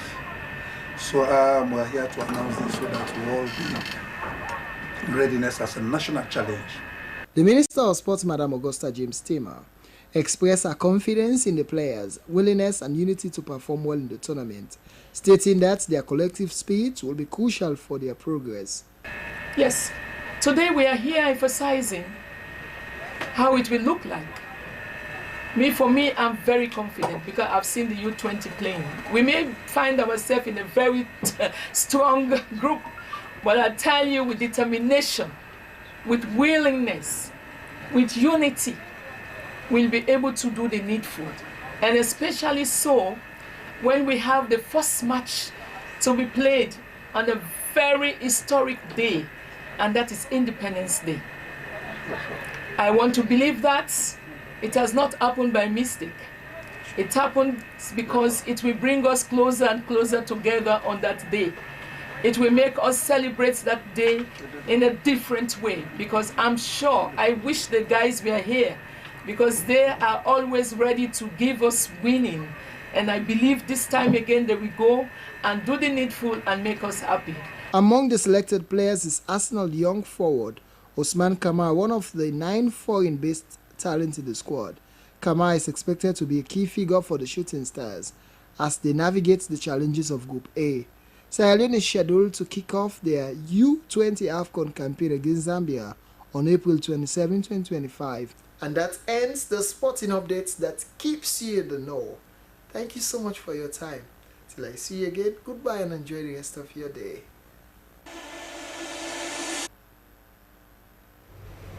Well, the sports will bring news at to an end this afternoon. Before we remind of our top stories. The Economic Committee of West African States has officially launched its Golden Jubilee celebrations. Heads of state and government representatives were at the International Conference Center in Accra to witness the ceremony. Vice Chancellor of IPAM has steered the minds of principals to ensure better education outcomes in schools. Professor Miriam Gunter-Morgan was addressing the National Conference of Principals on the theme, The Role of Principals in Pursuit of Sustainable Development and Professional Standards Expected of Teachers. on UNDP, Women's Peace and Security, and partners have commenced a 3-day financing for Women's Peace and Security Conference in the aim to move project-based support to long-term sustainable development to sustain funding for women's development, which serves as a crucial enabler for peace and security. Well, that's all on news. More stories at 9 tonight. Thank you so much for watching, and goodbye.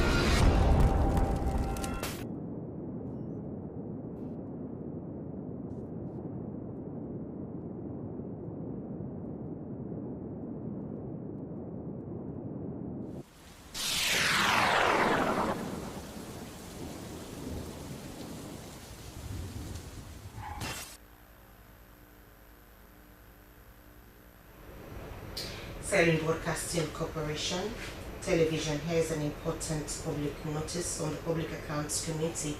Subject: Parliamentary summons to default and taxpayers of outstanding revenue arrears owed to the government of Sierra Leone. Pursuant to Section 8(1) of the Finance Act 2022, which amends Section 106 of the Income Tax Act 2000, to which income taxes due and payable shall be the debts owed to Sierra Leone and shall be payable to the Commissioner General. Additionally, Section 8(2) provides for the purpose of enforcing the payment of any liability under the Act, the Commissioner General A. publish the details of each defaulter and the corresponding debt in the Gazette or a registered media outlets. The Public Accounts Committee, in the exercise of its functions, has provided pursuant to Order 76 of the Standing Orders of Parliament and fulfillment of Regulation 73 of the Public Financial Management Regulations 2018, is in the receipt of records of revenue arrears owed to the government of Sierra Leone. Accordingly, the Public Accounts Committee of Parliament, pursuant to Section 93(3) and 93(6) of the 1991 Constitution, Act No. 6 of 1991, and Order 76 of the Standing Orders of Parliament of Sierra Leone, hereby summon the underlisted companies together with the leadership of NMA to appear before the committee on Friday, 2nd May at 11 a.m. at the conference hall of the Administrative Building of Parliament, Star Hill, to address arrears owed to the National Minerals Agency as of 31st December 2024. 1. Duya Mining Company Limited, 500,000. Sierra Minerals Holding Limited, number 1, 500,000. Dujo Resources Sierra Limited, 31,128 leones. Chinle Trading Mining Company Limited, 500,000 leones. Sierra Diamonds Limited, 500,000 leones. JM Mining Kenema Sierra Limited, 46,168 leones. Tonguma Limited, 500,000 leones. Do F-Tech Africa Sierra Limited, 91,180 leones. Mia Mining, 500,000 leones. Afro Asia Mining Corporation Limited, 44,844 leones. Castilla Mine Engineering Services, 27,920 leones. Gidel Slang Mining Sierra Limited, 98,160 leons. Delco Sale Limited, 96,520 leons. Shuda O Trading Company, 86,800 leons. Pan African Rari Metal Mining Company, 500,000 leons. CTC Mining Company, 500,000 leons. CTC Sale Limited, 500,000 leons. John Fu Mining Sale Company Limited, 28,490 leons. Sierra Sand Mining Investment Company Limited, 99,761 leons. WGT Mining Company, 99,460 leons. Issued by the Public Accounts Committee, Parliament. The Public Accounts Committee, in its review of the 2023 audit reports of the National Communications Authority, NACTA, has identified your institution among entities with outstanding regulatory obligations for which no evidence of payment has been provided. Pursuant to its oversight mandates provided by Sections 93 and 93(6) of the 1991 Constitution of Sierra Leone, Act No. 6 of 1991, and Order 76 of the Standing Orders of Parliament, and in line with the committee's resolutions, the Public Accounts Committee hereby summoned the underlisted entities, together with the leadership of NACTA, to appear before the committee on Wednesday, 30th April at 11 a.m. at the Administrative Building of Parliament, Star Hill, Freetown, to address outstanding arrears owed to NACTA as of the 31st of December 2024. Failure to comply with the notice may result in enforcement action in accordance with the law. 1. AFCOM Cellular Limited, annual regulatory fee for primary ISP for 2023, 100,000 leons. Blue Ribbon Solution SLE, multiple, 3,256 leons. Blue Ribbon Solution SLE, multiple, 13,020 leons. Blue Ribbon Solution SLE, multiple, 3,910 leons. Blue Ribbon Solutions SLE, multiple, 4,250 leons. Broad Connect SLE, annual license fee for 2023, broadband internet service provider nationwide, 100,000 leons. Cajutel APP SLE, annual regulated primary ISP fees for 2023, 100,000 leons. CD Investments COS CD SLE, ISP Wimax primary ISP for 2023, 100,000 leons. Dangote Cement SL Limited SLE, multiple, 33,000 leons. Telecom Limited SLE, annual regulatory fee for primary ISP for 2023, 100,000 leons. K3 Telecoms Limited SLE, multiple, 198,400 leons. Kingo Investment Company Limited SLE, multiple, 65,000 leons.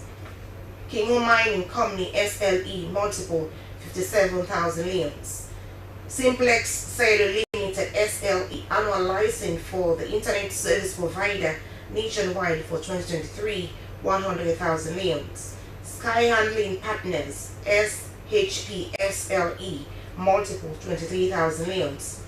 SLBC FM Stations SLE, multiple, 42,000 leons.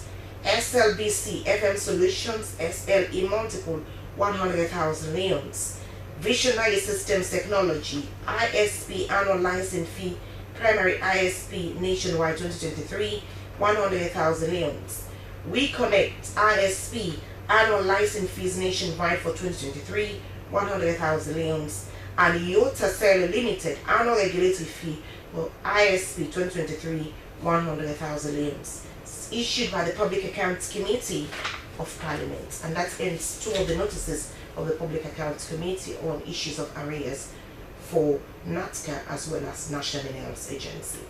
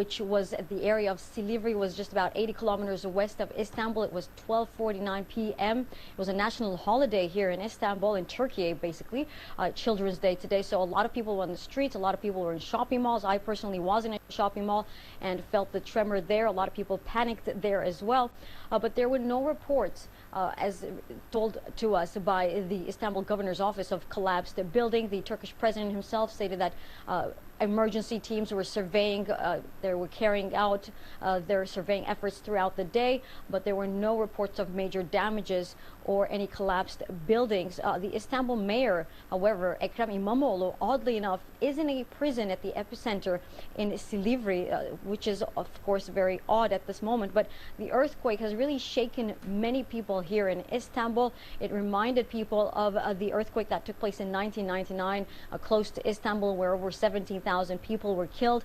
And just 2 years ago in southeastern Turkey, we had a devastating earthquake take place where over 53,000 people were killed due to a 7.8 magnitude earthquake. So there was a lot of panic today, even though there were a limited number of people who were injured, over 150 people. Those were the ones who basically just panicked and jumped out of buildings. So there's a lot of people very anxious here in Istanbul today. Mikhail, experts have been warning that Istanbul may face a devastating earthquake by 2030, over 7 magnitude. What have experts said today? Well, there were two strongly opposing views from the leading earthquake experts from Turkey today. One, Professor Şener Üşümezsoy, stated that this may have been a positive development today, what happened here, that it released stress from a quiet fault line and that it reduced the likelihood of a future earthquake in this area. However, another professor, also a very leading prominent expert in the field, the leading seismologist, Professor Naci Gürer, he strongly disagreed. He stated that this was not the earthquake that has been long feared, the big one that we're expecting in the North Anatolian fault line, which runs very close to Istanbul. He says that still we are expecting one that would be over a magnitude of 7, that it would be taking place in the next 5 years. So really very fearful statements coming from this professor once again today, and warnings from him as well, saying that if such an earthquake does take place in Istanbul, as he does expect still, then thousands of buildings would collapse in Istanbul, and that would mean tens of thousands of people would be killed from such an earthquake. And even though there are urban transformation efforts taking place in Istanbul, many buildings that have been marked for demolition and reconstruction, these efforts are taking place, but experts are saying that these efforts are way too slow to match the urgency of the threat that is facing Istanbul. Mikhail, thank you very much for that. Mikhail David live for us there in Istanbul. This is Africa Live. Time for us to take a quick break. Here's what's still ahead on the program. Ghana's President John Mahama calls for dialogue to bridge divisions between regional bloc ECOWAS and the breakaway alliance of Sahel states. And in the DRC, we look at how crime and security concerns are keeping residents on edge in rebel-held Bukavu.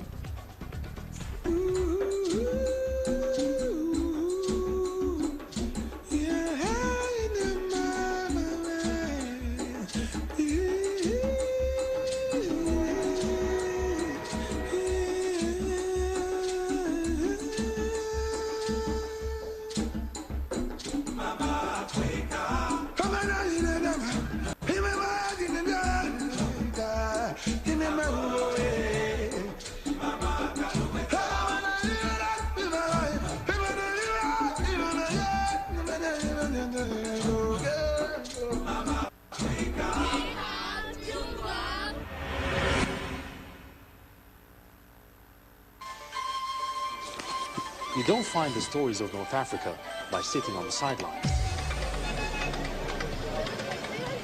You've got to get out, go there, and you'll find them. In the bazaars of Casablanca, among the crowds in Cairo, who come to visit Cairo, the ancient capital of Egypt. Along the waters of the Nile, along the sands of the Sahara. No one else will take you where we can in North Africa. No one else will show you what it's all about. CGTN, see the difference.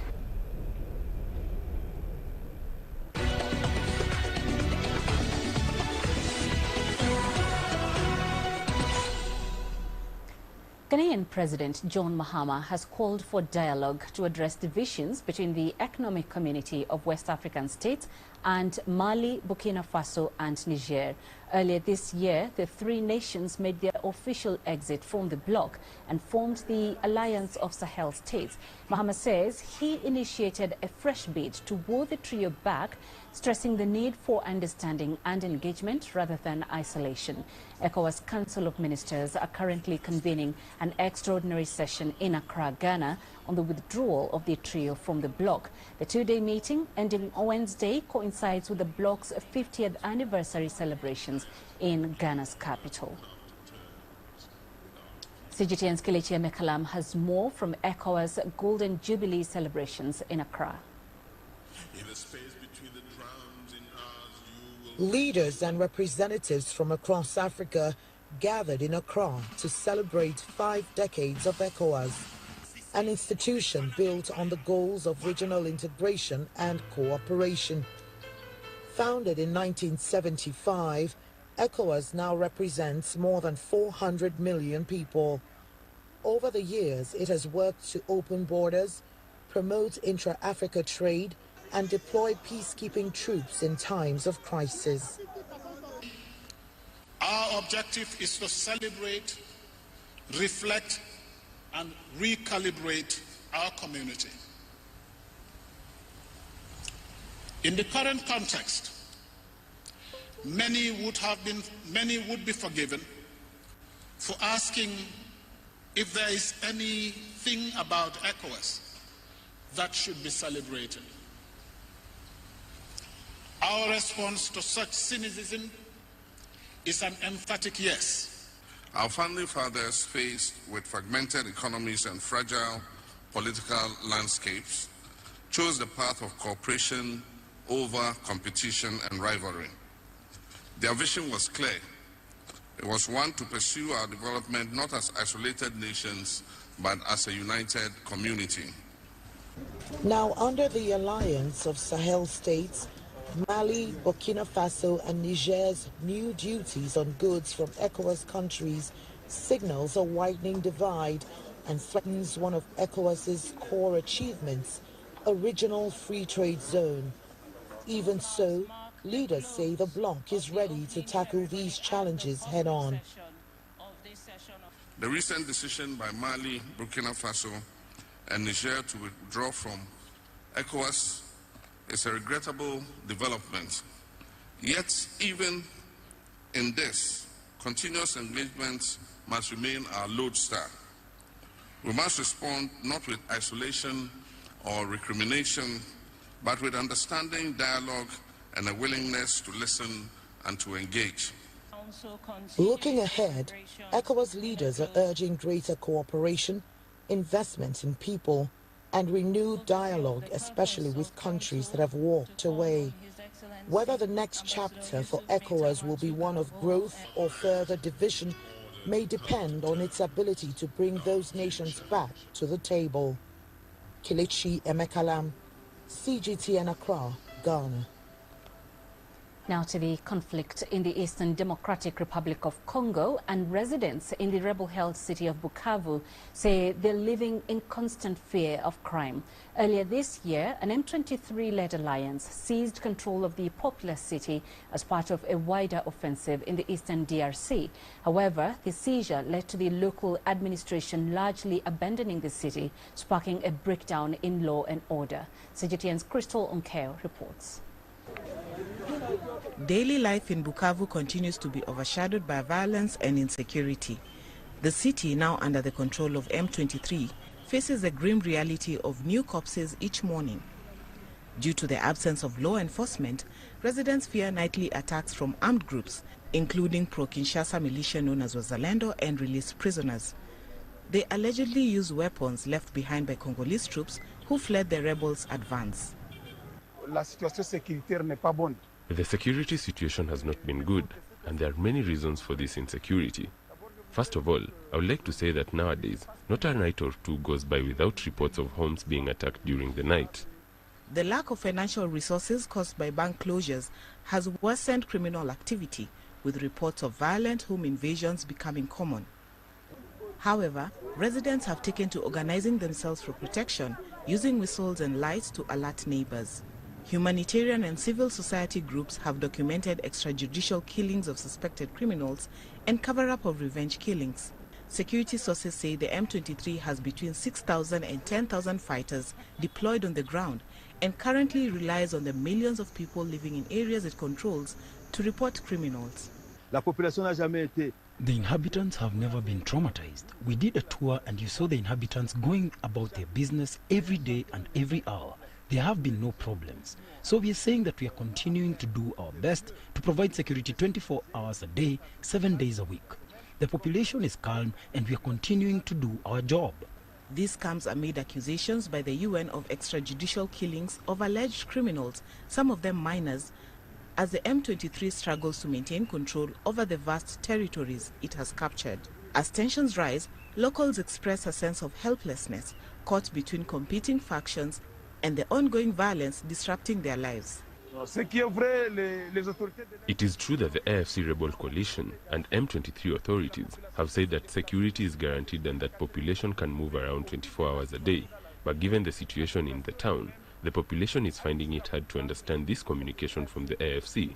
That's why, around 6 p.m., everyone is in a hurry to get back to their homes, given that there is widespread psychosis throughout the city.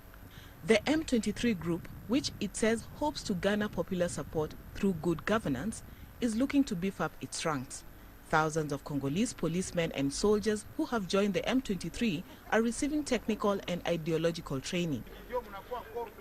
An M23 representative says that some of them have already been deployed. Crystal Onkeo, CGTN. Millions of people have been displaced in the mineral-rich region over the past few months, with many relying on humanitarian assistance to survive. This assistance can come in different forms, as Wanja Mungai now reports. This is Congolese Mapendo Mabushenyula. She moved here to the Panzi neighborhood in Bukavu a few weeks ago. The ongoing conflict in the eastern DRC pushed her out of her home in Nyangezi, about 20 kilometers south of the South Kivu capital. There's relative peace here, but difficulties in making ends meet and threats to life persist. We spent 2 weeks at Kandekere. Hunger and diseases had struck us. We started farming for other women there in exchange for bananas and cassava leaves. The children were not used to eating these foods without oil, just boiled. So we decided to return home thinking it was over. 2 days later, the shooting started again. We fled to Kahinga. There, a woman with us was shot and left behind an 8-year-old child. I took in the child and I live with him in this suffering and these difficulties. She and her children were lucky to find a host family here in Pendo, despite limited resources to get by. This is in the first family that took me in. That house was already full. I kept moving forward and that's how I arrived at this mother's house. May God bless her, she took us in. But eating is a problem. She has her children and I have mine.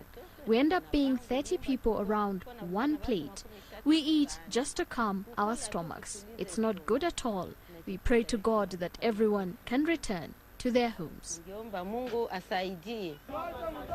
Bushenyula's story is like that of many Easterners in the Democratic Republic of Congo who endure conflict between various armed groups like the M23 rebels and Congolese military forces. I want God to bring peace for people to hear and for this war to end. We are dying. 2 members of my family died, shot while fleeing. Where we hide, bullets reach us. That's why we ask for peace in DRC. The clashes have intensified since January, and there is no end of the conflict in sight. The rebels have been taking swaths of territory in the east, including the 2 main cities of Goma and Bukavu. Thousands have so far died and millions like Bushenyula have been displaced. The United Nations has accused neighboring Rwanda of the atrocities and support to M23, allegations it has denied. Efforts to end the conflict have seen meetings held in Doha, which have so far not led to any meaningful ceasefire. Meanwhile, Bushenyula hangs in there, hoping that a day will come where there will be peace and rest in her Congo. Wanjamungai, CGTN. French President Emmanuel Macron is on a 2-day visit in Madagascar, the first by a French head of state in nearly 2 decades. The visit is part of a wider regional effort aimed at boosting diplomatic and economic relations on islands that were once under French rule. Macron and his wife Brigitte were received at Madagascar's main international airport. From there, they proceeded to the capital, Antananarivo, for talks with President Andry Rajoelina and business leaders. But behind the official handshakes, analysts say old colonial issues remain unresolved, with contested islands and a local population divided over the meaning of this high-profile visit. Uganda has ramped up efforts to regenerate one of Africa's biggest water catchment areas. In the hopes of combating climate change, the East African nation has over 8,000 wetlands and water catchment areas, but many have come under pressure and some destroyed completely. CGTN's David Mbithi reports. In the sweltering mid-morning heat, farmer Robert Atugonza shows his ruined sugarcane plantation in Uganda's western district of Masindi. He says the farm was burnt and destroyed in a recent wildfire, and such occurrences have risen sharply with the gradual degradation of local wetland. We had very beautiful forests, very beautiful wetlands, but because of several pressures, these areas were all degraded. Charles Magak, another farmer in Masindi district, says he had to cut down over 1,000 hectares of forest to pave the way for his sugarcane plantation due to economic hardship. That decision, he says, had major ramifications for the local ecosystem. There were chimpanzees, there were monkeys, calabash monkeys. All of them had to migrate because of that change. And now when you look at that area where that forest was, there was a big catchment area of water. The water has dried out. Wetlands deliver a wide range of ecosystem services that contribute to human well-being, such as fish, water supply, water purification, and flood regulation. In 2023, the Ugandan government gazetted all wetlands in the country, recognizing their critical role in protecting communities from climate change and providing essential benefits for millions. But critics say the policy has seen minimal implementation. We as a ministry, I cannot say that enforcement is really very low. We are trying our level best to ensure that we improve compliance. But you know, compliance is not only the responsibility of the ministry. It involves different stakeholders. After witnessing firsthand the effects of climate change from increased human activities, the local community in Masindi is stepping up to address the problem. So far, with the help of other stakeholders, they have planted over 400,000 trees in about 300 hectares and conserved 2,000 hectares of forests and wetlands within the district. We also realized that the community will not get the benefits it wants from the ecosystem if the wetlands are destroyed. So it was a meeting point between the company and the community to say conservation of these wetlands is for the good of us all. And that's how we got a buy-in from the community, and the company also staked in resources.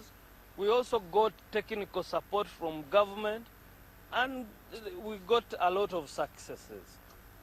Although it's early days yet, and the outcome hard to predict, farmers like Robert Atugonza are hopeful that their efforts will help reverse the damage as they build on the hard lessons gained. David Mbithi, CGTN. We head to Togo and a jazz festival which is giving emerging artists a platform to showcase their talents. Among those making a splash is a musician who organizers say is crafting her